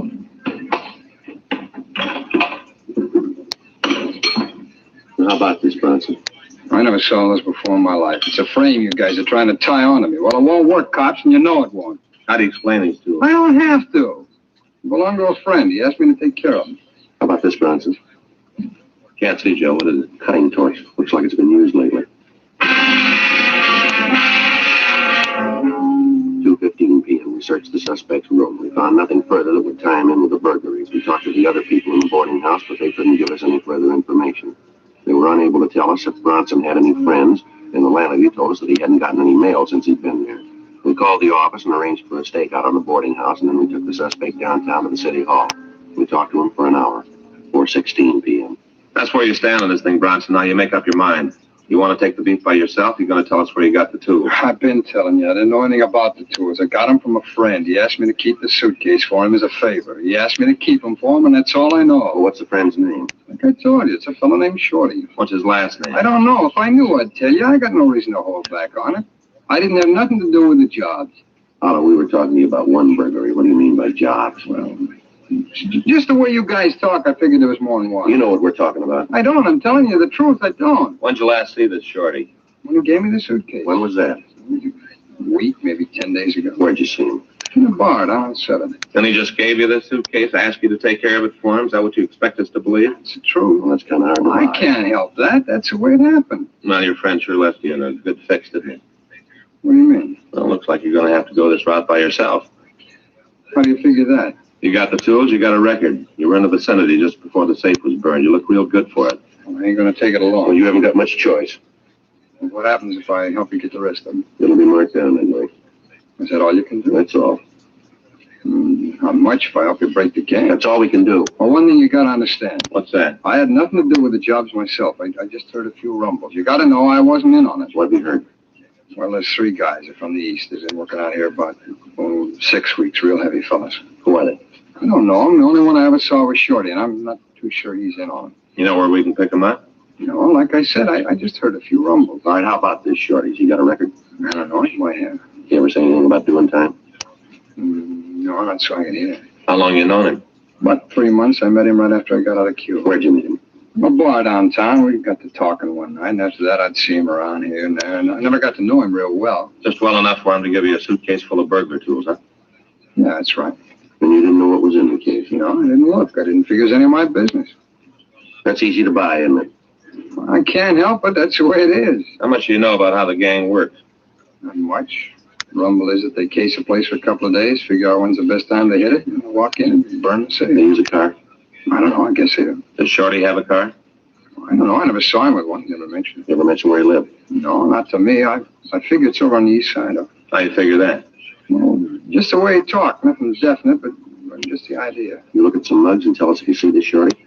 Well, sure. I'd like to see you get him, leaving me to stand for a thing like this all by myself. Anything else you can tell us about the gang? No, that's about it. Okay, let's look at the mugs. Oh, how about it?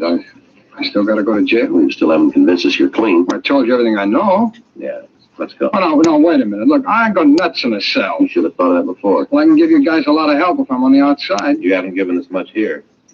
Well, maybe I can. All right, go ahead. I can tell you when you're going to pull the next job.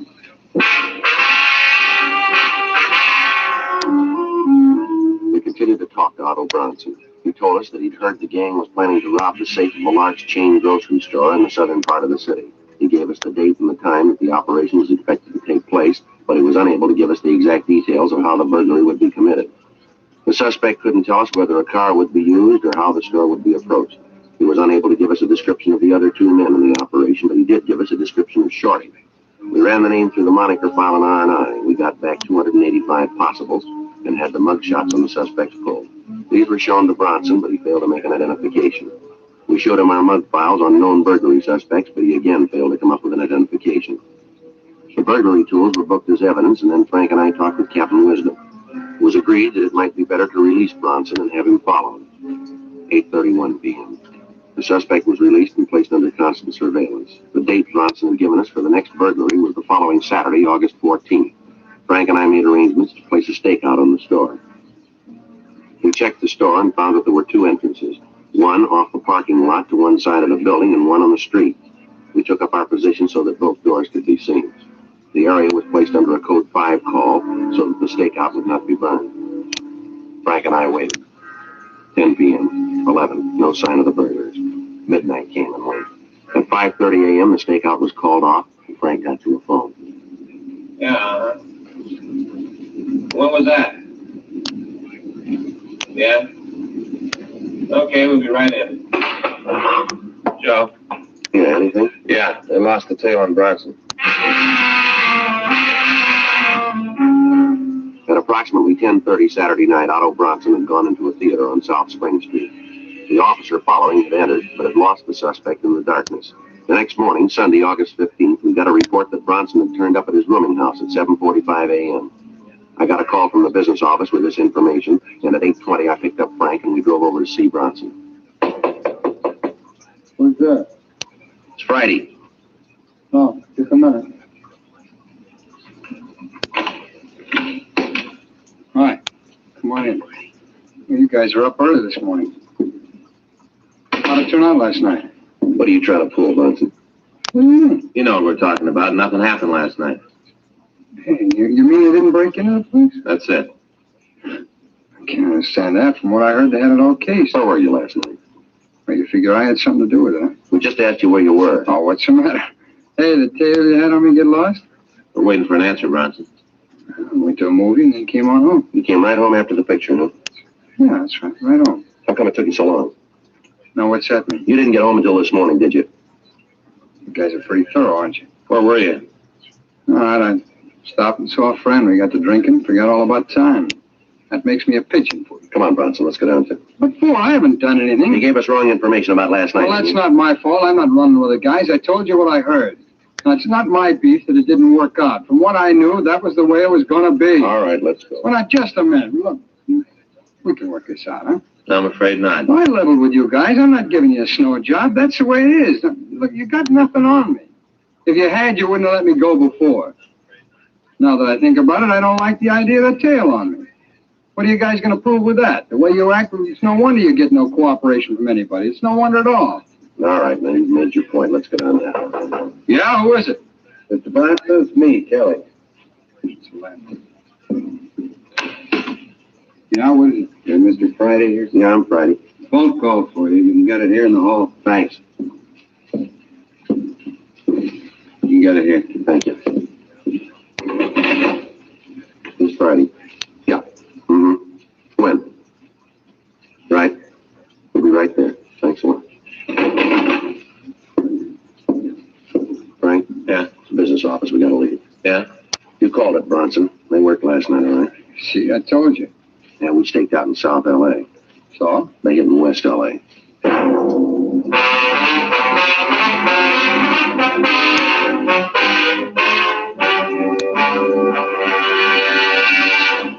You are listening to Dragnet, the authentic story of your police force in action. Chesterfield is best for you. Chesterfield Regular or Chesterfield King Size, which contains tobaccos of better quality and higher price than any other king-size cigarette. And always remember this, Chesterfield is first to give you premium quality in both regular and king size. Just as Chesterfield has been first to name its ingredients, the ingredients that make the best possible smoke. Enjoy your smoking. Change to Chesterfield. Much milder with an extraordinarily good taste. The best for you.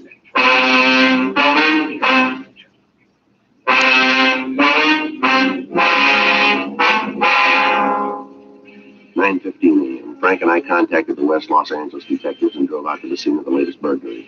It was a large chain grocery store.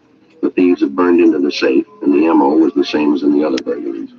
All the contents of the safe worth anything had been removed. The crews from the crime lab and Latent Prints had already finished their investigation and had gone back to go over their findings. Frank and I talked to the manager of the store, Mr. Charles Gleason. Well, let me see, Sergeant. The first I knew about it was when they called me to say that the safe had been robbed. Mm-hmm.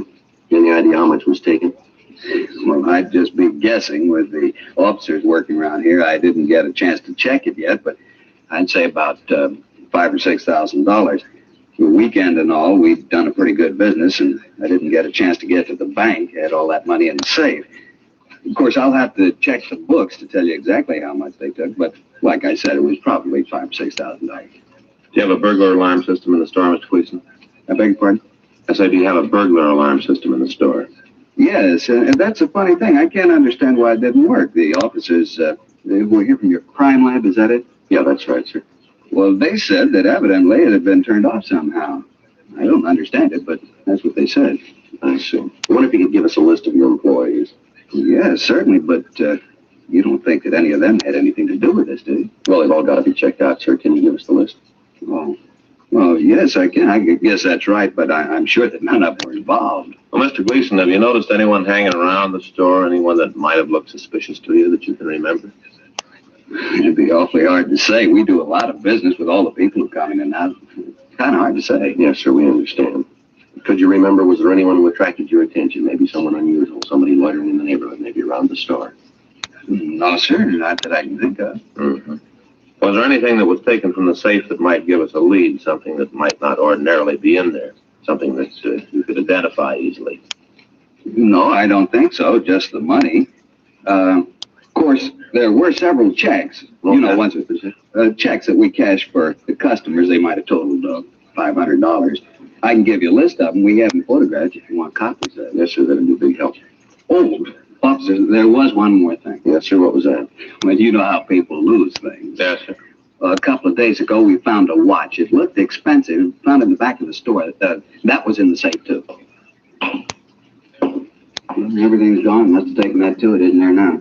Well, can you give us a description of the watch? Yes, I can. I noticed it because, well, to be honest, I was kind of hoping that nobody would claim it. You keep things like that around here for a couple of days and then turn them into you. I'd like to have had that one myself. Certina, it was a gold case with a white face, only hit a few numbers. You know, some of the spots were just the little gold spots. Yeah, I mean the spots. The numbers, the little gold spots. I know what you mean, sir. Well, this one had a gold band, and it was one that was a kind of a chain thing, not an expansion band. You know, the chain, the gold chain. Yes, sir. Would you know the watch if you saw it again? Oh, sure. I looked at it enough. And then there was that scratch on the crystal, sir. Well, right over the number 2, there was a scratch. I can show you right here on my watch. You see right there, a little scratch? It kind of went off at an angle. It was real easy to spot. Yes, sir, I understand. You know, it's a funny thing, you officers being here. There's a friend of mine once, well, I just soon not mention his name if you don't mind, because he was innocent, you know, but it looked bad. I was kind of worried about it myself. Mm-hmm. And these officers came out to his house, just took the place apart. It was all right, perfectly legal. They had a search warrant. What'd they come out for? Well, they thought he was mixed up in a robbery. Oh. I don't know how they ever thought it, but it looked suspicious, I guess. He was seen with some characters that were, well, you know, not very nice. And they came out to his house, took the whole place apart. You never saw such a mess in your life. Ripped up the mattresses, took down ruined the picture. A beautiful picture. End of the trail. You know, the one with the Indian, the spear going down like that? Yes. Took that apart. The whole picture just fell apart. They never could get it back together again. I don't know whether they can get another one or not. They find anything? Ever saw, huh? I say, did they find anything? Yeah, they did. They found a fountain pen his wife had lost 2 years ago. Had her initials on it. Yes, sir. Is there anything else you can think of that would help us here? No, not that I can figure. Well, if you do remember anything, sir, here's our card. We'd certainly appreciate a call. Frank Smith, just ask for you, man. Yes, sir, and if we're not there, just leave a message and we'll get in touch with you. All right, I'll do that. Well, thank you very much, Mr. Gleason. You bet. I sure hope you catch the fellows that are doing it. Yes, sir, so do we. Yes, you've been after him quite a while, haven't you? Yes, sir, we have. What the papers say, this makes number 13 for him. Bad number 13, kind of unlucky. No worse than number 1.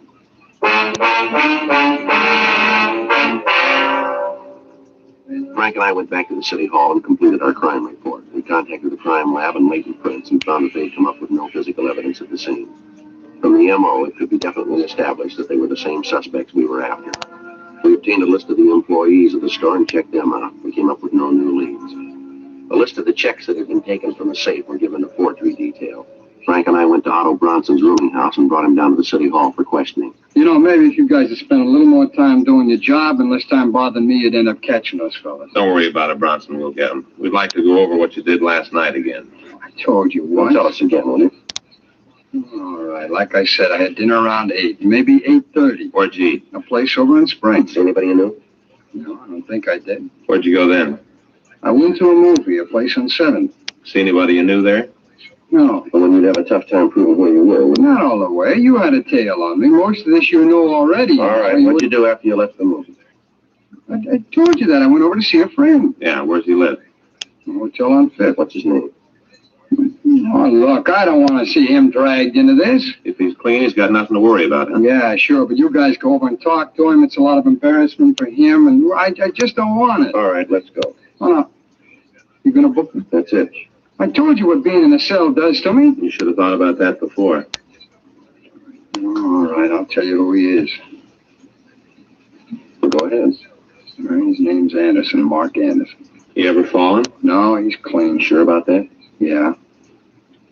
No, I suppose you want to go over and talk to him, huh? Yeah, we'll get to it.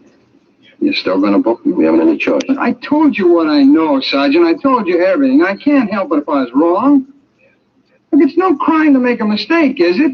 I never read about no law that says you can't make a mistake. Well, why don't you tell us the truth about what you know about these burglaries? I told you. But you told us we can't buy. Well, that's tough, fella, but that's the way it is. Now, I told you what I know. There isn't any more. Now, if you want, go on. Check with Mark Anderson. He'll tell you I was with him all night. He'll tell you. I don't want no trouble, you guys. He'll tell you, and that's the truth. Really, I'm telling you the truth. Yeah, we've heard that before.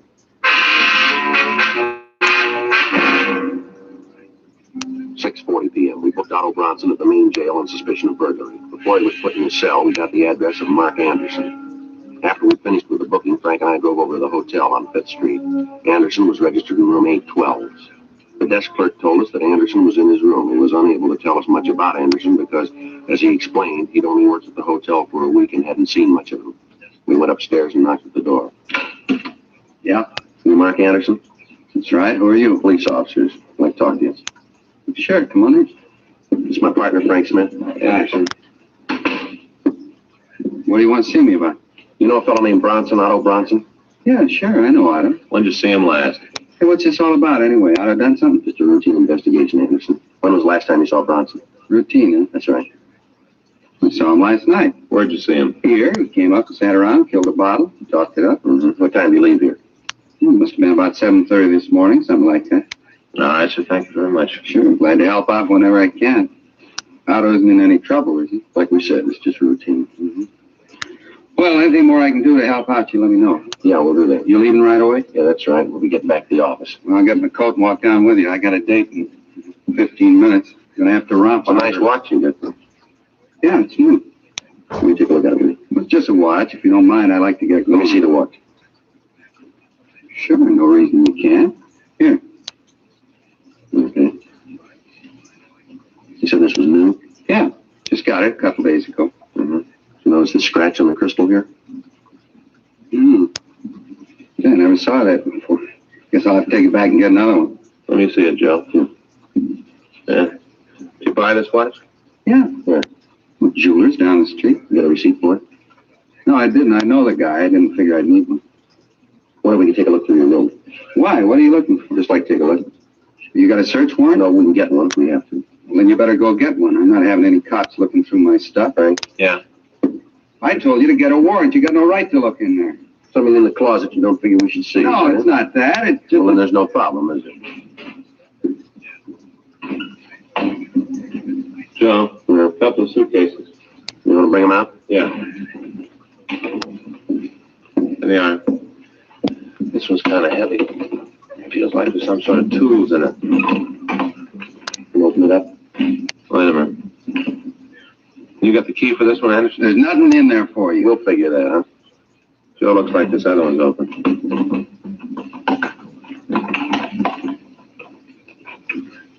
Now about this, Anderson. Money here and these checks. Watch it, Joe. All right, Anderson. All right, come on, get up. Get up. I'll shake him, Joe. Yeah, he's clean. Stand still. All right, Anderson, let's go. Otto told you, didn't he? A lousy little sneak. He told you. I never did trust him. I kept telling Shorty. I kept telling him we shouldn't trust him. Who's Shorty? Shorty Miller. Want to tell us where we can find him? Sure, I got nothing to lose. Lousy little Otto. Just the three of you on the job? Yeah, that's all. Otto, Shorty, and me, just the three of us. Him and his big ideas. How he had it all fixed up when you tagged him. How he was going to get us in the clear. Don't worry, he said. He'd take care of everything. Lousy liar. He'd fix it for us. That's real funny. Shouldn't be. What? He fixed it.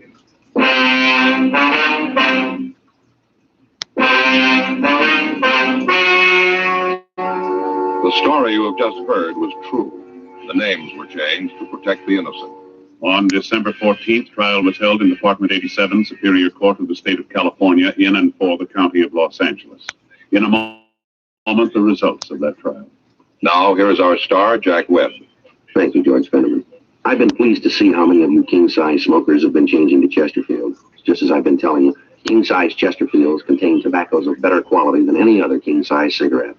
Made the way you like them. Regular or king size, Chesterfields have a better taste and they're really milder.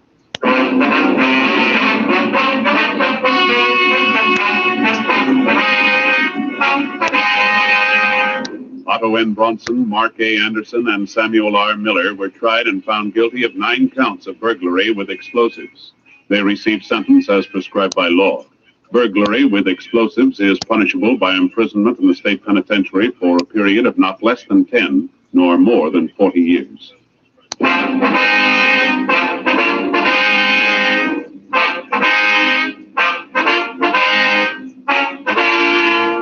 You have just heard Dragnet, a series of authentic cases from official files. Technical advice comes from the Office of Chief of Police W.H. Parker, Los Angeles Police Department. Technical advisors, Captain Jack Donahoe, Sergeant Marty Wynn, Sergeant Vance Brasher. Heard tonight were Ben Alexander, Vic Perrin, Stacey Harris. Script by John Robinson. Music by Walter Schumann. Hal Gibney speaking. For a million laughs, tune in Chesterfield's Martin and Lewis show Tuesday on this same NBC station. And sound off for Chesterfield's, either regular or king size. You'll find premium quality Chesterfield's much milder. Chesterfield is best for you. Chesterfield has brought you Dragnet, transcribed from Los Angeles. Ladies and gentlemen, wherever and whenever people need help, the Red Cross answers the call. When a flood-stricken family needs shelter, when a crippled child must learn to walk and play, and when a wounded soldier needs blood, the Red Cross is always there. And now the Red Cross needs your help. To keep up their many services this year, $93 million is needed. So when the Red Cross volunteer calls on you, please answer the call and give generously.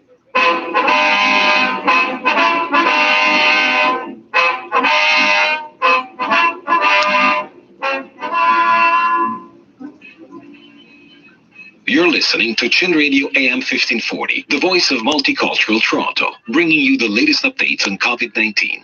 Stay informed, stay safe, and stay tuned to Chin Radio AM 1540.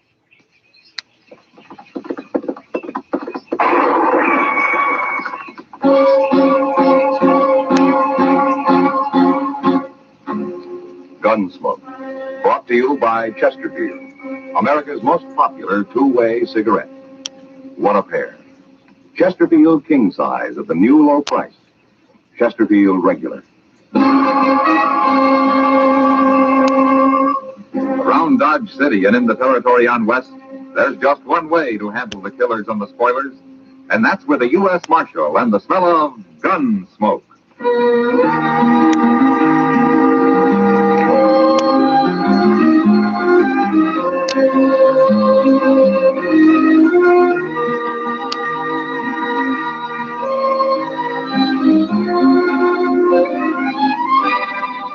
Gunsmoke, starring William Conrad, the transcribed story of the violence that moved west with young America, and the story of a man who moved with it. I'm that man, Matt Dillon, United States Marshal. The first man they look for and the last they want to meet. It's a chancy job, and it makes a man watchful and a little lonely.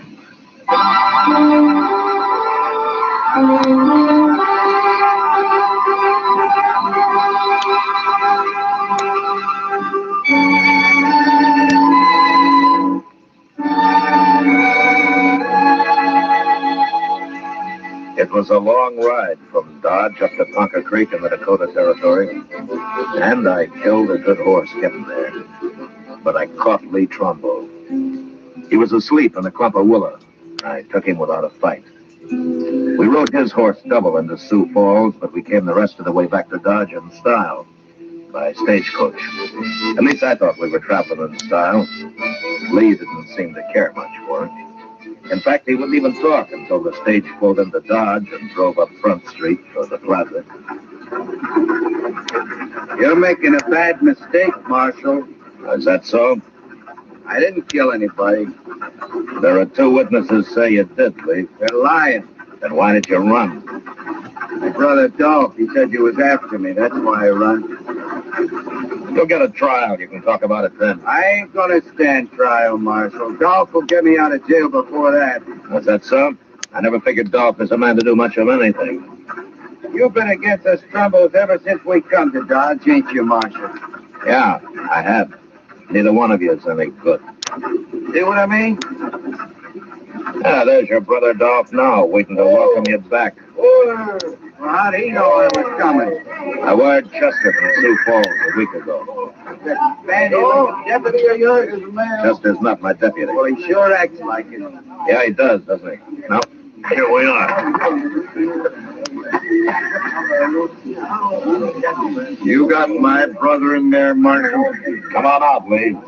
You're going to be sorry for this. Yeah, that's what Lee's been telling me. Come on, Lee, get on out of there. I'm coming, Marshal. I'm coming. Shoot him, Dolph.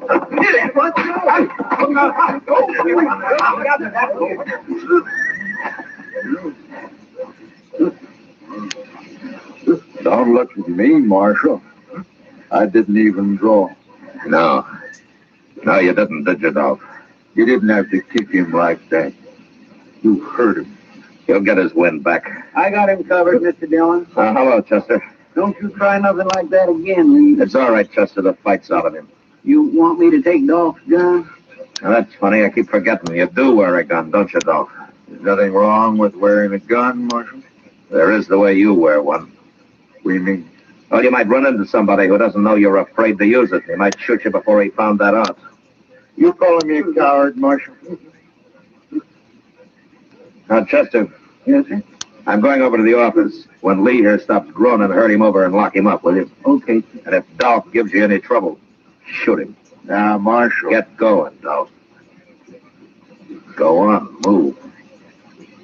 You'll be sorry for this. I'll make you sorry for it. Oh, say, there's a fellow waiting for you over at the office, Mr. Dillon. He's a stranger to me, but he wanted to see you. All right, Chester. Oh, by the way, welcome back. Thanks. It's been most a month you've been gone. We sure did miss you here. Now, there were times when I missed being here, Chester. Don't let Lee get away from you now, huh? I'd hate to make that ride all over again. No, sir, I won't. Oh, I sure won't. Oh, stop breathing like that, Lee, and get on your feet. You ain't hurt. Come on. Get up here.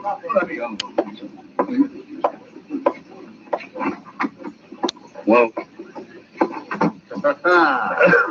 Oh, my. Hack Brine, how are you? Good to see you. You're surprised to see me alive, huh, man? Well, Hack, it's been at least 10 years, hasn't it? Man ain't born that could kill me. Leastways, I ain't run into him yet. Well, maybe you're just lucky. Luckier than you, anyway. A lot luckier sometimes, is the way I recall it. Now you're thinking about Santa Fe. Yeah.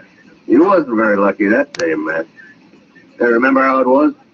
You backed into a corner with nothing but a beer bottle in your hand, and 3 of John Chisholm's drunk cowboys about to empty their guns into you. Yeah. And you walked in and killed every one of them. Yeah. It was real surprise, wasn't it, Matt? John Chisholm's been after you ever since, hasn't he, Hack? Oh, that was just the first of Chisholm's men I've killed, Matt. Been riding with Billy the Kid till about half a year ago. Oh? Why'd you quit? Never could make out if Billy was working for or against Chisholm. Besides, didn't pay enough. Oh, but you're the one, Matt. When I got to Dodge last night, heard you was U.S. Marshal here, I just didn't believe it. Well, being a marshal isn't that hard a job. Oh, you can handle it all right, I know that. What I mean is, it's kind of sudden. Find a man you used to know being a U.S. Marshal. Well, I gotta earn my keep somehow. Sure. Well, what are you doing at Dodge, anyway? I don't know, Matt. I don't know yet. I've been over to Wagon Bed Springs, stretching my legs, and sleeping in a bed, doing a little gambling and the like that. Some fella here sent for me. I ain't seen him yet, but if it's a job he's got, I sure need the money. Well, good luck with it, Hack. We'll get together later and have a drink. Straight ahead, Lee. I see that door there. The fence is out. What's this? Just a prisoner. What did he do? I didn't do nothing. Shut up and keep walking, Lee. What you locking him up for, man? Murder? It's bad. It's real bad. Murder's always bad. I don't mean that. I mean locking a man up. I couldn't stand that, Matt. I've never been in jail. I never ain't gonna be. Well, then you better stay sober around here, Hack. And you're taking it back about that drink. Oh, no. You'll be safe as long as you're with me. Oh. I don't know, man. I've been around you when it wasn't so safe. I'll see you later. Yeah, sure, Hack. Oh. Hey, come on in, mister. I'm leaving. So long, man. So long, Hack. Marshal Dillon? Hello, Ole. How are you? Marshal, I got something I got to tell you. It's my duty the way I see it. Well, what's the trouble? Hello, Ole. What you doing here? Well, I come to tell the Marshal something, Chester, but I sure don't like informing on people. You understand me, Marshal? Well, what's it about, Ole? Dolph Trumbo, that's what. You got his brother Lee in jail here. We sure have. I just locked him up myself. Well, Dolph's coming to get him out. He's over at the Alphaganza right now talking it up. Talking what up? Well, there's some men at the bar there, Marshal. And Dolph's buying them drinks and telling them his brother's plumb innocent, and they got to raid the jail here and get him out. You mean he's forming a mob? That's what he's doing, and I don't like it. There's going to be trouble, sure. Ole, thanks very much for telling me this, but don't worry about the trouble. I'll put a stop to that right now. Come on, Chester. Yes, you...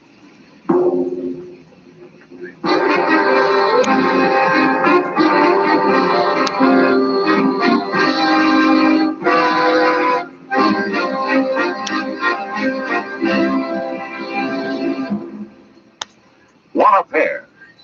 What a buy. King-size Chesterfield, now at the new low price. And Chesterfield Regular. They're the quality twins. The same highest quality. The same low nicotine. Either way you like them, you get the same wonderful taste and mildness. A refreshing smoke every time. Change to Chesterfield, America's most popular two-way cigarette. Yes, the Chesterfield you smoke today is the best cigarette ever made. What a pair. Chesterfield Regular, Chesterfield King Size. They satisfy millions. They're best for you.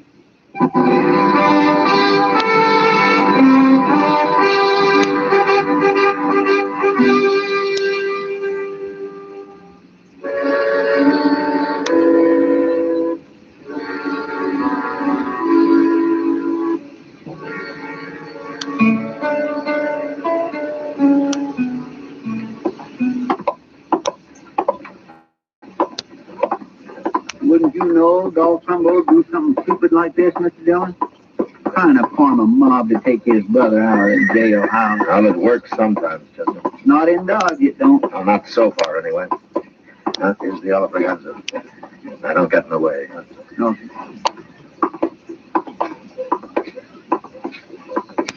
You're right, Dolph. And something else. There's nothing to be afraid of, you men. You'll be led by one of the best gunmen in the whole country, I promise you that. And we'll have justice in Dodge. Once and for all. Justice. That.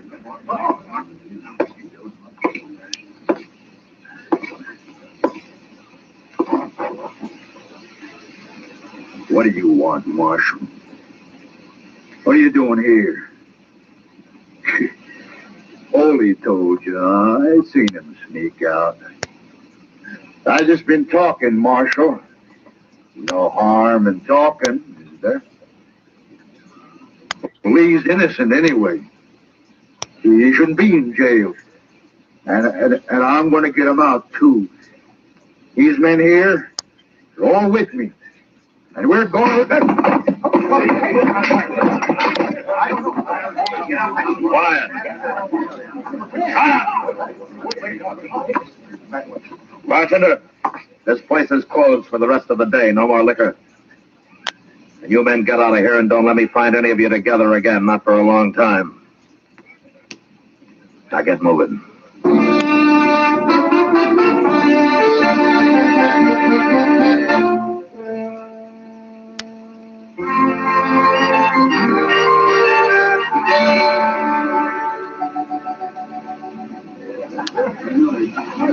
Here, Chester. Chester. I'll pay for the beer. You leaving, Mr. Dillon? Oh, Kitty just came downstairs. I haven't seen her yet. I think I'll go over and say hello. Yes, sir. Like for me to go across the street and see if they're keeping the Alpha closed? No, it's all right. I told them they could open up again. Well, thanks for the beer, Mr. Dillon. Sure, Chester. Sure. Welcome to Dodge, stranger. How are you, Kitty? Fine. But even better if you brought 2 beers over instead of 1. But you can sit down anyway. Well, you can take this one, Kitty. It's kind of warm. I don't want it. Matt, do you suppose the day will ever come when having good manners will be a requirement for the marshal's office? Well, if it ever does, Kitty, I don't guess they'll need marshals anymore. Yeah, maybe you're right at that. Well, how have you been, huh? Everything okay? Well, I was making out pretty good, Matt, till I broke my toe. Broke your toe? Yep. How'd you do that? In the line of duty, right here in this saloon. I got tromped on dancing with a Texas cowboy. He should have been spending his trail money on red silk handkerchiefs and soda water instead of me. He couldn't have been over 16. Darn fool kid. There's not much you can do for a broken toe, is it? No, at least it doesn't hurt when I'm sitting down. I hear you broke up Dolph Trumbo's party at the Alphaganza this afternoon. Oh? Huh? You hear just about everything, don't you get it? Men. They talk more than women. This place is full of men, day and night. You think if I closed my eyes and prayed real hard, they'd all go away? Well, if they did, what would you do for a living? That'll keep me awake. Say, there's your friend Dolph now, just came in. Huh? There's a stranger with him, Matt. Well, I'll be. What's the matter? Who is he? He's a gunman, Kitty. That's so? Yeah. I guess he's about the handiest man with a gun that ever hit Dutch. So Dolph's gone and hired him a gunman. Who is he, anyway? What's his name? He's a friend of mine, Kitty. A friend of yours? Yeah, good friend. He saved my life once. But now I guess he's going to try to get it back. His name's Prime. Hack Prime.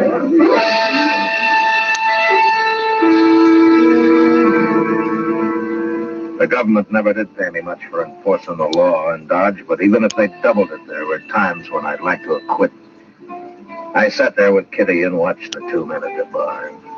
They had a drink, then they shook hands, and then Hack walked out. I got up, and I followed him.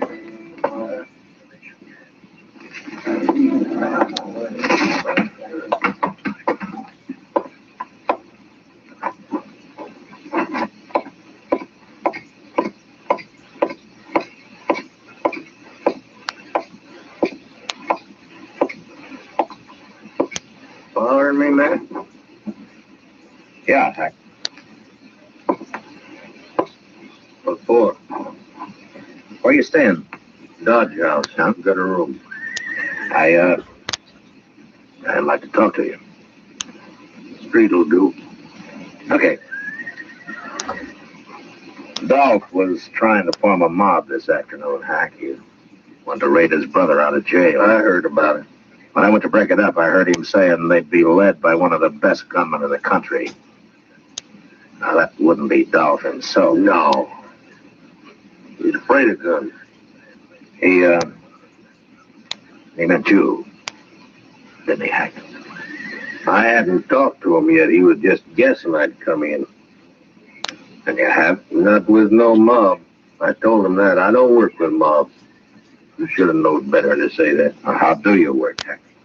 Alone, by myself. I'm a pretty good gunman, Matt. Yeah, I know. It saved my life once, sure, being a good gunman. Yeah. Matt, turn his brother loose. I get paid if you do. Look, Hack, Lee Trumbo murdered a man. He's going to stand trial for it. I don't get paid if he stands trial. But you get paid for shooting me? That's what Dolph said. That was his deal. Well, so they tell me you're better with a gun you used to be, Matt. Hack, I don't want to fight you. Afraid, Matt? I How'd you get to be marshal, anyways? It's a job. I took it. Well, I've been offered a job, too, and I took it.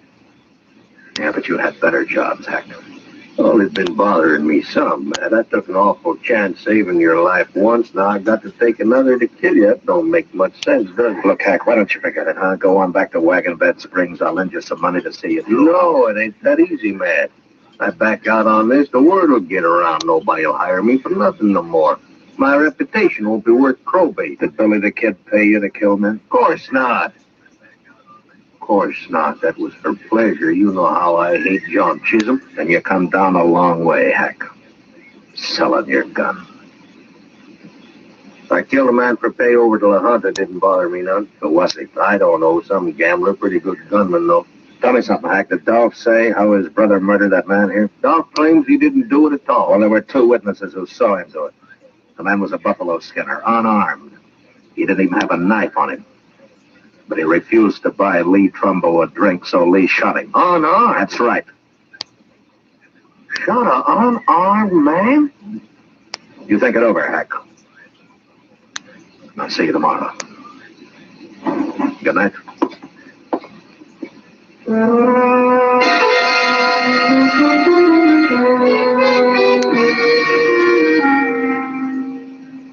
A man like Hack Prime had his own peculiar sense of honor. The idea of shooting me seemed to bother him less than the fact that Lee Trumbo had killed an unarmed man. Later that night, I heard he'd been seen having an argument with Dolph. So I figured I'd won. But another killing in Dodge, either me or Hack, had been avoided. Until early next morning, word came that a man had been shot at the Dodge house. I sent Chester on over while I went up and got Doc Adams. How do you know the man isn't already dead, man? I don't know, Doc. Well, it doesn't matter. I'll probably make more money off of him dead than alive. No? Well, I get paid for autopsies, don't I? Sure.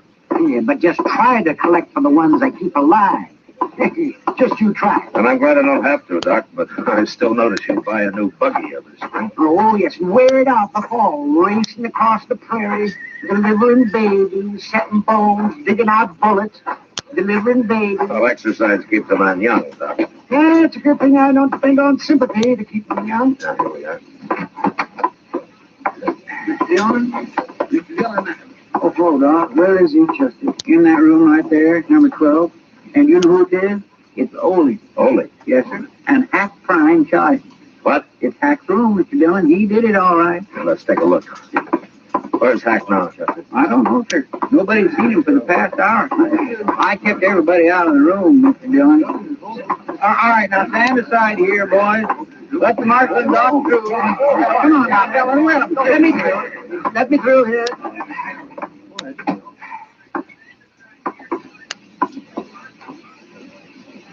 It's Ole, all right. He's dead, man. Real dead. 3-4 hours, probably. Nobody heard a shot or nothing, Mr. Dillon. But when the clerk come on duty about an hour ago, he saw Hack Prime walk out of here. Why anybody want to kill poor little Ole, I do not understand. I'll bet I know, Mr. Dillon. What, Chester? You didn't talk Hack out of trying to kill you after all. He went back to Dolph last night and told him he'd take the job. Then he figured the only way to get you into a fight was to shoot somebody so you'd have to come after him. Yeah, maybe. Hack, come on, let's start looking for him.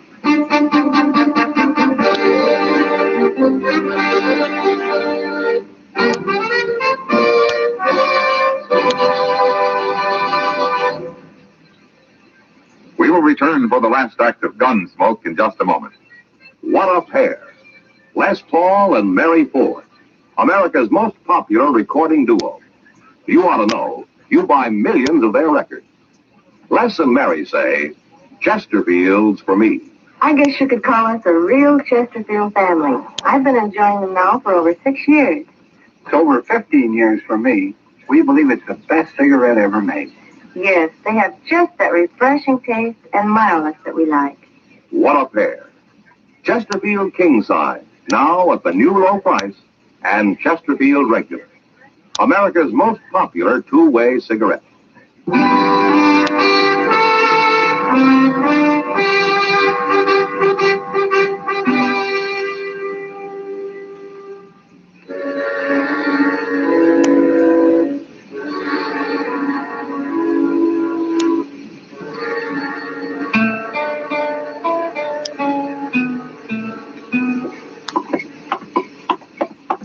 I guess Al Braganza is the only place we haven't looked in, Mr. John. He's got to be there, unless maybe he's going to try to bushwhack you. Hack may be a paid killer, Chester, but he'll always face his man head on. Yes, sir. That come right from Al Braganza. Yeah. Mr. Dillon, there's Hack. He's coming out. Yeah. All right, get off the street, Chester. Yes, sir.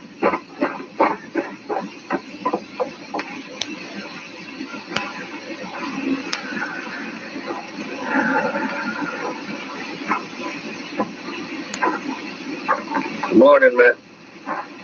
Hello, Hack. Just killed a man in that saloon there. Dolph Trumbull. I killed him. I gave him a chance, but he wouldn't draw. I killed him anyways. That's too bad, Hack. Ain't no man gonna frame me. I never thought you killed Ole, but I wanted to hear you say so.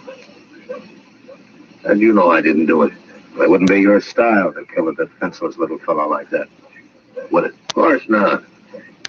So while you were out gambling last night, Dolph killed him and dumped him in your room. I found him there, and then I went after Dolph.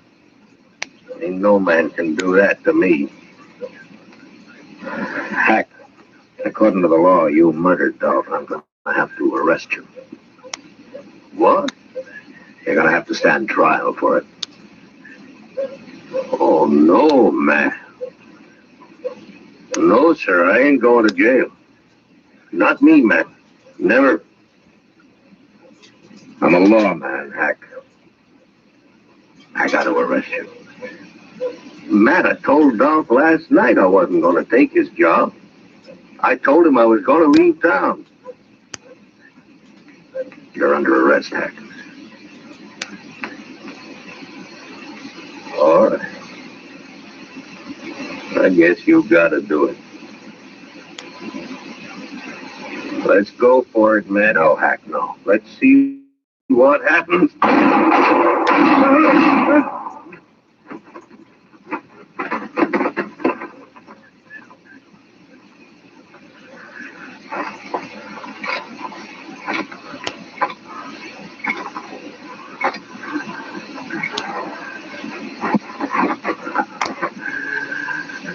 Hack. Hack. Oh, you're sure good, man. You're awful good.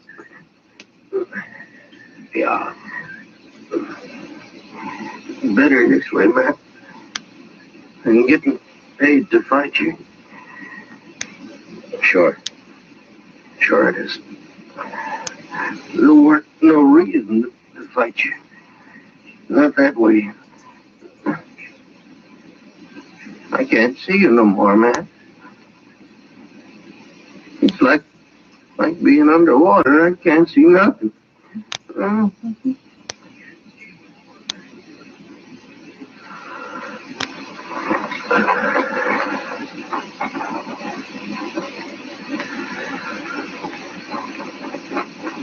Mr. Dillon, that was awful good shooting. I never seen nothing as fast as that in my whole life. My, I'll bet he didn't know what hit him. The way he spun around there when you... Mr. Dillon? Mr. Dillon, what's the matter? Mr. Dillon? My.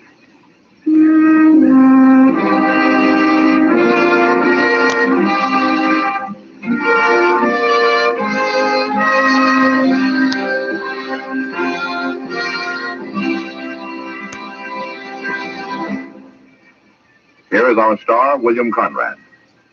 Right now, I'd like to step out of my character as Marshal Matt Dillon to join George Fenneman as a Chesterfield salesman. You know, about the greatest compliment I've ever heard about any product is what smokers say about Chesterfield. They satisfy.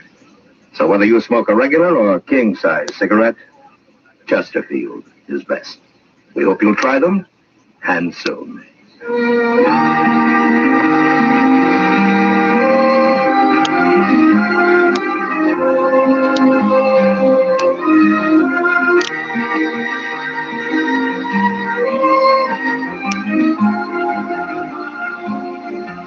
Gunsmoke, transcribed under the direction of Norman Macdonald, stars William Conrad as Matt Dillon, U.S. Marshal. Tonight's story was specially written for Gunsmoke by John Meston, with music composed and conducted by Rex Corey. Featured in the cast were Lawrence Dobkin, Vic Perrin, John Daner, and Harry Bartell. Marley Bear is Chester, Howard McNear is Doc, and Georgia Ellis is Kitty. Join us again next week as Matt Dillon, U.S. Marshal, fights to bring law and order out of the wild violence of the West in Gunsmoke. Today, L&M filters have a nationwide demand never before equaled by any other cigarette in so short a time. The reason? This is it. It's the filter that counts, and L&M has the best. L&M's exclusive Miracle Tip contains alpha cellulose to give you effective filtration. Two other things are important. L&M's have much more flavor, much less nicotine. Buy America's highest quality and best filter tip cigarette. Light and mild L&M.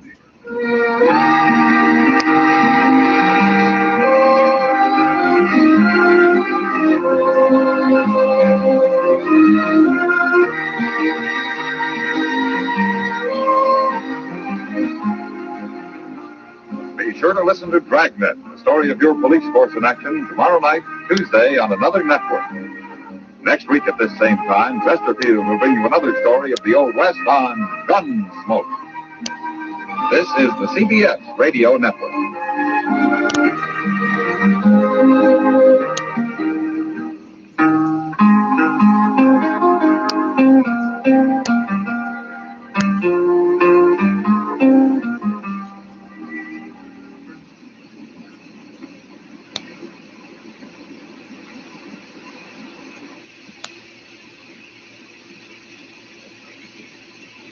You're listening to Chin Radio AM 1540, the voice of multicultural Toronto, bringing you the latest updates on COVID-19. Stay informed, stay safe, and stay tuned to Chin Radio AM 1540. For your listening enjoyment, as Johnny Dollar. Good morning, Johnny. Hold on, Mr. Martin. Got a job for you. Fine. A man named Carl Nelson is insured with our company. He was killed. How? Shot to death. Got a police record, small time hoodlum. Beneficiary is a woman named Gilkison. Maud Gilkison. Uh-huh. He disappeared. Police think it probably has something to do with Nelson's death. Want to see what you can find out? Sure. All right. Get down to New York as soon as you can. Contact Lieutenant Korchak at 11th Precinct Homicide. We'll give you all the help we can. I'll get right on it.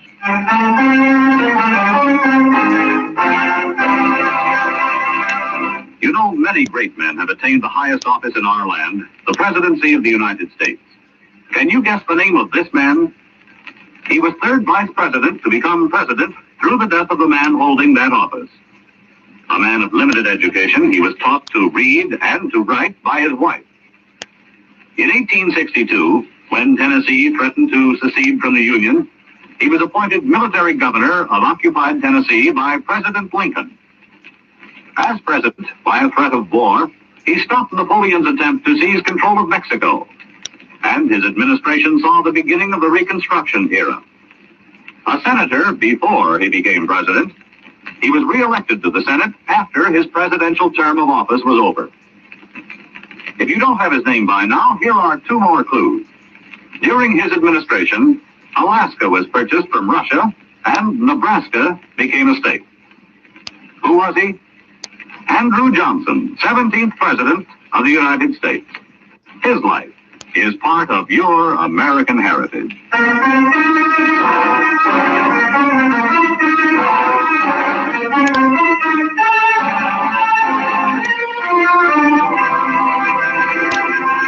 Expense account submitted by Special Investigator Johnny Dollar to Home Office, Columbia All Risk Insurance Company, Hartford, Connecticut. The following is an accounting of expenditures during my investigation of the Nelson matter. Expense account item 1, $15.36, train fare and incidentals between Hartford and New York City. I arrived at 2:30 in the afternoon. After registering at the hotel, went directly to the 11th Precinct Police Station, where I introduced myself to Lieutenant Korchak of Homicide. How much did your company insure the Frog for? The Frog? Nelson. He was called the Frog. He looked like one. Oh? He was insured for $10,000. Maud Gilkerson gets the money.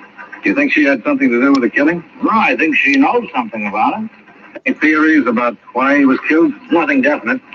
Frog was a hood, long record, did time twice, and in every racket from the numbers to stick-ups. Now, you don't generally get anything definite on a killing like this. Some of the boys wanted him dead. Who or why is hard to tell. He's been associated with Ellis Hartje for the past year or so. That's pretty big company. Yeah, Hartje's about as big as they come. Probably got unhappy with the Frog and had him eliminated. Have you questioned Hartje? Sure, it's just a matter of routine. If Hartje had something to do with it, it's going to be tough to prove.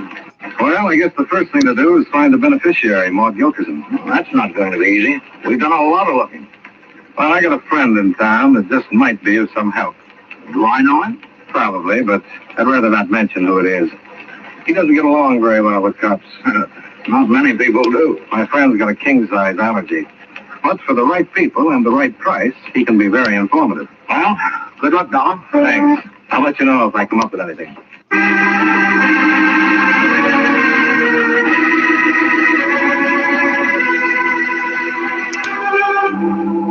Expense account item 2, $2.35 cab fare from the precinct to Skid Row and Het's Hilarity, a saloon that always looked as though it wanted to collapse when the sun hit it too hard.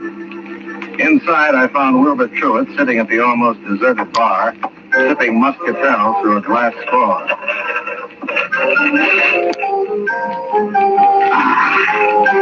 Hello, Wilbur.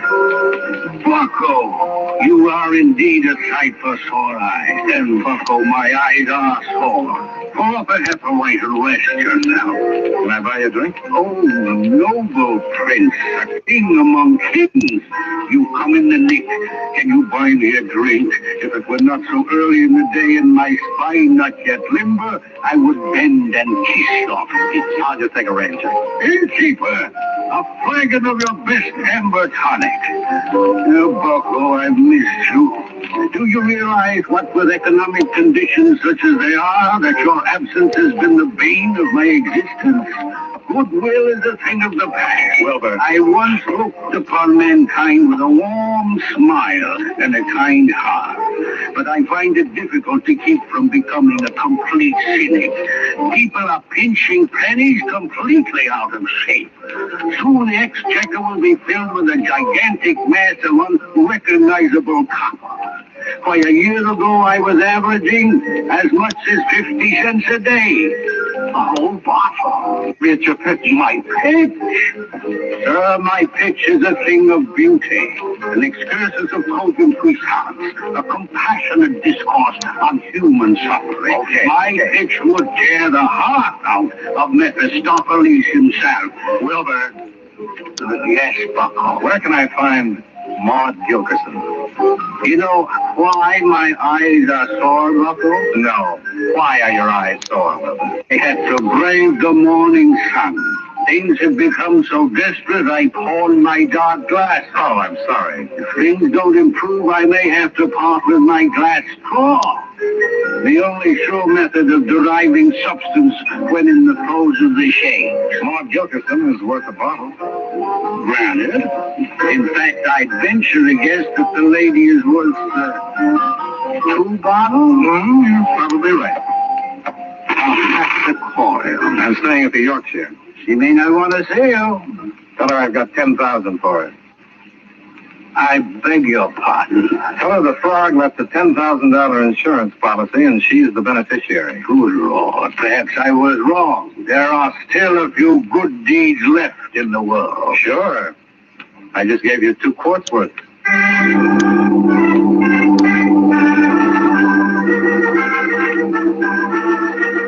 Expense account item 3, $2.60 for a cab back to the hotel, where I went up to my room and smoked a half a dozen cigarettes while I waited for Wilbur Truitt to call.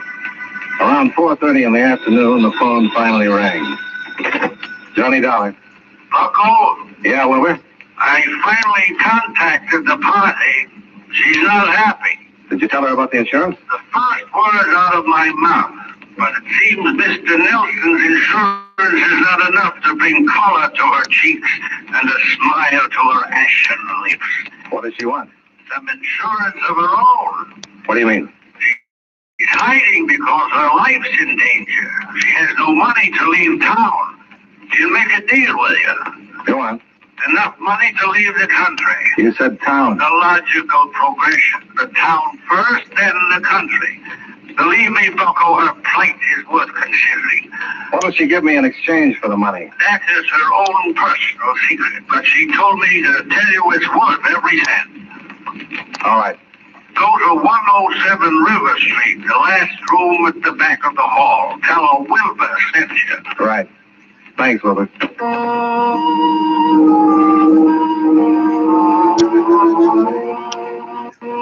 I put on my hat and coat, crossed the room, and opened the door to go out into the hall. But I didn't make it.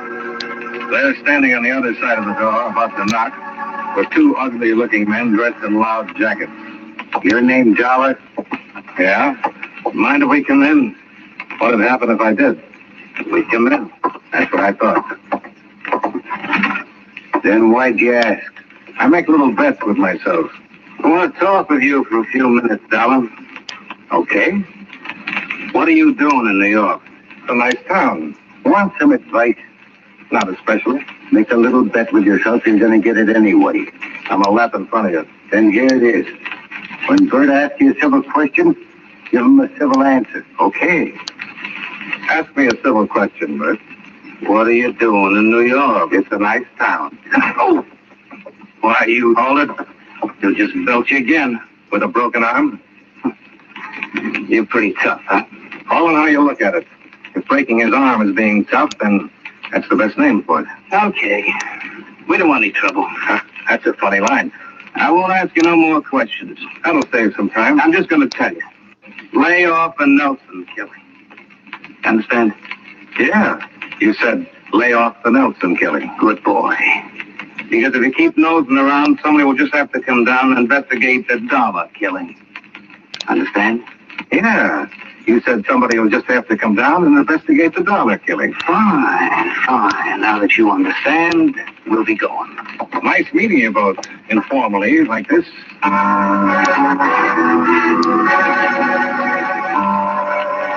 Went to gun item 4.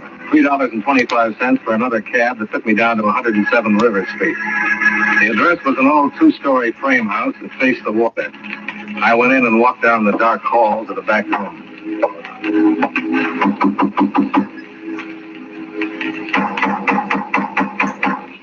Who is it? Wilbur sent me. What's your name? Dollar.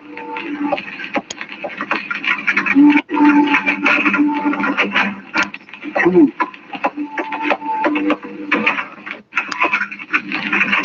Are you Maud Gilkerson? Yeah. Wilbur said you'd make a deal. That's right. But I want to know what I'm getting in return. Look, Sonny, take my word for it. You get more than you're paying for. Now, how much did you bring? I got a couple of hundred. Couple of hundred? That's all I had, Artie. If you want more, I'll have to get it. Sonny, I gotta get out of the country. This is enough to get you out of town. If what you've got is worth it, I'll send you the rest. Never in your life. When I leave this room, nobody's ever going to hear from old Maud again. You've got $10,000 coming from Nelson's insurance policy. How long will it take to get it? Well, that depends. First, I've got to report on Nelson's death. I gotta get out of here as soon as I can. Another day or so, they'll find me. Well, it'll take at least 3 weeks before. 3 weeks? Tell me if I stay here, I'll be buried in 3 weeks. What are you scared of? Dying. I don't like the idea. I don't blame you. How soon can you get me some more money? How much more? 500. What am I buying? I'm not telling you anything until I get the money. Okay, then we'll just forget it. Wait a minute. Wait a minute. I'm not trying to be tough, but what I got is too hot to go around shooting my face off about. How do I know if I tell you that you won't take it to the cops? You don't? Oh, Wilbur said I could trust you. That's right. Okay. I'll tell you. But give me the 200 on the counter. There you are. Okay, thanks. You want a drink? No, thanks. Mind if I have one? Go ahead.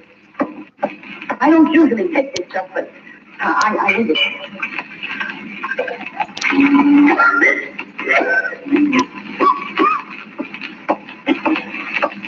Hard left me 10,000, huh?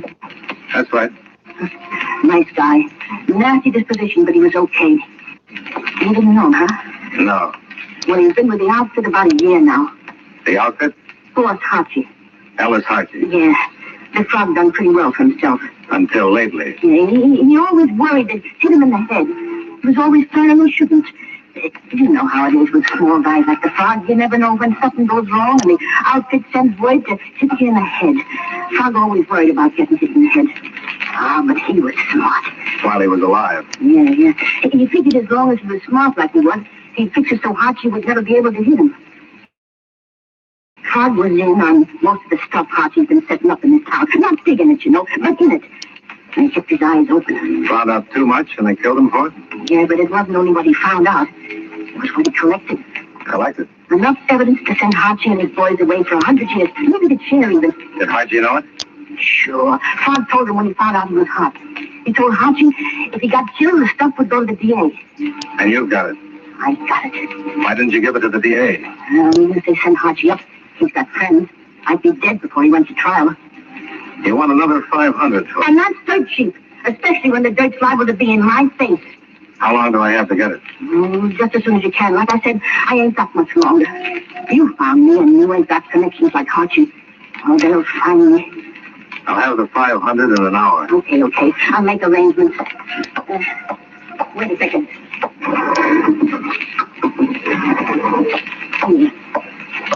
What is it? What does it look like? It's a key.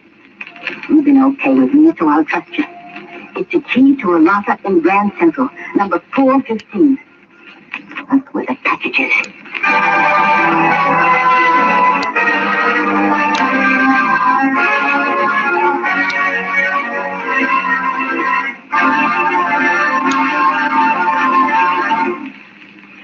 Mind if I cut in to say something, fellas? It won't take too long, since a word to the wise is sufficient. And in the English language, there is one word which is important to just about everyone in the world. That word is security. Security has several different meanings, however. Usually, we think of it in connection with the protecting of our military installations and defense industries. But it means more than that. There is a security which applies to every man and woman and child in America. The security which comes from being in good health, having a good education, and being well taken care of in case things get a little too tough to handle by oneself. This kind of security is the problem of the President's newest cabinet member, the Secretary of Health, Education, and Welfare. This department ties together the work of several governmental agencies. First, there is the United States Public Health Service, which strives to make certain that the general health of the people in our country is in the best of condition. Then there is the Food and Drug Administration, which guarantees that the food we eat is pure and safe to eat. The Social Security Board, which takes care of old people, children, and the blind who need assistance, also comes under the Department of Health, Education, and Welfare, as does the United States Office of Education. This office does research on the educational possibilities, changes, and opportunities, and passes on its information to the various state boards of education. As you can see, the Department of Health, Education, and Welfare is one of the most important agencies in our government, assuring us, as it does, of a normal and healthy way of life.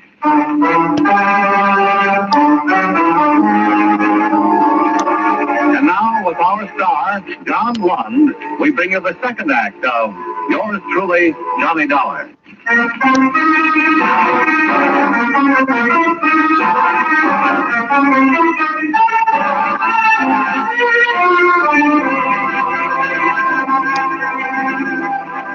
After Maud Gilkerson gave me the key to the locker in Grand Central, I left the old house on River Street and started back for town. It was getting dark and there were no cabs in that section, so I headed west for the busy traffic. I'd only gone about 100 yards when a car pulled away from the curb about a half block behind me. A big black car with the lights on. I thought about the key in my pocket and the evidence in the locker that would send the biggest hoodlum in the country away for life. I had to get rid of the key before they caught up with me. I turned the corner, and there, a few feet in front of me, was a blind man. A beggar sitting with his legs folded, and on his lap a tin cup with a stack of pencils. Bless you. Thanks. I'm gonna need it. Hold it, dollar. Well, good evening. Get in the car. Get in. In the back seat.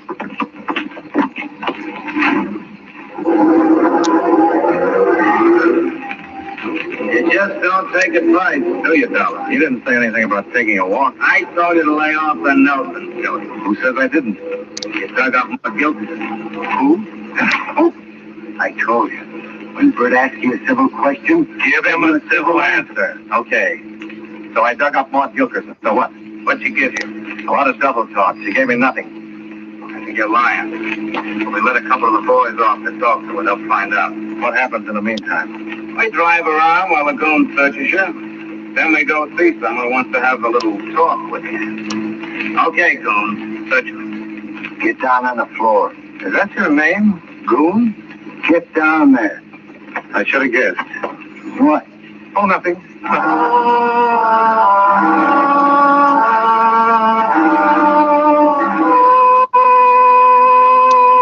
While Bert drove us around, the goon made me strip down to my socks while he searched my clothes. When he didn't find what he was looking for, he swatted me across the back of the neck, told me to get dressed. Then Bert drove us across town to a big apartment house that overlooked the river. Bert parked in the basement garage, and I was led into an elevator that took us to the penthouse. Ellis Hargy, the czar of the underworld, looked up from his evening paper. This is Dollar, boss. Did he find more? Yeah. Ernie and Frank are with him. Nah. Sit down, Mr. Dollar. All right.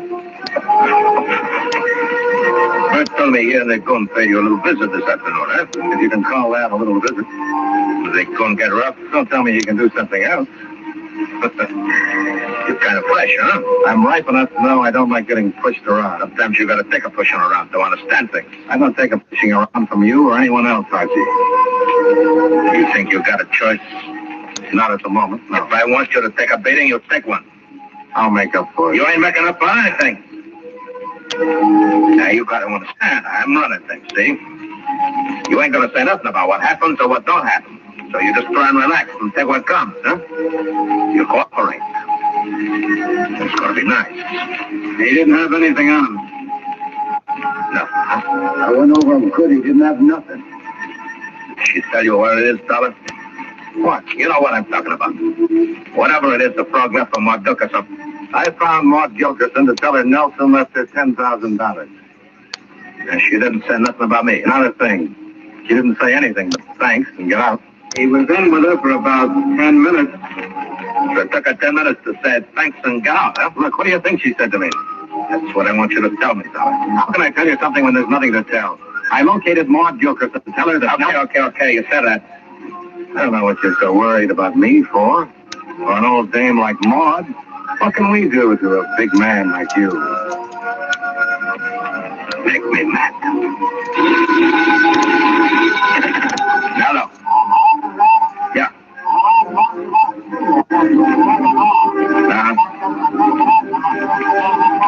All right, take care of it. Yeah. Now, that was Ernie. Maud, tell him anything? Yeah. She told him that she gave Dollar a key. Is that right, Dollar? She gave you a key? She told him she gave him a key to a locker in Grand Central Station. Is that right, Dollar? She told him the locker number was 415. The stuff was in the locker. Is that right, Dollar? Do me any good to say no? No. The goon searched me. You didn't have no key on the boy. All right. All right, where is it, Dollar? I haven't got it. Take him somewhere and find out what he's done with it. Let's go, Dollar. You're making a mistake, aren't you? Nice meeting you, Mr. Dollar.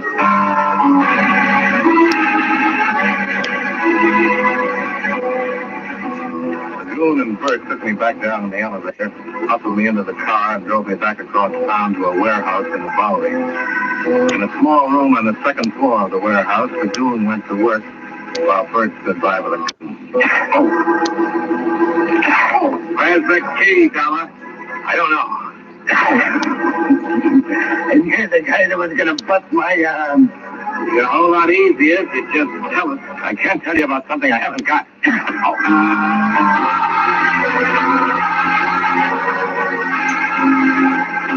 The Goon worked on me until I passed out. Then he threw some water in my face and started working on me again. Oh, he knew his job. It hurt, but it didn't kill me. When I was coming to for the third time, the phone rang. Bert left the room to answer it.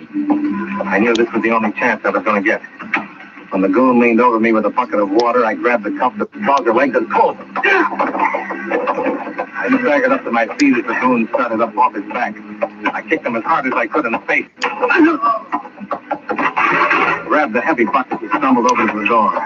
Just as Bert came back from the phone call. Hey, Goon!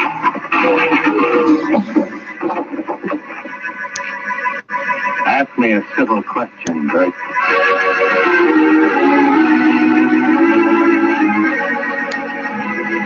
I tied them up as best I could, then took Bert's gun and the car keys. I found my way out of the warehouse, climbed in the big black sedan, and drove across town to the block that ran into River Street.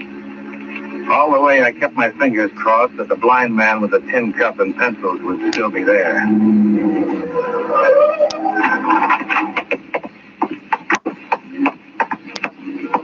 Pardon me. Yes? I came by here a little while ago and dropped a key in your cup. Oh, yes, I found it. Here it is. I'd like to buy it back. Buy it? Yeah. Here. Oh, thank you. Thank you. I guess I'd better be going. It's beginning to rain. No, it isn't. It's just bleeding out.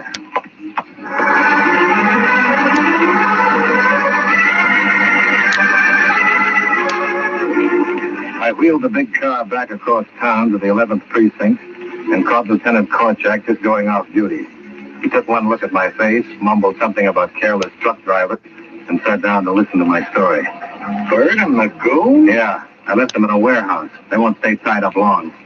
The boys that picked up Maud Gilkerson were named Ernie and Frank. Ernie Phillips and Frank Siller. I'll have them picked up. This key could bust this town wide open. I hope you're right, Dollar. A lot of people have tried to get Hardy. Now, let's get down to Grand Central. Right. Oh, about Maud Gilkerson. What about it? They fished her out of the river about an hour ago.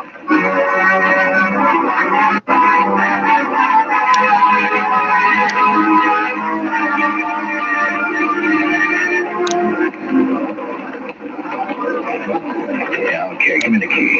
Here. Haji knows about this locker. Ernie and Frank forced Maud to tell them before they killed her. You sure? They called Haji while I was in his apartment. He told me. Let's see what we've got. Package. Korchak, look out!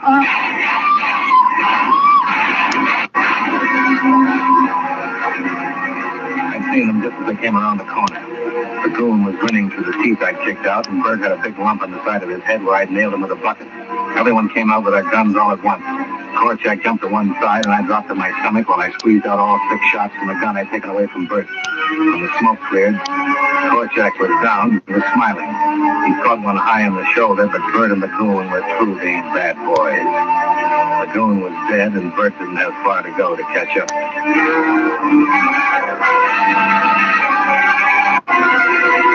The wagon cleaned it up, and Korchak and I got ourselves patched up at emergency. They wanted to keep us in for observation, but Korchak had waited too long to get Hardy, and nothing was going to stop him from making the arrest. I didn't want to miss it either. Korchak collected a squad, and we paid a visit to the penthouse.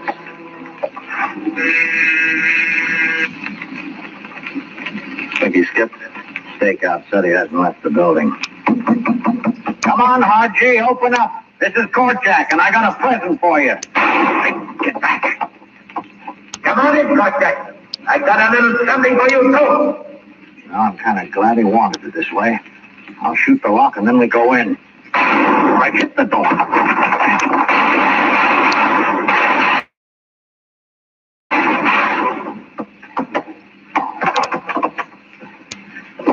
You all right, Dollar? Yeah, sure. Is he dead? He sure is.